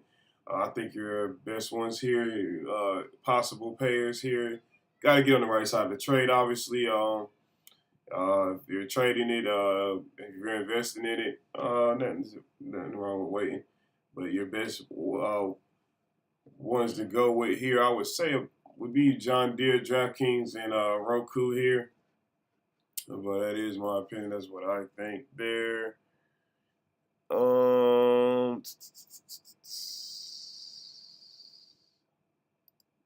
Let's see here. It looks like the jobless claims numbers are out. It came out this morning. It looks like what's his name? What's this one? Philly Fed manufacturing index numbers are out. Housing starts numbers are out. Building permits numbers are out. So it looks like the market is anticipating on Friday existing home sales, ladies and gentlemen. So that is your next market mover there, indicator. And keep in mind, tomorrow is Friday. The market will be closed Monday for President's Day, ladies and gentlemen. Keep that in mind. You're listening in the comments or in the Discord. The market will be closed Monday, ladies and gentlemen. We have a short week next week. So yeah. That is the next anticipation done for tomorrow, though. Existing home sales on Friday. So we will tune into those numbers. Looks like your Fed speakers have started speaking too, possibly could have the market down here right now. Looks like Bullard spoke at 11 a.m. Looks like Mester is speaking at 5 p.m. here. And looks like you got another Fed speaker. You got a bunch of Fed speakers speaking actually tomorrow here on Friday. You got 1, 2, 3, 4. It's 4. You have 4 Fed speakers, 4 chairmen speaking tomorrow. So yeah, market's still anticipating a lot of data here. But the pattern does look the same from last week. It does look the same from last week. On if you look back, look at the charts, look 5 days out. maybe 10, you'll see what I'm saying here. We are in the same position here. Nothing has really changed. So still boiling down to patience, man. Still boiling down to patience, but these swings are happening, so you do have to make a decision in the mix of the patience, if you're understanding me here. You get what I'm saying? Respect that stop loss, ladies and gentlemen. But we're going to take a break here with LCAOD. We'll be right back.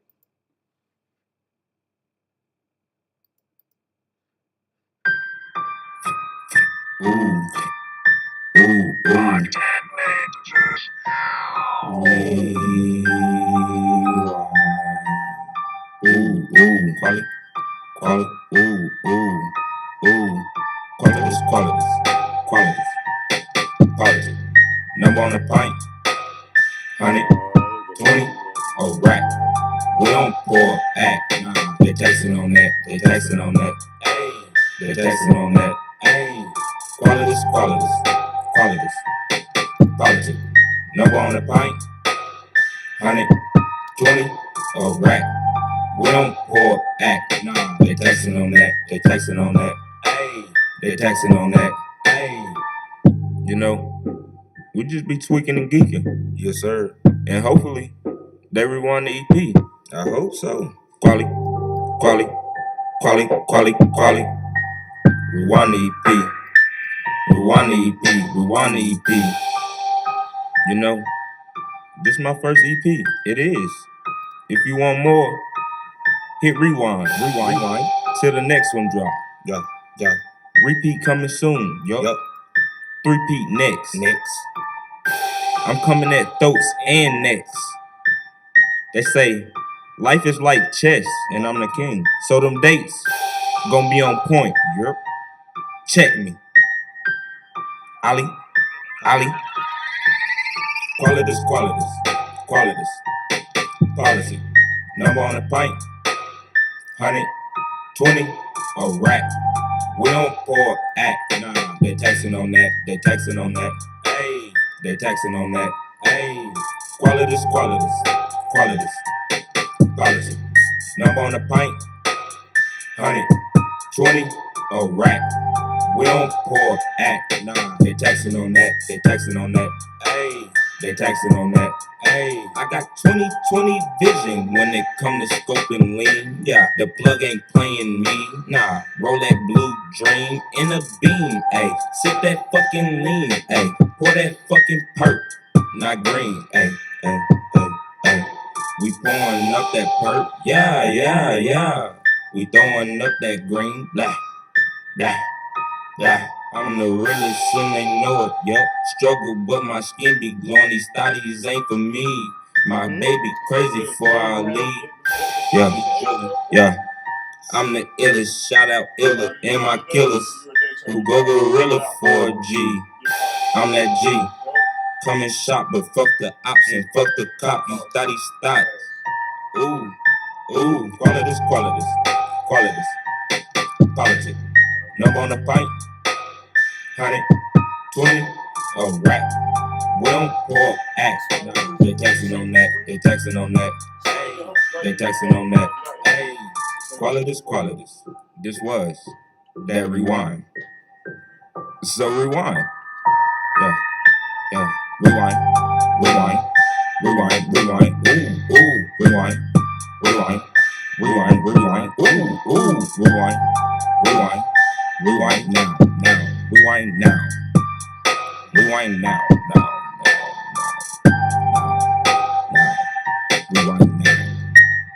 Rewind now. Rewind.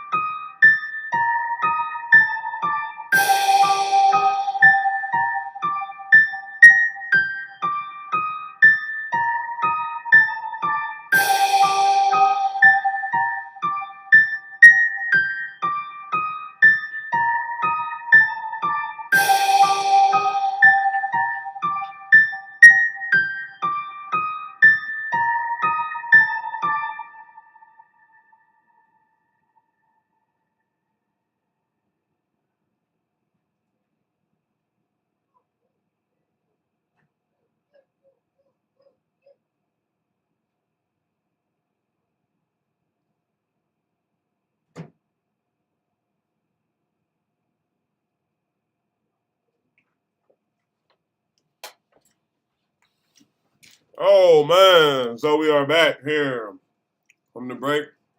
It is 2:12 p.m. Looks like the spot did create a new low here, 439.44. Still trying to create one. Stock's kind of bouncing though. I don't think it'll be enough. I don't think it'll be fast enough. Not with this volatility I'm seeing here. The VIX is still like barely above VWAP. We're gonna need the VIX here to pick it up if you want to see more downside. But if not, then you know, the dip is being brought for sure. Wherever they price it at this point. So, ladies and gentlemen, it all boils down to patience still. The squeeze is inevitable. Either direction here. It looks like Tesla is below 880 though. So you want to keep in mind where we are at though. And what it can happen. Next day, possible. What is this? Oh, okay. Oh, yeah, it's just a notice right here, you guys. So it's just letting you guys know again what I had said. All major U.S. stock exchanges will be closed on Monday, February 21st, 2022, in observance of President's Day. All right. Now, it's Monday. The market will be closed.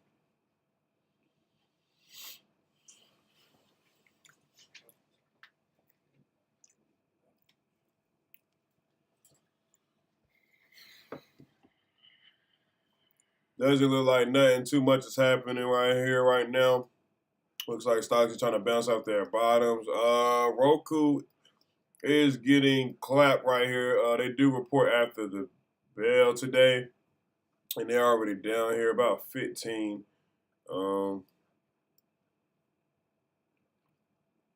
Looks like they might be trying to head into the halfway of their implied move here. Looking at Starbucks. Starbucks is down. Shopify is still selling off here from their earnings. Ooh, $6.72. They're down another $74 today, you guys. So Shopify is your leader to the downside for the week as of right now. Spotify is down about $5 here. Looks like T-Mobile's down. Tesla's down 44, you guys. So like I said, keep an eye on that there. They are below their support there by about $2 right now. So keep that in mind too. Wingstop is down about $4 here. Visa's down about $3, and they supposedly have some type of deal here going with Amazon. So they were up about $2.31 in pre-market, but sold off here. Oh yeah, man, it's getting real. Oh, UPS is pulled back here, you guys. They're back. Remember they had earnings like I think 2. What's happening? Replay. I'm an indigo. I'm the boss, yeah. We got packs. We got threats. Yeah, that gas. Big ol' dope, yeah. Smoke a O. Yeah, smoke a O. Big ol' dope, yeah. Smoke a O. Yeah, smoke a O. We got packs. We got threats. Fuckin' out, yeah. Just at my jack, bitch. I be on the go. So got that dope for low. Fresh up off the boat, yo. Cause I'm the hood snow. I got that green, I got that coat. Smoke a O, yep. 4-0, yep. I take your fucking back, secure that fucking bag. Better before we snatch and grab, yep. And you won't get it back. My goonies never slack, bet on that. Big ol' dope, yeah. Smoke a O, yeah, smoke a O. Big ol' dope, yeah. Smoke a O, yeah, smoke a O. We got bud for low, we got coke for low, yeah. Dope overload, yeah. We be smoking, bro. Hey, pull up to your spot and set up shop. you get popped on the spot. If you get a drop, we don't fuck with ops. Thought you stop, suck my cock while I'm rolling up a block. You can't hit my blunt, nah, you a stupid one. Yeah, I be having fun with a bitch that use a tongue. And she swallow when I come. Ali, I'm the man. Hey, grab that Palmer, it's a Dutchie. OG tasting clutchy, and she said she wanna fuck me. Got me feeling lucky. Big old packs, big old racks. Pour that quality from the act. Big old bricks, like I'm Shaq. Like I'm Shaq, yeah. Big old dope, big old dope, yeah. Smoke a O, S-O-L-O, so smoking choke, yeah. Big old dope, wait, what?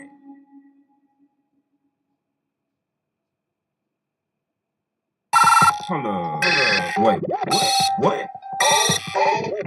What? Huh? What? Hold up. Nah. What? Hold up. What? This is replay. Dead or alive, look, I'm about mine, yeah. And I'ma shine, yeah. Yeah, I'ma shine. Dead or alive, look, I'm about mine, yeah. And I'ma shine, yeah.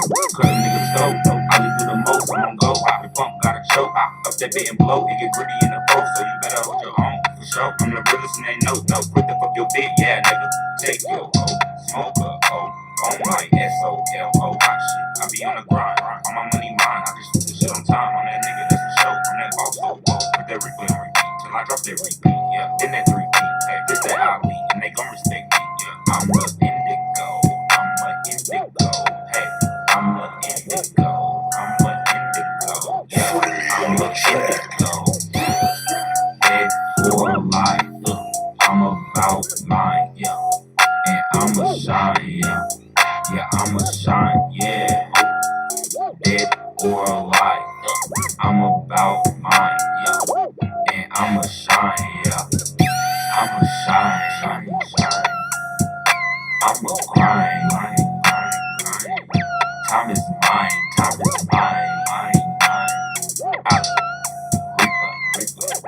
replay,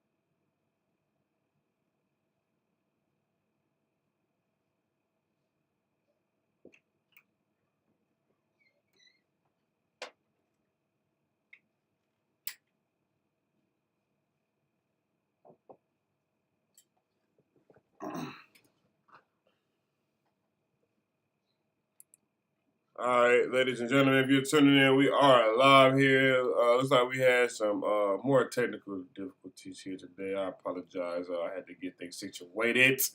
But the market is not doing anything but pulling back continuously.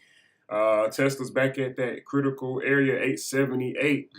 Excuse me. SPY is at that critical support at 439.8 right now. Uh-oh. Uh-oh. It's getting very critical here. So they're teasing the bottom again. It looks like every stock in ETF here is.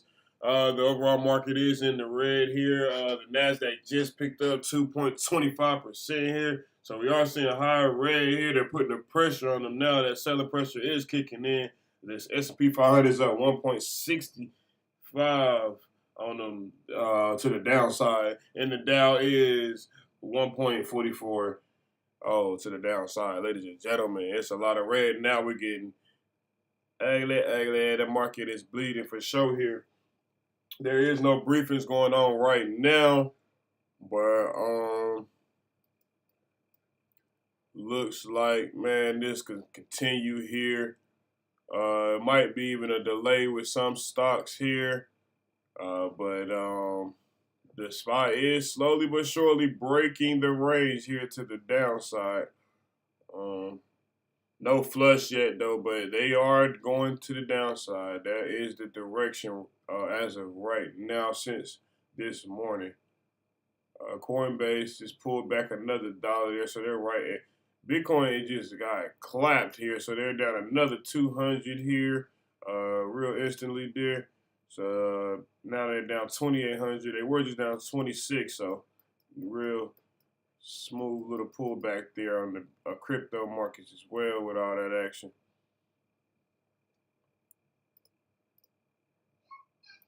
Looks like Roku is still selling, ladies and gentlemen. They're at their bottom end here too.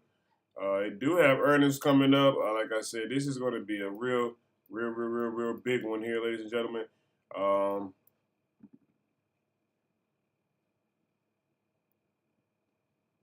Yeah, the implied move is pretty high here, so a lot's expected. This should move a lot.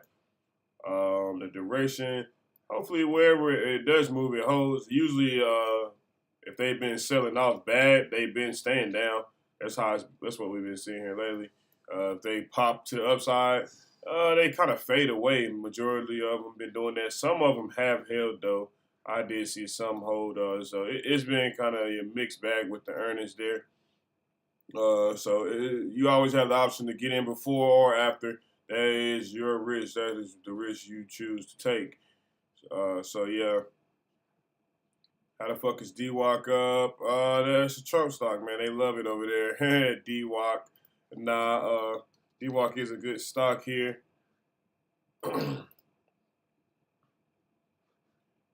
They do blank checks, so you gotta understand when the market is not able to get money, people want loans and stuff like that. So they write blank checks and all that type of stuff of that nature. So DWAC supports that, man. That's what they do. That's why you see them up here about $2 or $3. Nothing too much though. Overall market is red though. It is red here. We do see a lot of red here. But it's really becoming a slow leak. Like I said, no flush here yet. No real strong sharp claw yet. We have saw. This looks like the bulls here are running out of steam and are bleeding out slowly, but they're still trying to find at an ambulance there. They're trying to find some medicine there. Just trying to revive itself. That's all you kind of really been getting here all day. But the bears are clawing at every step of the way up there. They are clawing, but we haven't saw a sharp, strong killer claw here yet. And I think that's what the market may be anticipating at this current moment here. Looks like snow is down about $15 right now.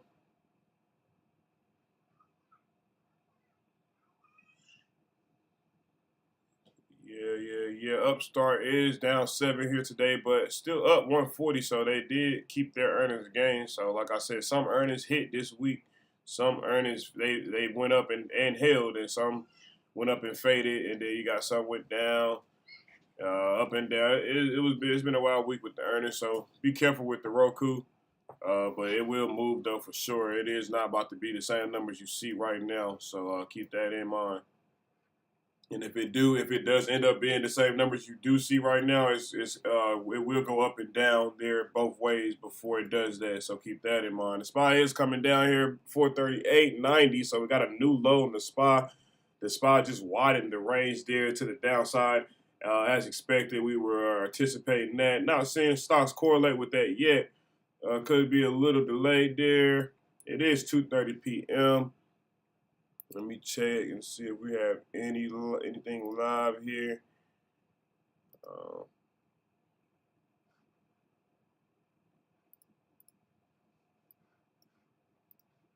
Get back there with there.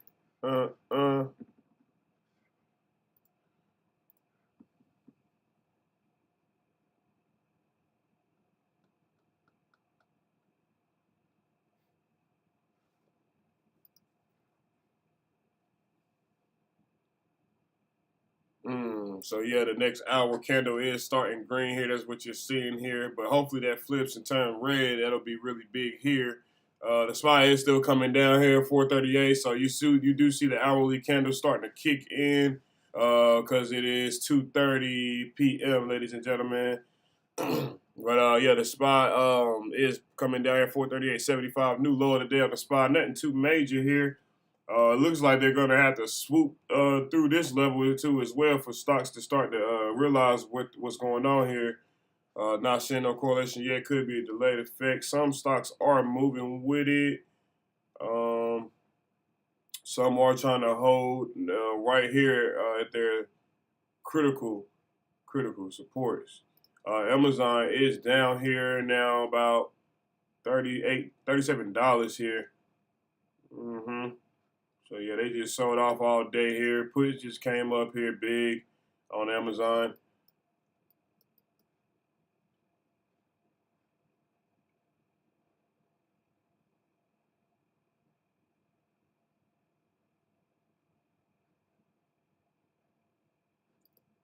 Looks like Booking Holding is down here, ladies and gentlemen, down about 80 here.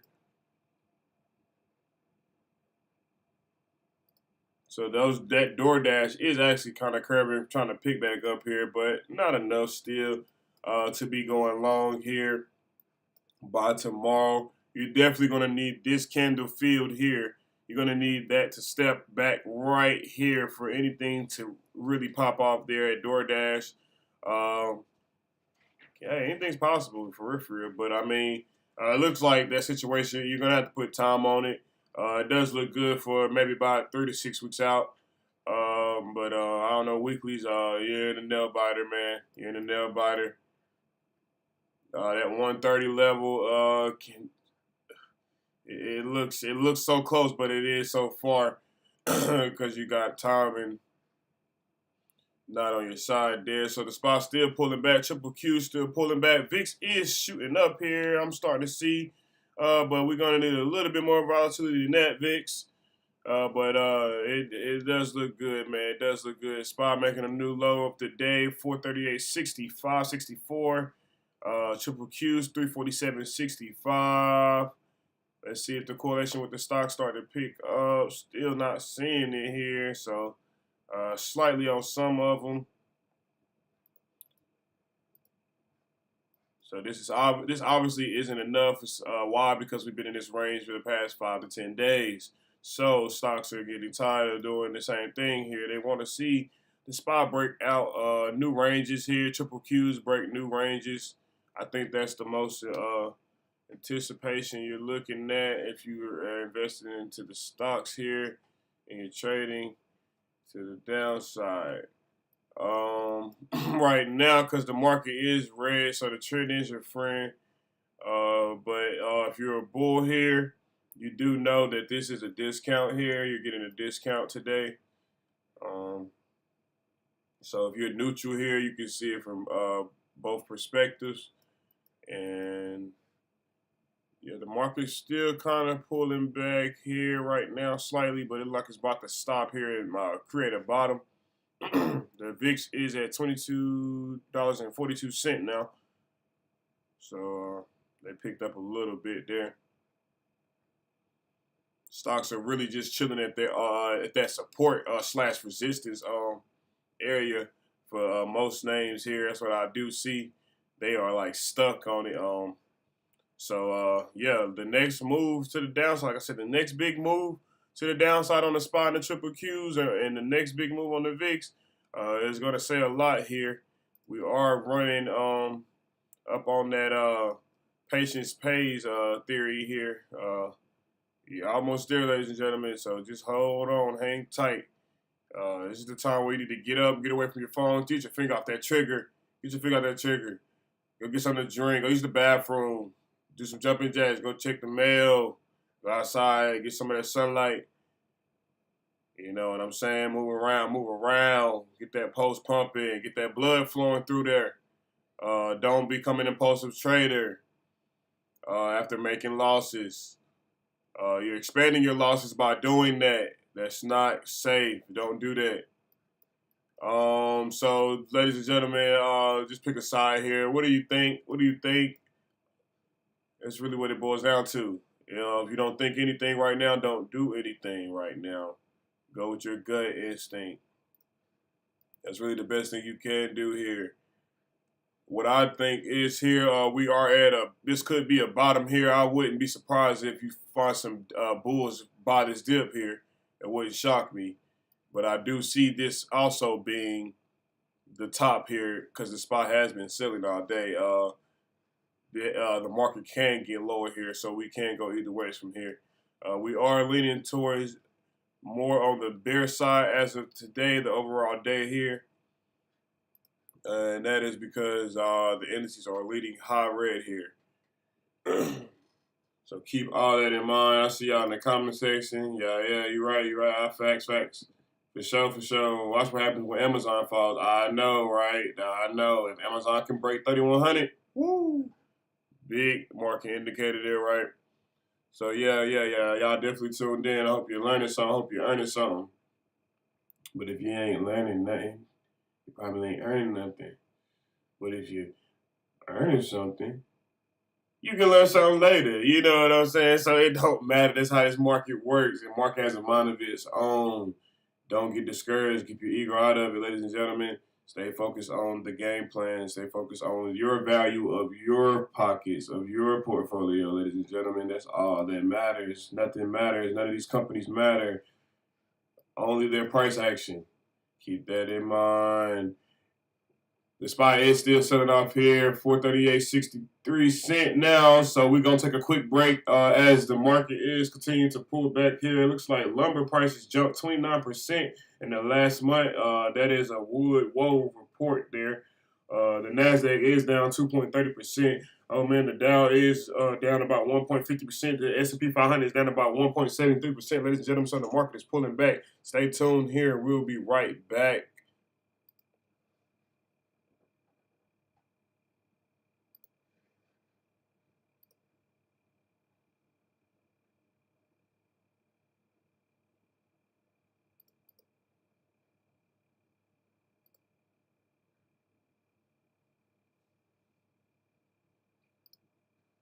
That's what I thought you said. Now let me offer this as a rebuttal.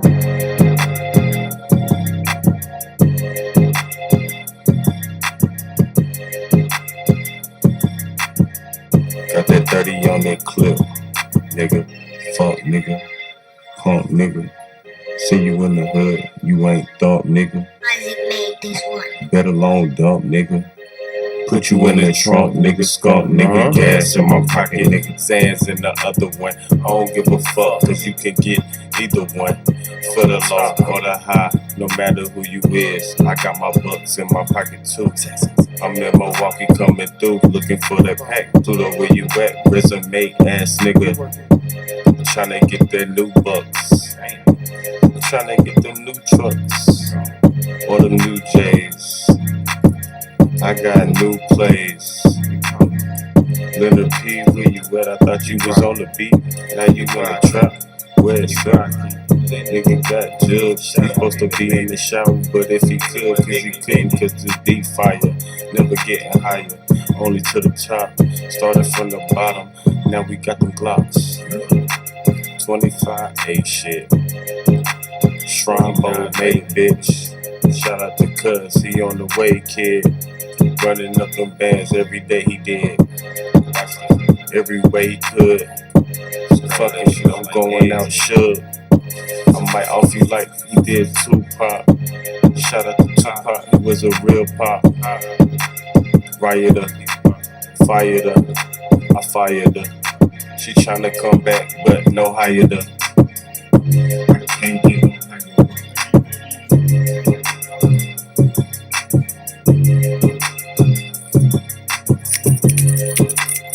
Tryna get them coins, nigga.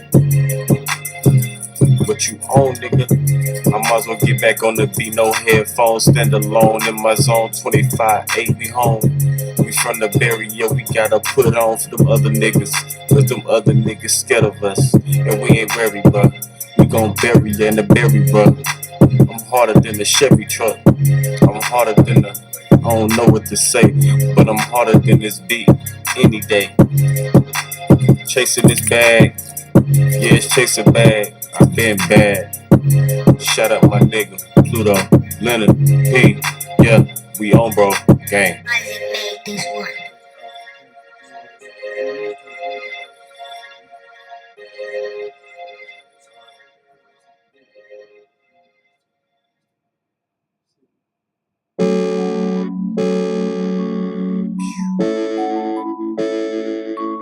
Bag. Bag.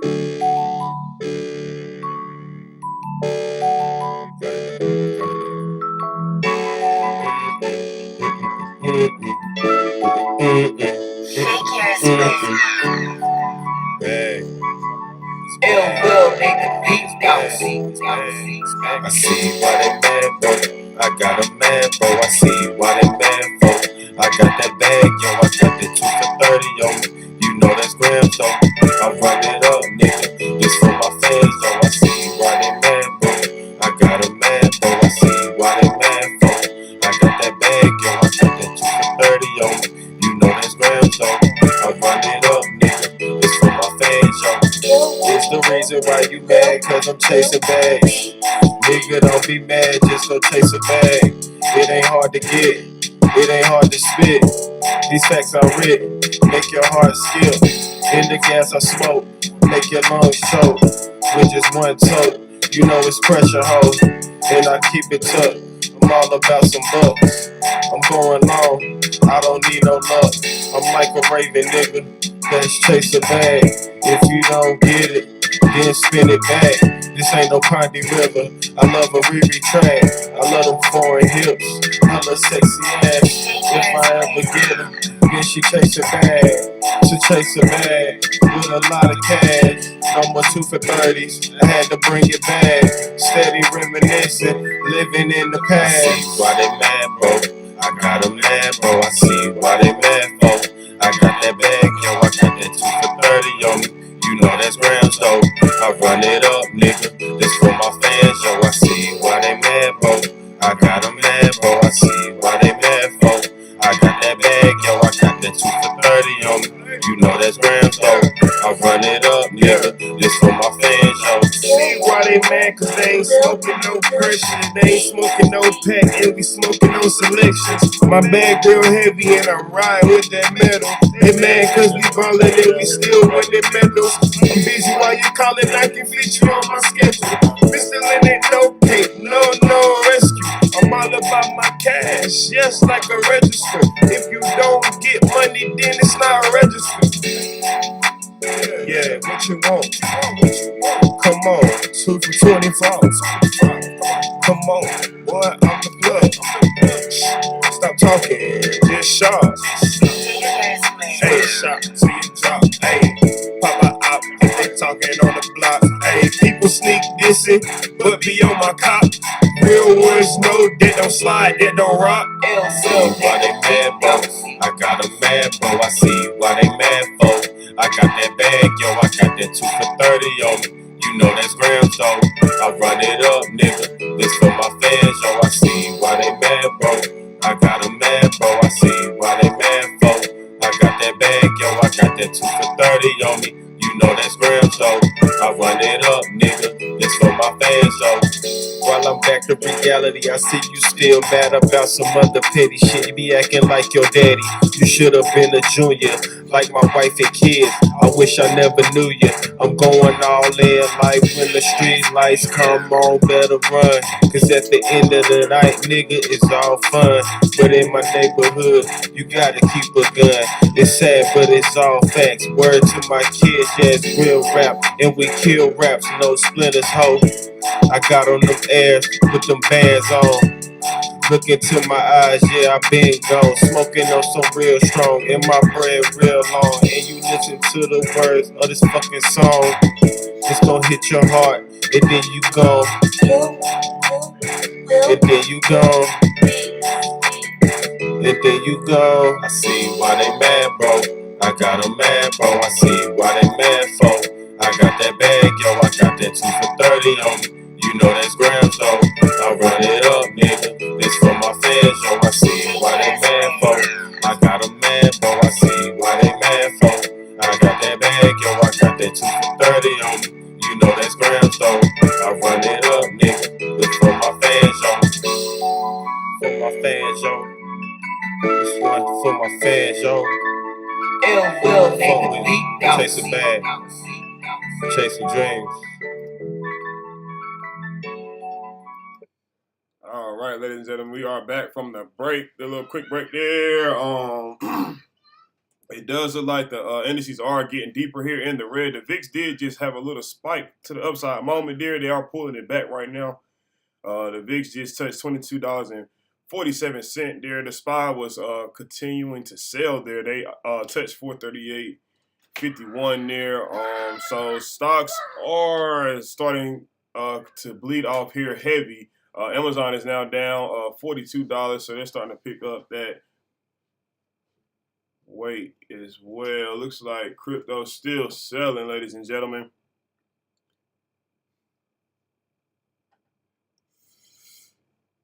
Crypto is still selling, ladies and gentlemen. It looks like GameStop is pulling back here and now. They're down about $4 now to 123. So a lot of stocks did follow through with that pullback. It looked delayed though. As I'm noticing right now, the SPY did bounce off of 438.51 here. Maybe going back to 439. But we are at the low end of every index and ETF here. So keep that in mind here. Stocks still chilling out at their support right now. They are hugging their support here. Like, please, someone save us. Buy. But the selling pressure is on here today. Ladies and gentlemen, we do have another briefing here in about 30 minutes. Going to pull it up. But that's really it right now. Nothing too much going on. Looks like it might be a retest of the lows here of the day. But the SPY did widen the spread here to the downside as of right now. So stay tuned, ladies and gentlemen. We're going to take another quick break here. We'll be right back for Power Hour. We got 1 hour left, ladies and gentlemen. Tesla's down 44. Oh my gosh, it is getting real here. They are at critical support. Oh man, will it flush to 860, 850 by 3 p.m.? By 4? By tomorrow? We'll be right back.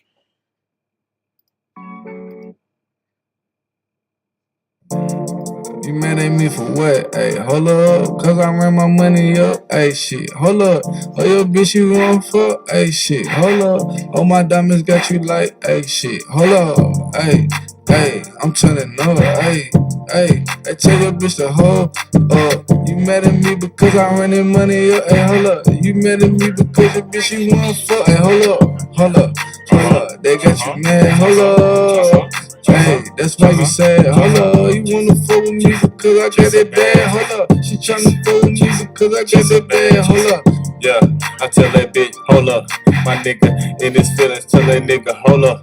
Let me chase this money, tell them niggas, hold up. Gotta get these honeys, tell them 50s with her. Yeah, I need some 20s, maybe 10s, no 5s, just ones, cause I'm that nigga, yeah. Tell that nigga, hold up.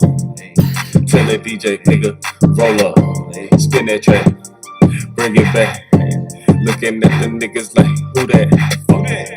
Hold up, Who that? Who that?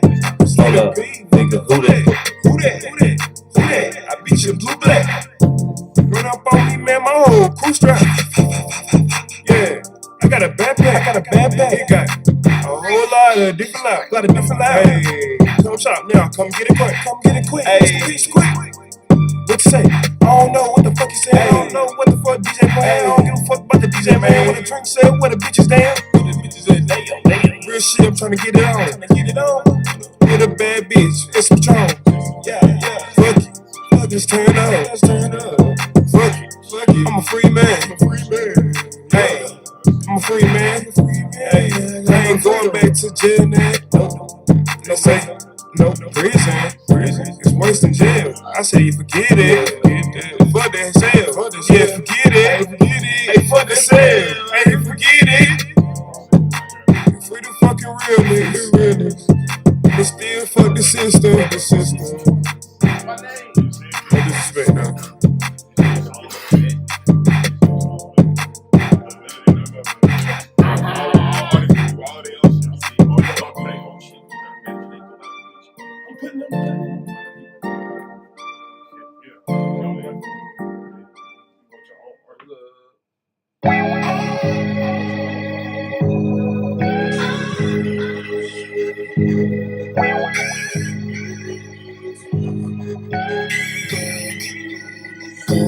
Niggas be acting like bitches and bitches be acting like niggas, that's crazy. Money on money, that's bags on bags, my nigga, I really be chasing. I be chasing, shout out paper chasing. I be chasing, shout out paper chasing. Niggas be acting like bitches and bitches be acting like niggas, that's hating. Money on money, that's bags on bags, my nigga, I really be chasing. I be chasing, shout out paper chasing. I be chasing, shout out paper chasing. The reason why they hating on me, cause I stack my paper up. Boy, you better get you some. Boy, you better get a gun. Niggas out here killing niggas. This shit out here crazy, huh? Go and make me bury ya. Boy, I'm from the berry, bruh. Gotta go and get it every day. I'm about my cheddar, yeah. Stack it like a Lego, yeah. Boy, I need that angle, yeah. Whipping up the water, trying to turn it to a bagel, yeah. I'm really about that paper, yeah. And she love that paper, yeah. And free my nigga Gator till he free, hell yeah. Go against the brain, we gon' bang, hell yeah. So that's the reason why they hating on me, hell yeah. Talk to him. Nigga, I said talk to him. Really, I said talk to him. It's bad. Niggas be acting like bitches and bitches be acting like niggas, that's crazy. Money on money, that's bags on bags, my nigga, I really be chasing. I be chasing, shout out paper chasing. I be chasing, shout out paper chasing. Niggas be acting like bitches and bitches be acting like niggas, that's hating. Money on money, that's bags on bags, my nigga, I really be chasing. I be chasing, shout out paper chasing. I be chasing, shout out paper chasing. I had to let go of my ego and go chase a bag. I've been running out of patience, fuck popping tags. The way them hunters looking at me got my haters mad. So fuck them, I changed the game, you know it's chase a bag. I'm chasing back, the grind don't stop. My enemies getting closer, sipping brown like Folgers. I'm probably never sober. I used to pop Molly, the Zan slumped me over. The lean still on me cause I keep a dirty soda. Then I ran into the gym and now my end's even closer. I'm hearing voices in my head saying back the game over. So I'm stepping with my soldiers, keep it under armor on me. No, I'm not falling, but best believe I keep it cold. Gang shit. Yeah, nigga, that 24-8, nigga, that's 32 on your ass, boy. Yeah. Niggas be hating this shit, man. So the fuck niggas pull up. Niggas be acting like bitches, niggas be acting like bitches. Niggas be acting like bitches, niggas be acting like bitches. Niggas be acting like bitches, niggas be acting like bitches. Niggas be acting like bitches, niggas be acting like bitches. Okay.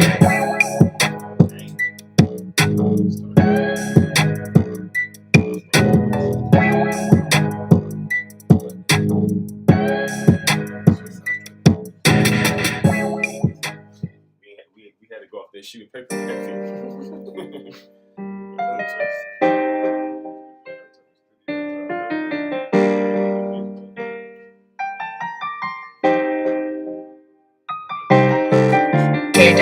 K-Dub. Niggas always hating, man. You ain't lying. Just a young nigga out here, man. Trying to make it, trying to chase this bag. Always. Tell me why they hating, homie, cause I'm jigging in these streets been waiting on me. Tell me why they hating on me, cause I'm jigging in these streets been waiting on me. Tell me why they hating on me, tell me why they hating, homie. I'm jigging in these streets they been waiting on me. Is that why they hating, homie? I don't know, nigga. All I know, nigga. All I know is niggas out here hating on me. Bitches out here waiting on me. Going off the top, cause the top where I'm at, homie. You niggas hating on me. I don't feel. Carry my tool with me. So I don't near. I just veer. Niggas meant veer. Going back again, yeah, I hear. They sneak this and petty chopping it up. I don't give a fuck, cause I be whopping it up with Fetty. Yeah, just like spaghetti. Noodles with the cheese. Nigga, you can squeeze on your tube, on that tube. When I'm looking in your eyes, it do. I'ma hit him in his heart to let him know there's feelings everywhere. I ain't playing from that chop, from that Mac, from that Glock. I'm going off the top. Tell me why they hating, homie, cause I'm jigging in these streets been waiting on me. Tell me why they hating on me, cause I'm jigging in these streets been waiting on me. Tell me why they hating on me. All these niggas know why they hating. I don't give a fuck. My safer got no rate. It's going up today. It's 2:15 a.m. I don't give a fuck. I spray him. I don't give a fuck. I lay him down next to his pops and them. Cage out.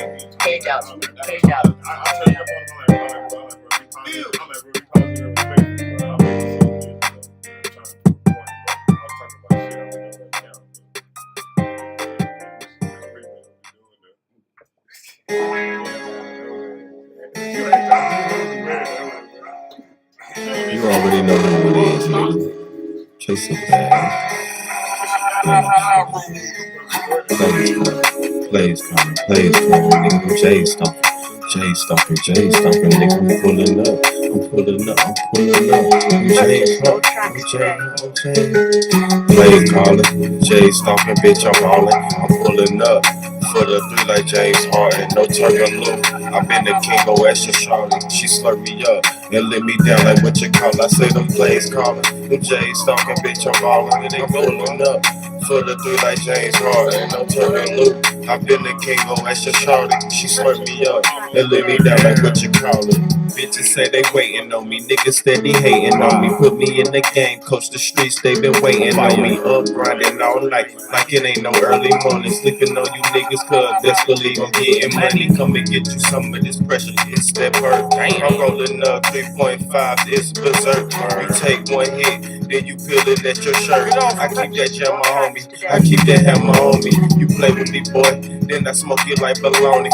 Plays calling Jay, stalking, boy, you know my verse retarded. Snapping on this beat, I'm heavy cam like I'm Young Money. Alright, ladies and gentlemen, you're tuning in. It is Power Hour. We got 1 hour left to that market close. Keep in mind the market is closed Monday. That is a reminder here. All major U.S. stocks exchanges will be closed on Monday in observance of President's Day. Ladies and gentlemen, keep that in mind. The market is pulling back here, though. The spot is still selling off 438. 28 here. That is the low right now of the day on the spot. It doesn't look like the stocks are correlating with it. Certain names are, though. Amazon is down 50 now here, ladies and gentlemen. Amazon's selling off here. It looks like Tesla is accelerating here to the downside, 876 here. So you might see some late reaction with some names here. And it looks like the market is still pulling back. Roku just lost another $1 there. Facebook is down another $2 right now off of that pullback there with the SPY. So, yeah, just wanted to give you guys a quick update of where we at. It is Power Hour, though, officially. Yes, sir. We made it. I ain't getting blocked today either, y'all. The live's still going. We live here, ladies and gentlemen.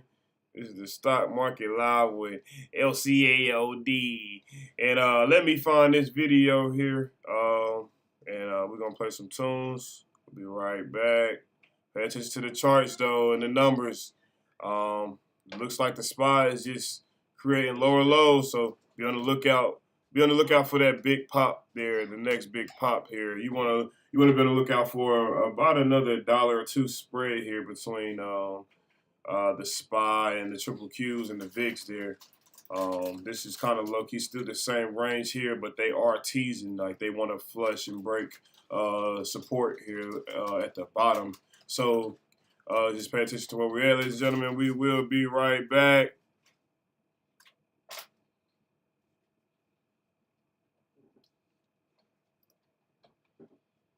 I say them plays calling, I say them plays calling. I say I make them all day, I say I make them all night. I don't give a fuck if it take me 9 flights, but I'm coming 29 late, yeah, 9 times. I don't give a fuck, cause 9 times 9, yeah, 81, I get it done. Niggas come and play you dumb. I don't give a fuck, cause now I got that Tommy gun, no, I got that Tommy fun. Them Tommy fun, I got a Tommy gun. You play with me, you done. This track been done, but I'ma go till it run off like it's it's finished, like it's but I'm done. The plays calling, play calling. Jay's talking, bitch, I'm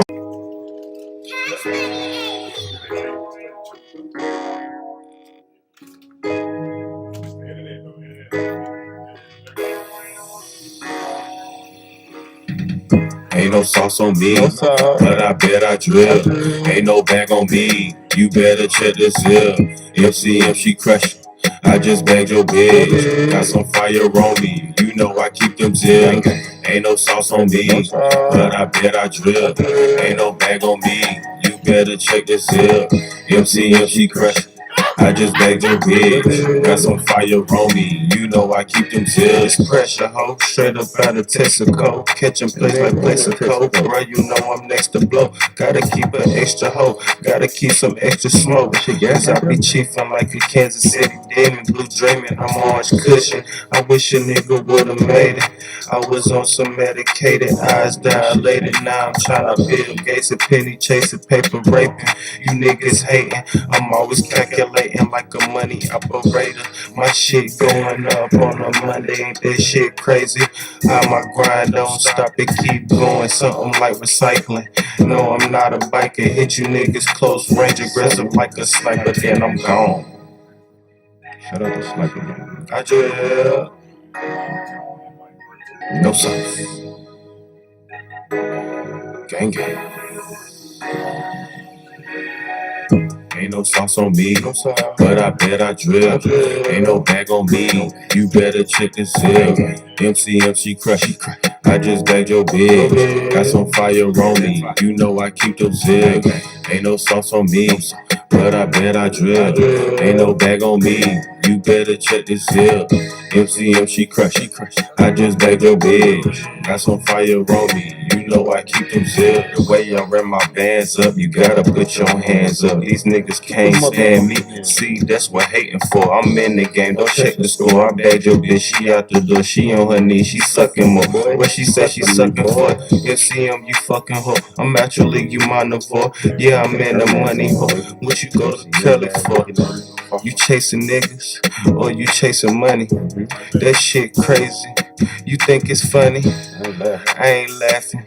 I stay aggressive. I shoot your ass just like a blessing.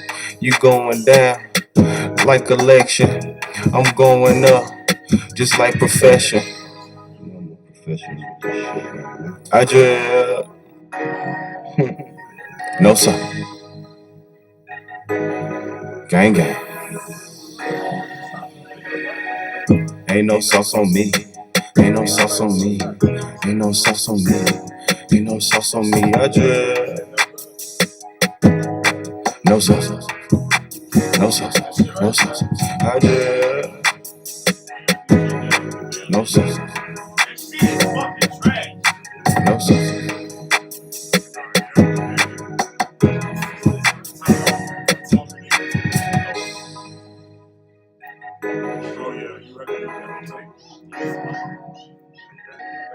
That was your take. That was your first song. I ain't even played this on the street. Oh, what's the first thing I played this on the street? I played like one. one or two songs on there before, though. Not the whole thing. They did the whole thing today. I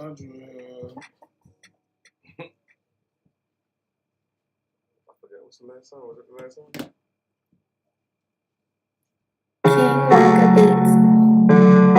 Hey, hand me that skill. DJ Goldie. Hey, count it up, count it up. Better sit all up. I should've went to college. I couldn't take it. I tried high school out. I didn't make it. I dropped out, caught the pack. I fell off, bounced back. I'm in the game, just like a vet. Don't need a coach or a ref. I'm at the top, I got respect. I'm with the bosses, I took the losses. I got a game, but what is that? When it burns to your neck, you give it up or live in there. Yeah. Ay, riding through my hood while I'm gone. When I'm out of town, Twitter talk, I don't do that. Ain't tryna Snapchat, that beef. None of that, I'm just out here in the streets, beef. Ain't no nigga ever stuck his hands in my pocket. Pussy nigga, get it ratchet, think he hard, boy, stop it. I know where your mama stay, don't play, I got that Draco up under my coat, we let it spray. I should've went to college, I couldn't take it. Tried high school out, I didn't make it. I dropped out and caught the pack. I fell off, I bounced back. I'm in the game, just like a vet. Don't need a coach or a ref. I'm at the top, I got respect. I'm with the bosses, I took some losses. I got a game, but what is that? When that burner to your neck, you give it up or live it death. Give it up or live it death. Yeah, I went to college, chilled. I said I went to college and chilled. I'm ballin' like a rookie. And I'm smoking OG cookies. Stay gas and I shine with me. I get it how I please. I'm telling you, so you should get it from me. If it wasn't for weed, I wouldn't have a degree. Only in college cause ain't that in this world free. I should've went to college, I couldn't take it. Tried high school out, I didn't make it. I dropped out and caught the pack. I fell off, I bounced back. I'm in the game, just like a vet. Don't need a coach or a ref. I'm at the top, I got respect. I'm with the bosses, I took some losses. I got a game, but what is that? When they burn to your neck, you give it up or live it death. Give it up or live it death. Yo, this shit is so deep, yo. Shit got my mind thinking about a whole new other format, man. You know what I'm saying? So, new shit, yo. Come on with the bullshit, man. You think another motherfucker know what you need to do? Ain't no purpose, dog. It's money. We born to fucking die, man. In the meantime, get money. Read fuck a book, man. Fuck a book, man. You feel me out here, yo? Shout out to Chasing Bag, man. Hard. Y'all already know what time it is in the comment section. But look like the SPY is creating some space here now. I'm not seeing certain names correlate though, ladies and gentlemen, and they still are holding critical support tight though. Some are moving with it here though. Amazon is still selling here down about $54 now. Almost down 2%. Whoa. So looks like Adobe's down almost $20 there. Tesla still selling off, but they're holding that 878 really tight there. Spotify still down. So yeah, it looks like most names are still down at their critical support here, ladies and gentlemen. It looks like at this point, the spot just touched 437.50. So the market will sell off here. It looks like we will have a sell-off Friday, or it's just going to bounce back into its range until milk time off the clock going into the weekend. And, the market is closed Monday. So back to the confusion, back to the drawing board, it will be. But as of right now, your momentum trades will be have to be swung here before the market close, or you can try to catch something first thing tomorrow morning. But you better be early and quick and sharp, because the early bird gets the worm. Yes, I'm telling you, this shit is real. Shopify is down 90. I'm telling you guys, like, whoa, that's another 12% correction. So they have just continued to sell in here since earnings. They are down now about, that's $300, you guys. So they sold out $300 here on earnings. Shopify's hit. That is probably bringing the market down right there. It definitely is bringing the spot still selling off right here. Whoa, spot getting low. 437.20 new low on the spot. Ladies and gentlemen, we are getting lower here. The Dow is selling off too. Now the triple Qs is moving with it, 346. Let's check with some names and see if they're correlating with it. Now I'm still not seeing a correlation here.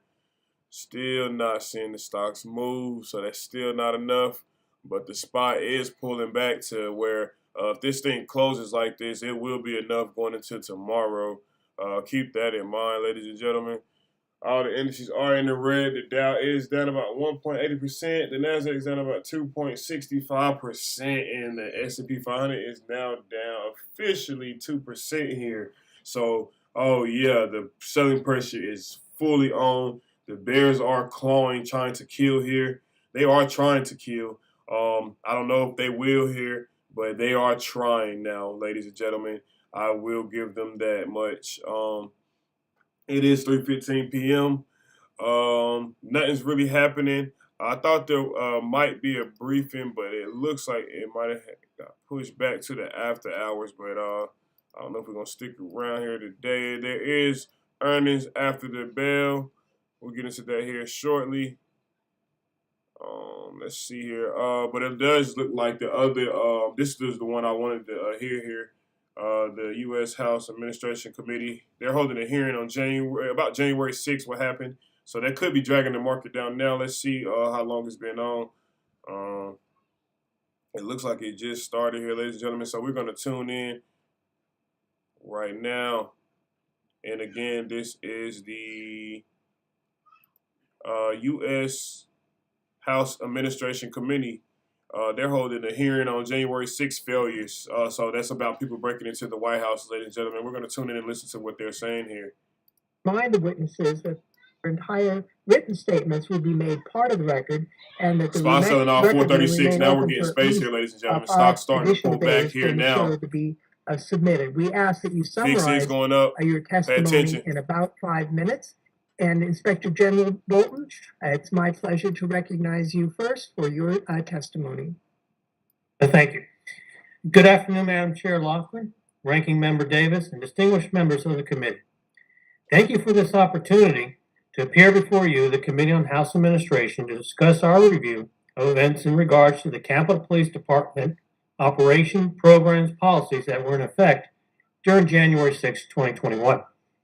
I would like to extend my appreciation to the committee for holding this hearing and the important work that this committee continues to do to make the Capitol complex safe and secure. I would also like to take the time to extend and recognize the outstanding efforts and work done by my staff in the Office of Inspector General. Through their collective efforts and skills, we have produced 8 flash reports outlining areas of improvement for the department, resulting in 104 recommendations. Our last and final flash report is a summary of the status of the recommendations we have made and security improvements that the department has made since January 6. Although the department has addressed some of our recommendations and have made security improvements throughout the Capitol complex, much work still needs to be addressed in relation to training, intelligence, cultural change, and operational planning. We have issued that final flash report outlining the status of our recommendations. During my testimony with the Senate Rules Committee on December 7th of 2021, I stated that the department had closed 30 of my recommendations. Since that time, the department has closed an additional 9 recommendations for a total of 39. During my last hearing, we have issued 3 additional flash reports, not including the final one. Those included areas of departments such as Command and Coordination Bureau, Hazardous Incidents Response Division, K-9 Unit, and finally Dignitary Protective Division and Human Capital. Our 5th flash report is designed to communicate deficiencies within the department's Command and Coordination Bureau. Additionally, to gain a perspective on department-wide command and control challenges on January 6th, we contacted 86 Capitol Police officers and completed interviews with 36 of them who agreed to be interviewed. We also reviewed 49 after-action reports by the officers and employees that were completed. Based on our interviews with the officers and review of the after-action reports, we identified department-wide command and control deficiencies related to information sharing, chain of command directions, communication, preparedness, training, leadership development, emergency response procedures, and law enforcement coordination. Our sixth flash report was designed to communicate deficiencies within the department's Hazardous Incident Response Division and the K-9 unit. Deficiencies included a lack of adequate department guidance for both Incident Response Division and the K-9. The department did not always comply with guidance related to K-9 operations or training, did not always ensure K-9 policies and procedures were up to date, a lack of K-9 related training or operational experience required for officials, and formal guidance for emergency procedures, as well as inadequate hazardous device response guidance, could have hampered the efficiency of the K-9 unit. Our seventh flash report was designed to communicate any deficiencies within the department's Dignitary Protective Division and Human Capital. The Dignitary Protective Division contributed towards the department's mission through proper planning and successfully evacuating individuals under its protection during the events, January 6th. However, DPD incurred authorization issues with staging evacuation vehicles. Additionally, DPD's training program lacked a dedicated training staff, facilities, and weapon systems training integration. Capitol Police could not provide documentation supporting that it implemented a department-wide leave restrictions or cancellations, or that it issued department-wide messages for recalls to duty. Our eighth and final flash report is a summary of the status of 104 recommendations and security improvements made by the department. Although the department did make several changes, updating their policy and procedures, additional training for CDU units, and the hiring of a subject matter expert in the planning and coordination of large events or high-profile demonstrations, the department still has more work to achieve the goal of making the Capitol complex safe and secure. Out of the 200 security enhancements that the department has provided to the OIG, only 61 of those items have supporting documentation to support those enhancements that have occurred. Some other security enhancements the department has instituted has been additional intelligence briefings provided to the rank and file, as well as to the department leadership. The department still lacks an overall training infrastructure to meet the needs of the department, the level of intelligence gathering and expertise needed, and an overall cultural change needed to move the department into a protective agency as opposed to a traditional police department. In conclusion, the department is comprised of extraordinary men and women who are dedicated to protecting our democracy, putting their own lives in harm's way in order for Congress to exercise their constitutional duties in a safe and open manner. It is our duty to honor those officers who have given their lives, but also ensuring the safety for all those working and visiting the Capitol complex by making hard changes within the department. Finally, I would like to thank not only this committee, but the Senate Rules Committee and the Select Committee to investigate the January 6th attack for their continuing support of my office and the work they have done in protecting democracy so that events such as January 6th never happen again. Thank you for this opportunity to appear before you today, and I'll be very happy to answer any questions the committee may have at this time. Thank you so much, Mr. Bolton. We'll now ask Mr. Schuman to give his testimony to us in about 5 minutes. Thank you. Chairperson Lofgren, Ranking Member Davis, and members of the Committee on House Administration, thank you for the opportunity to testify. Over the last 14 months, the Capitol Police Inspector General has provided its expert analysis of the Capitol Police's operations, programs, and policies in effect on January 6th. My intent is to draw your attention to two things not addressed in the IG's flash reports. First, the structural limitations that narrow and limit the scope of the IG's findings, and second, the structural flaws that undermine oversight of the Capitol Police itself. The Office of the Inspector General should be fully independent of the Capitol Police Chief and of the Capitol Police Board. It is not. The Capitol Police Board appoints the IG. The board includes the Capitol Police Chief as an ex officio member. The board exercises general oversight over the IG. The board is not subject to investigation by the IG, and the board operates in near total secrecy. Let me illustrate how this is a problem. The board reportedly has directed the Inspector General in a non-public letter to never publish IG reports. By comparison, it is routine practice for federal IGs to publish their reports because this empowers accountability to Congress, civil society, and the public. The board reportedly acts unanimously, so any member can secretly block a change in policy that would permit the release of IG reports.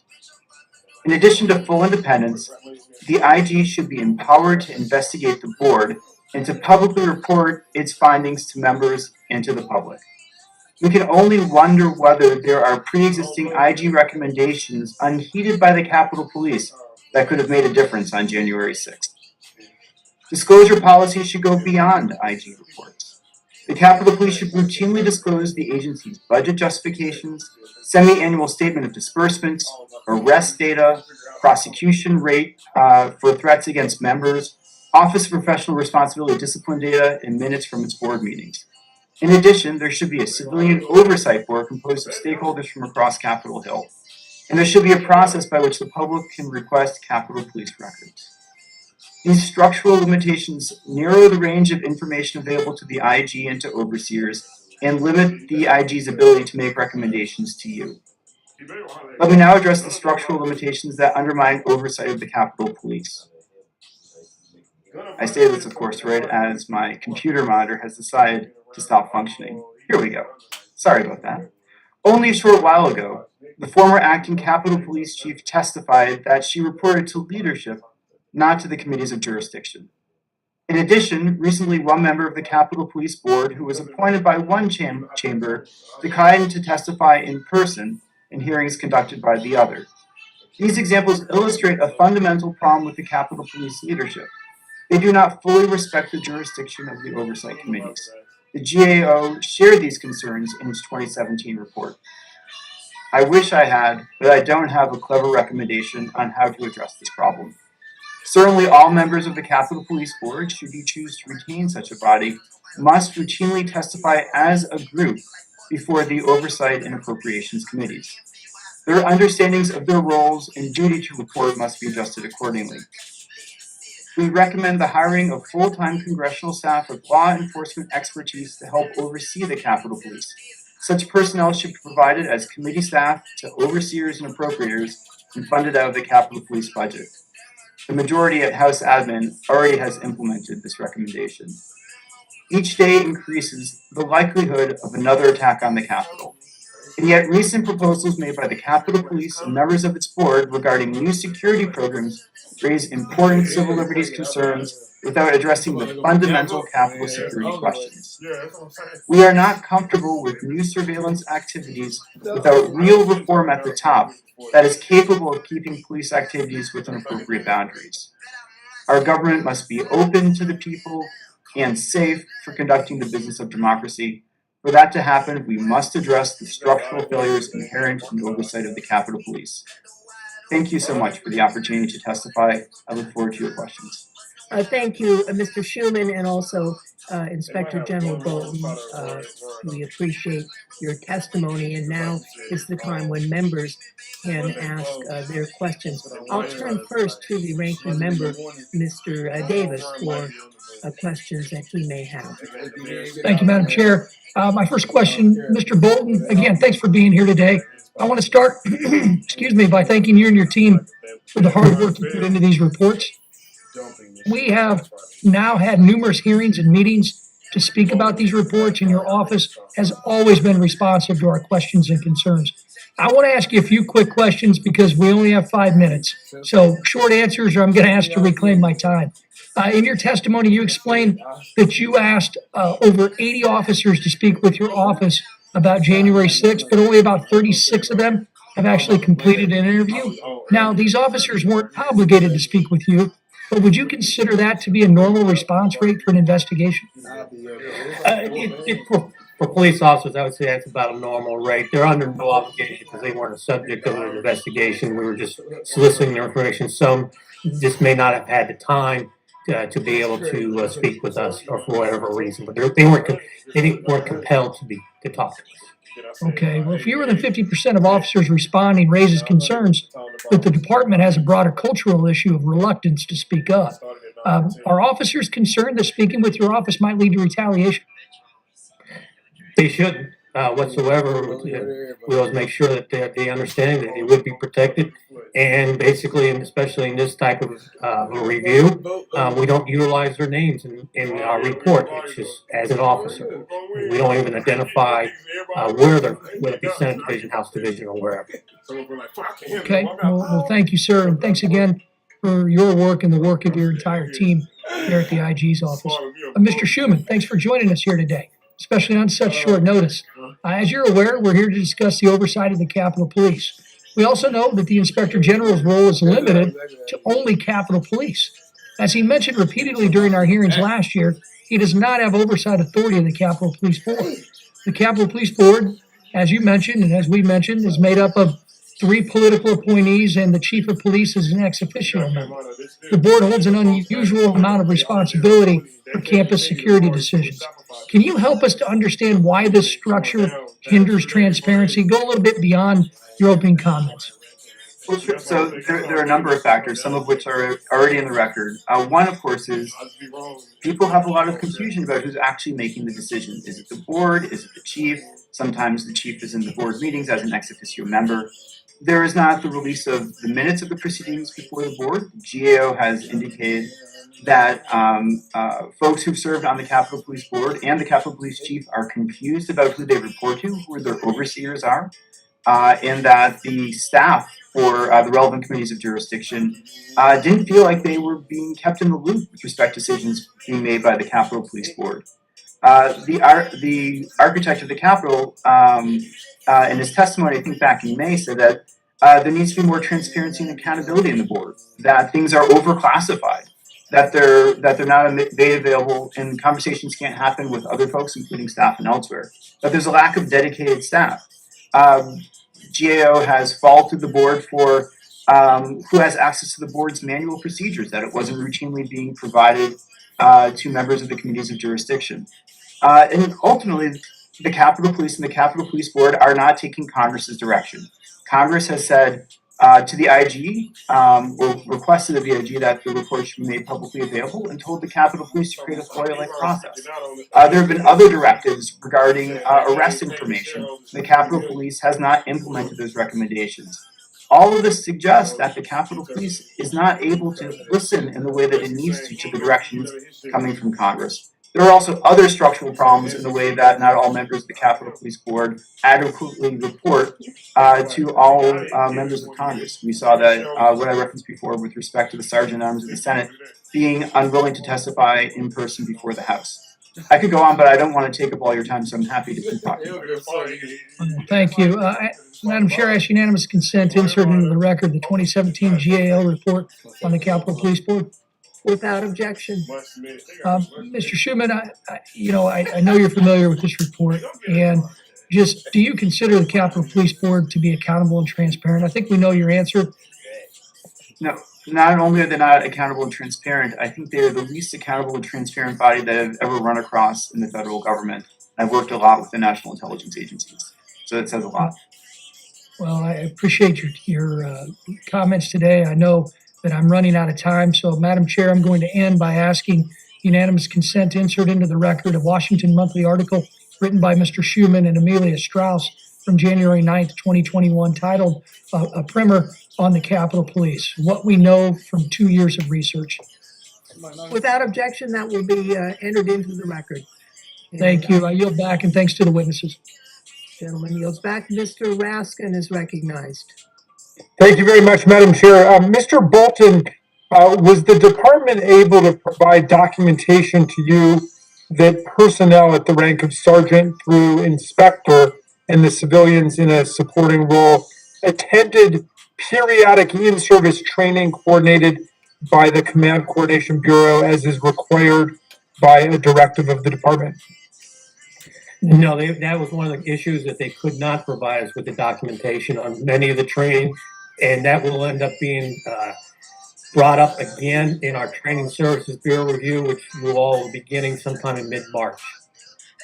So who's been responsible for the training of the department's sworn and civilian personnel, both before and after January 6th? Well, on paper, technically, that would be the chief's responsibility, obviously being the chief. But that would come under whoever is in charge of the Training Services Bureau. But again, my report or review is going to show you that it's so disconnected. There is no one source to track all this training and to ensure that it is being done. So just to follow through on that point, was it the Capitol Police Board that was ultimately responsible, or would you say it was so fragmented and fractured that nobody was responsible? It's fragmented, but certainly it would be the chief of police, not the board, but it would certainly be the chief's responsibility to make sure that all training is being completed. Okay, in your review of the K-9 unit, you found that in FY 18 through 20, K-9 officers failed to complete either basic radiation pager training or the refresher radiation pager training. In 2019, 10 K-9 officers did not complete the radiation pager training, and one officer did not complete any training at all between FY 18 and FY 20. Does the failure to train K-9 officers affect the security of the Capitol complex, and how severely was that a factor on January 6th? I wouldn't say it was a factor on January 6th, but it certainly could be a factor on the overall security and posture for the Capitol and providing the security within the Capitol complex.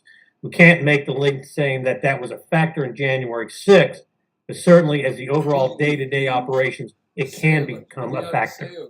Who's ultimately responsible for making sure that the mandatory K-9 training takes place?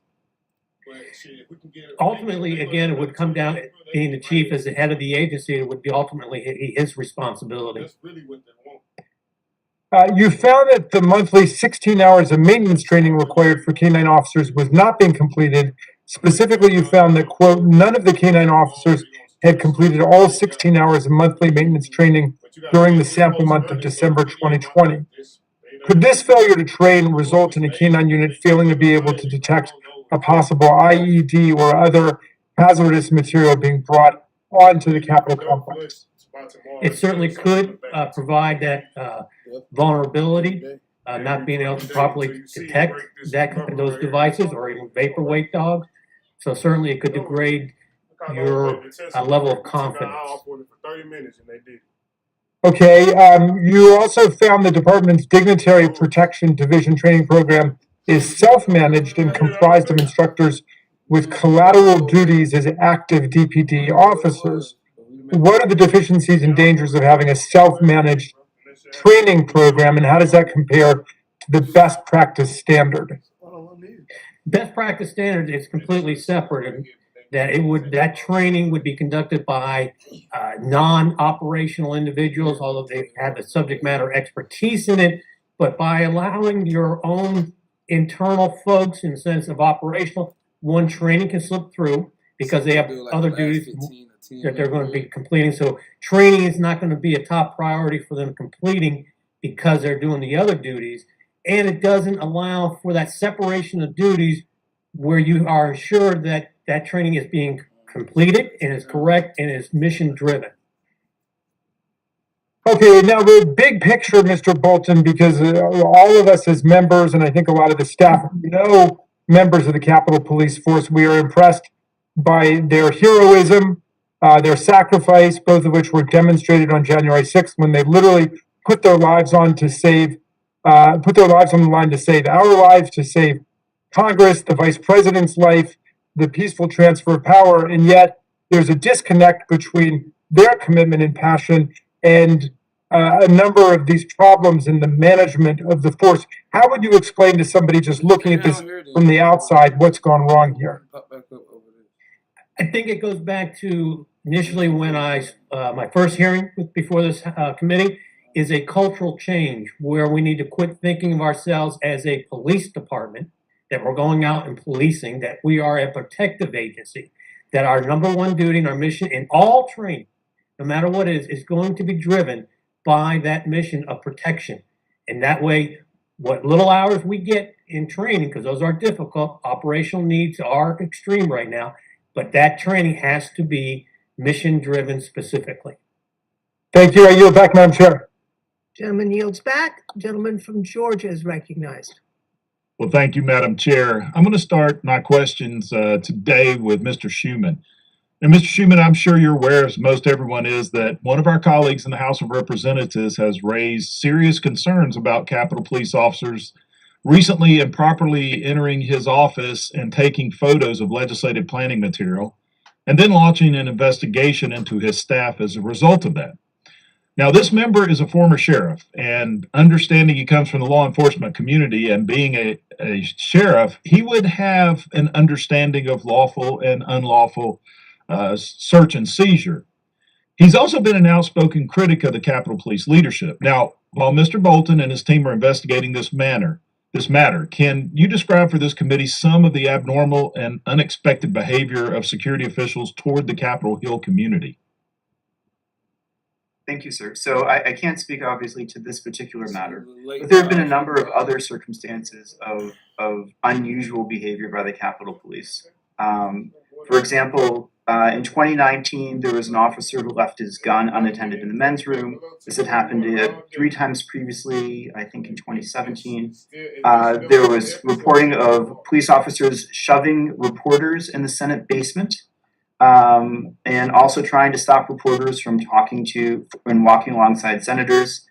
In our research, we've identified, Inspector General Bolton was talking to sort of a protective approach, like that newer model, but the Capitol Police spend a lot of time arresting people for things like smoking pot on their porch 5 blocks from the Capitol, or going to Union Station and helping to remove unhoused people from Union Station, which is not something that one would expect of the security force focused on protecting the Capitol. There was the incident 2 years ago, I think now, where there was, they couldn't determine whether a plane was heading to the Capitol building, and they kept everything on an orange lockdown or whatever the color is for a half an hour. There were reports that the Capitol Police had killed reporters. And then, of course, there have been more recent circumstances. I think one officer was accused of keeping a copy of the Protocols of the Elders of Zion at his post, which is an anti-Semitic tract created by Tsarist Russians at the beginning of the last century. And of course, there was the police officer who recently tried to help one of the folks involved in January 6th avoid arrest. These are all inappropriate behaviors that we've seen from the Capitol Police that suggest significant problems inside. Now, in any of those instances, was there ever accountability for their actions? So in a couple of them, I believe that the officer who helped one of the people who attacked on January 6th, I think he was fired. I think he was ultimately terminated. He may have just been suspended. I think there was a consequence for the person who had the Protocols of the Elders of Zion. In the other circumstances, we know that there were retaliation against officers who, for example, shared information about the police officer, one of the police officers left his gun in the men's room. But I am not aware of other steps that would be taken. That information is not routinely released to the public, so it is difficult to discern what, if any, remedial actions have occurred. I should add, though, that when you read the ongoing litigation brought by Capitol Police officers, and when you talk to the Capitol Police union chief, they seem to suggest that there is a real distinction between the folks at the senior end of the leadership and the rank and file in terms of how they're treated and how discipline is meted out. It's difficult to discern what that looks like from where I sit, unfortunately, without access to those records. So how can we better hold the Capitol Police leadership accountable in these type of situations, or to assure they're not abusing their power like has been recently alleged? Well, so I think there's a couple things you can do. One is you can increase the oversight of the Capitol Police Inspector General, and to make him and his office fully independent in all the ways that my written testimony describes, that voluminous length that I'm sure was great fun to read. I would also suggest that the Capitol Police Board and the Capitol Police Chief structure don't make any sense. The lack of transparency and accountability to you, to the press, the public, to the people on Capitol Hill, all indicate significant problems with the way things are managed. As far as we can tell, there seems to be a network of a handful of folks at the top of the Capitol Police leadership who kind of protect each other. And this is something that we can't have if we want to protect the Congress. Sorry, sir. I'll let you go ahead. Okay. One last quick question. It may not be quick, but we'll answer however you can. But, when it comes to January 6th, we have been told that the executive branch had sought to get certain data from members of Congress, cell phone data, metadata, et cetera. This is concerning as well. And I think you've raised concerns about that data. Can you touch on those concerns here for the record? Yes, and I'll be brief in light of the time.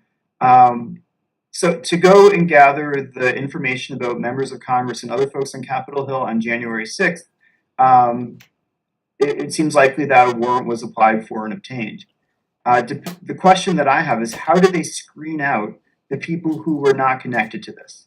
Did they go and sort of do a dragnet look on a previous date as a way of filtering out these individuals? That is one possibility. Did they do so through a warrant? These folks were not connected to what went on. So there's questions about how that was done. Were they gathering cell phone and other metadata about the individuals, the journalists, the visitors, the lobbyists, the family members, and the members of Congress with their personal devices? How that was done, the mechanism that this filtering happened, is concerning. Now, it could be that they purchased this information and basically did an end run around the Fourth Amendment, which is why there's legislation to address that sort of issue, but we can't tell. And we know there's a long history of the executive branch keeping an eye on the general public and members of Congress. We saw that with the CIA and the torture memo on the Senate side. So it is concerning. More information needs to be disclosed here about what happened.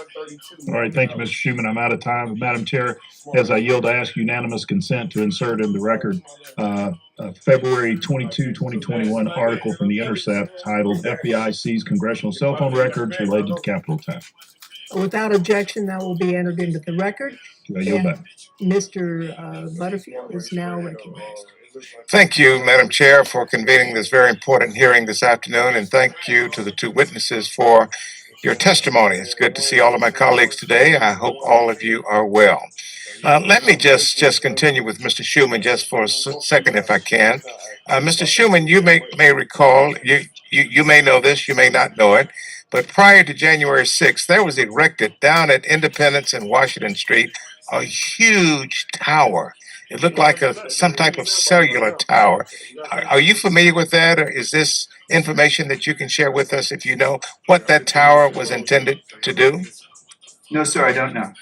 All right. Well, let me stay with the intelligence line of questioning. Mr. Bolton, what is the importance of department personnel understanding what intelligence is and how to act on information appropriately? In other words, what is the importance of understanding intelligence information? Just think it out. Let me know. First and foremost, you need a well-trained force to understand intelligence and to be able to compile that intelligence in order to look at your potential threat assessment. Given the fact that there are so many protectees, based on what I call all members, both on the House and Senate side as a protectee, whenever you go off this campus, there is a gap in security because you're not going to have an individual detail on you. So it's incumbent upon the Capitol Police to be able to reach out to their resources, whether it be local authorities, the local congressional staff in that district, and try to be able to assess what is the threats out there. Generally, if you look at, especially with some of the recent ones, it would be the ball field shooting that Mr. Davis alluded to, and the Arizona with Ms. Giffords, there were signs that were missed. There are social media signs that were missed that we could have, again, Monday morning quarterbacking, but those are the type of things that we need to be aware of in order to properly protect the members of Congress. Well, since January 6th, has the department initiated any intelligence training, even just basic intelligence training to educate the sworn personnel? They made stride. They have hired additional analysts. Some of them, I believe, are still in training. They should be finished up this month. They have been conducting intelligence briefings more at the roll calls for the individual officers. So there is an educational process. I like to see more of it as far as teaching more in the basic school on what the officer should be looking for and to be able to understand what the intelligence means. What are the benefits of mandating personnel to be able to obtain and maintain a clearance from a security perspective? Well, first of all, what you're doing when you are making your force, I'm strictly talking about the Capitol Police, sworn and civilian. If you're sworn with top secret clearance and you're civilian with least minimum secret, you are elevating and raising the bar of your expectation of your employees on and off duty. They recognize that that they are certain expectations, whether it be here on campus, you have to be apolitical, on and off duty. This is simply as it is as a Capitol Police officer. It also provides a layer of protection against insider threat within the Capitol Police. Just recently, I think there was an article about a lieutenant within the Metropolitan Police with certain allegations that are raising questions. So it's very important to have that, but also allows the officers to move about from one position to another without having to, whether it be the SCIF or some other position within the Capitol Police, if everybody has a top secret clearance. Thank you. Thank you, Madam Chair. I yield back. Someone yields back. Mr. Style is recognized. Thank you very much, Chair Lofgren. Speaker Pelosi has politicized and centralized control of the security in the United States Capitol. This can be seen through the implementation of fines for not wearing a mask on the House floor. It can be seen through metal detectors to enter the House chamber. And it can be seen through the extended closure to the public of the United States Capitol and the People's House. And unfortunately, it appears that this trend of politicization is getting worse. This isn't about the rank and file members of the Capitol Police who we all support. This is about leadership. There's been a concerning reports from the Capitol Police Intelligence Division investigating members of the public who are meeting with their elected representatives. There's also allegations that USCP is even investigating a lawmaker and photographing their office, as was discussed earlier. Let me be clear. I support the men and women of the Capitol Police, but many are feeling that Speaker Pelosi is using the Capitol Police as just another political tool in Washington. We cannot let this stand. It cannot continue. Mr. Bolton, in Chief Manger's reply to my letter regarding the published report about Capitol Police reviewing citizens meeting with their members of Congress, she requested you to investigate the reports, in particular as it relates to the Intelligence Division. Have you begun this investigation? And do you have any updates for us at this time? Wouldn't be able, yes, we have begun on both counts of the open source review as well as Congressman Newell's request. I can't give you an update at this time. It's ongoing, so I will hold any information until we have completed our investigation. But they are a top priority for my office, and we are working diligently to get those reviews completed. I appreciate your efforts in this regards. Maybe you can answer this question. Let me break them down. One is it regards the oversight of citizens meeting with their members of Congress. Are you receiving full cooperation, or are you meeting any resistance? We're receiving full cooperation from the department. Okay, and then as it relates to the investigation of a member of Congress who has alleged that individuals from Capitol Police came in, photographed evidence, that investigation you noted is ongoing. Are you receiving any resistance during that investigation, or are you receiving cooperation? We're receiving full cooperation at this time. That's positive to hear. I, along with my colleagues, look forward to reviewing your full report and hope that we're able to have a hearing when those reports become available. Let me continue with you, Mr. Bolton. One of the new policies put in place during the extended closure of the People's House, the United States Capitol, is that if a group of people or group of individuals want to meet with a lawmaker, the office has to send their names in ahead of time so that they can enter the building. Mr. Bolton, in your opinion, is there a security purpose or need for this type of closure? Well, it depends on what you're speaking. I think now that may be outside of my immediate purview, that those names are being submitted to the House Sergeant of Arms. So that's not within my purview of that. And that probably will be captured, or at least we'll have a better understanding to answer your question once we completed our review of the open source issue. So that, right now, I wouldn't be able to answer that completely for you. Understood. Mr. Schuman, do you believe that such a procedure would actually chill speech and limit individuals' opportunities to meet and speak with their member of Congress? Well, it sounds like the underlying question is whether the Capitol complex should be closed, which you're raising as is that, am I understanding you correctly, sir? Yes, and the fact that for a citizen to meet with their member of Congress in a congressional office, the name of that individual needs to be submitted and recorded by Capitol Security. Yeah, so I would suspect that probably has a chilling effect on some folks who would wish to come and meet in person in the Capitol, although there are alternate venues that are available to do so. I think that let me only because we're limited on time here, Mr. Schuman. Let me continue with you. The Sergeant at Arms, Mr. Walker, has mentioned in recent testimony that he's exploring implementing an insider threat program. Are you aware of any similar type of program ever been implemented before in the United States Capitol? Not in the Capitol, no, sir. And are there particular concerns with such an implementation that you would have in the United States Capitol, in particular in the legislative branch? Yes, if implemented badly, like we saw, for example, recently with the Department of Commerce, an insider threat program could basically spin out of control. The concern. So I appreciate your concern. You highlight my concern. So, Madam Chair, here's my concern. The security apparatus of the United States Capitol, I think, is continuing to be politicized by Speaker Pelosi. There's a lot of questions. We're having a good conversation here. All of us support the men and women of the Capitol Police, but we're challenged by some of the leadership decisions we're seeing here in the United States Capitol. Appreciate you holding today's hearing. I hope we have more of these in the near future. Gentleman yields back. Mr. Aguilar is recognized. Thanks, Madam Chair. Thanks to our witnesses for being here and for participating. Let me try to get you're being asked a lot of questions outside of your topic, Mr. Bolton. Let me try to get us back on topic. You talk about in your testimony the 104 recommendations that you provided and where they are within the queue. Specifically, I guess from a top level, what's needed to implement those recommendations? Do we need more time? Do we need more leadership? Do we need a change in policy direction? What do you feel to go from 30 to 50, from 50 to 70? Ultimately to get to all 109 recommendations, what's going to be the most effective tool that we can use?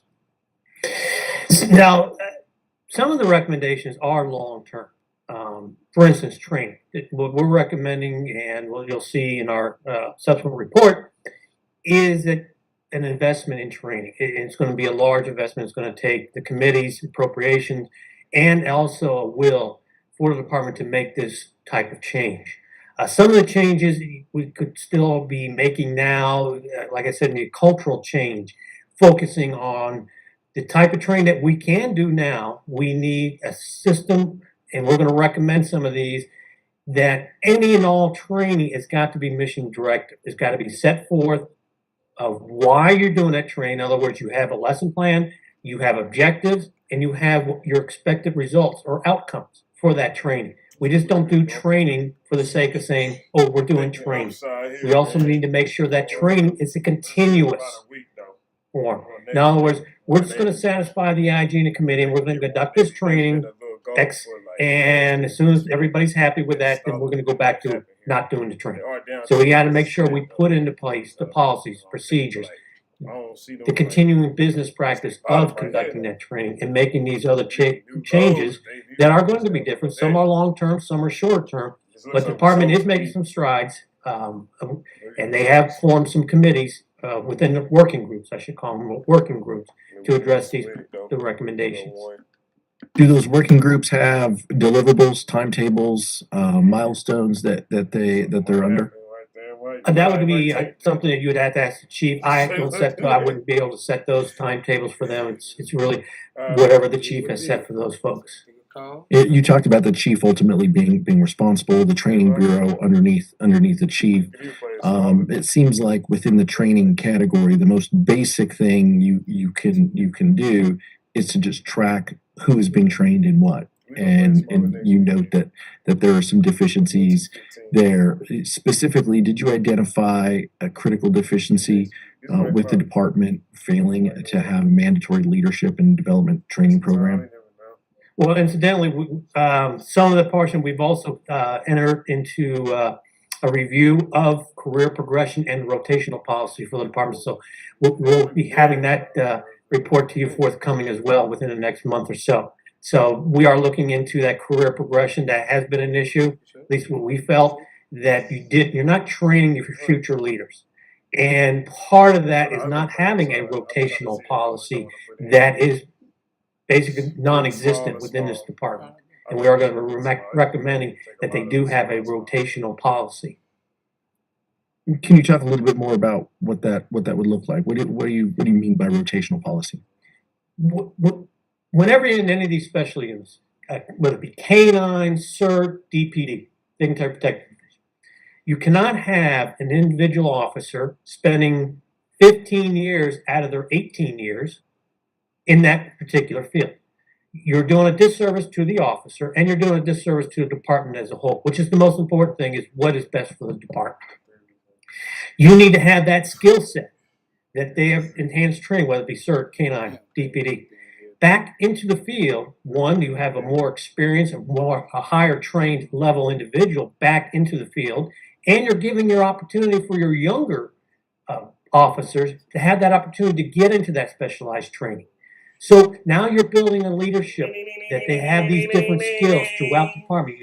They can't spend their entire career sitting in SCIP or in the House Division or the Senate Division. You need to have a mandatory training that a department can come up with 4 years, 5 years, whatever. They can model after certain other federal agencies where you're given one The dog. market is And closed, once ladies that and dog gentlemen. is If you're tuning in, we are still live. The market is closed, ladies and gentlemen. It looks like this briefing is still going to be going on, but we just going to tune into the after hours action. Looks like Roku is about to report here in about 5 minutes, so we're going to tune into that. Stick around for a little bit. The SPY did sell off. The market did get deep red there. Looks like it's already starting here. Action getting started here. So let's see. They supposed to report in about 5 minutes, so you're going to see some early momentum here. Kick in with it.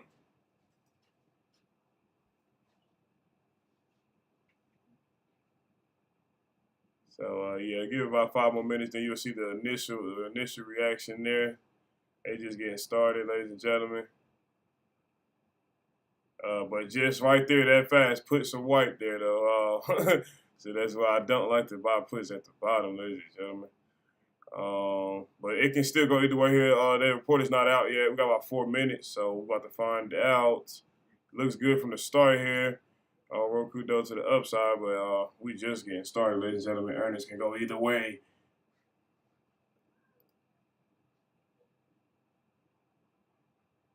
Let's see.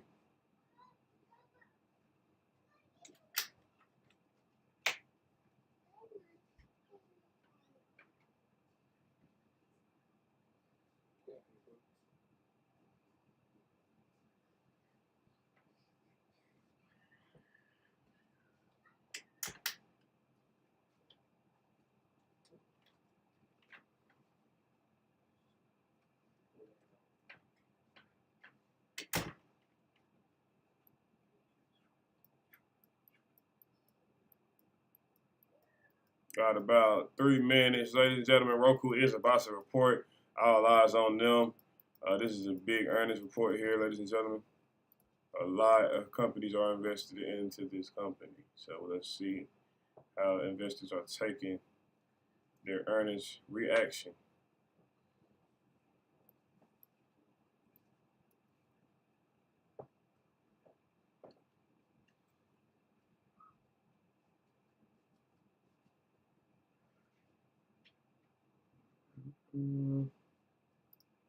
What a day, though, man. What a day. What a day.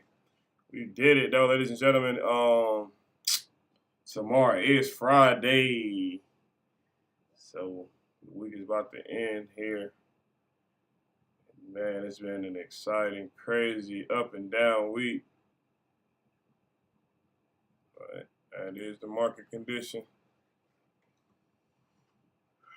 Looks like the report is not out yet. It is coming here though in about 2 minutes. They're pretty accurate with the timing usually. You'll either see a huge pop here, or you're gonna see a huge drop here on earnings though. They had an empire move about 18%. So they gave you 10% down here today. So let's just see if they can really do that.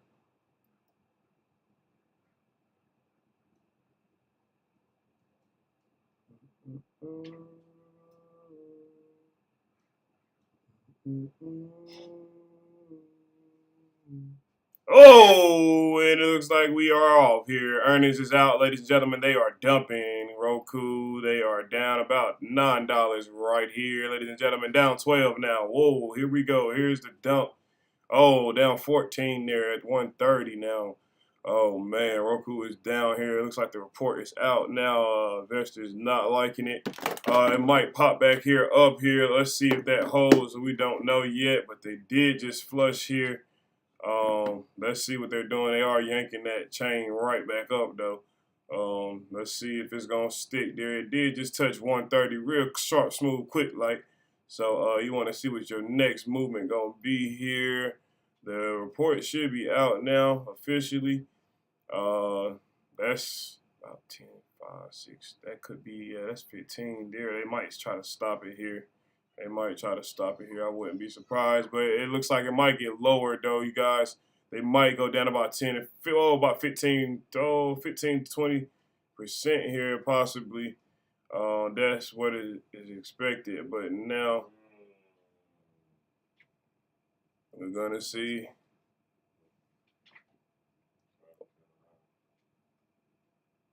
Oh, it's still dumping, ladies and gentlemen, down 12 now, almost at 8% there. So, yeah, halfway through your implied move. Looks like they just continued to sell in there. Oh, 132 was your winning number there at the hours right now. Oh, man. 131. Oh, they're dumping it now at the Roku here. Will this become Netflix or PayPal? I don't know. Will they yank it back up like NVIDIA? We do not know. It is too early to tell, but it looks like they are about to flush it here. At this current moment, ladies and gentlemen, they are yanking that chain, being really strict about it, though. I can see that. This is the earnings report, though, ladies and gentlemen. They are down. Roku is down. Roku is down. Oh, man. So short term here, market is down here.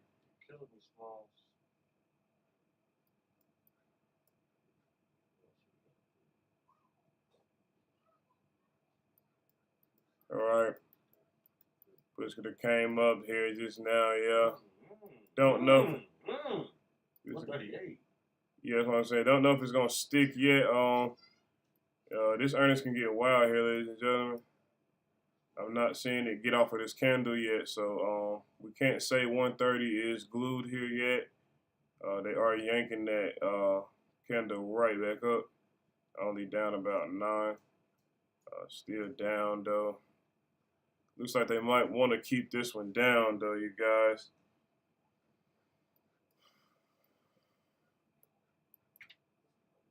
Future looking brighter here though. At Roku though, more room to the upside in the long term. That's a good thing.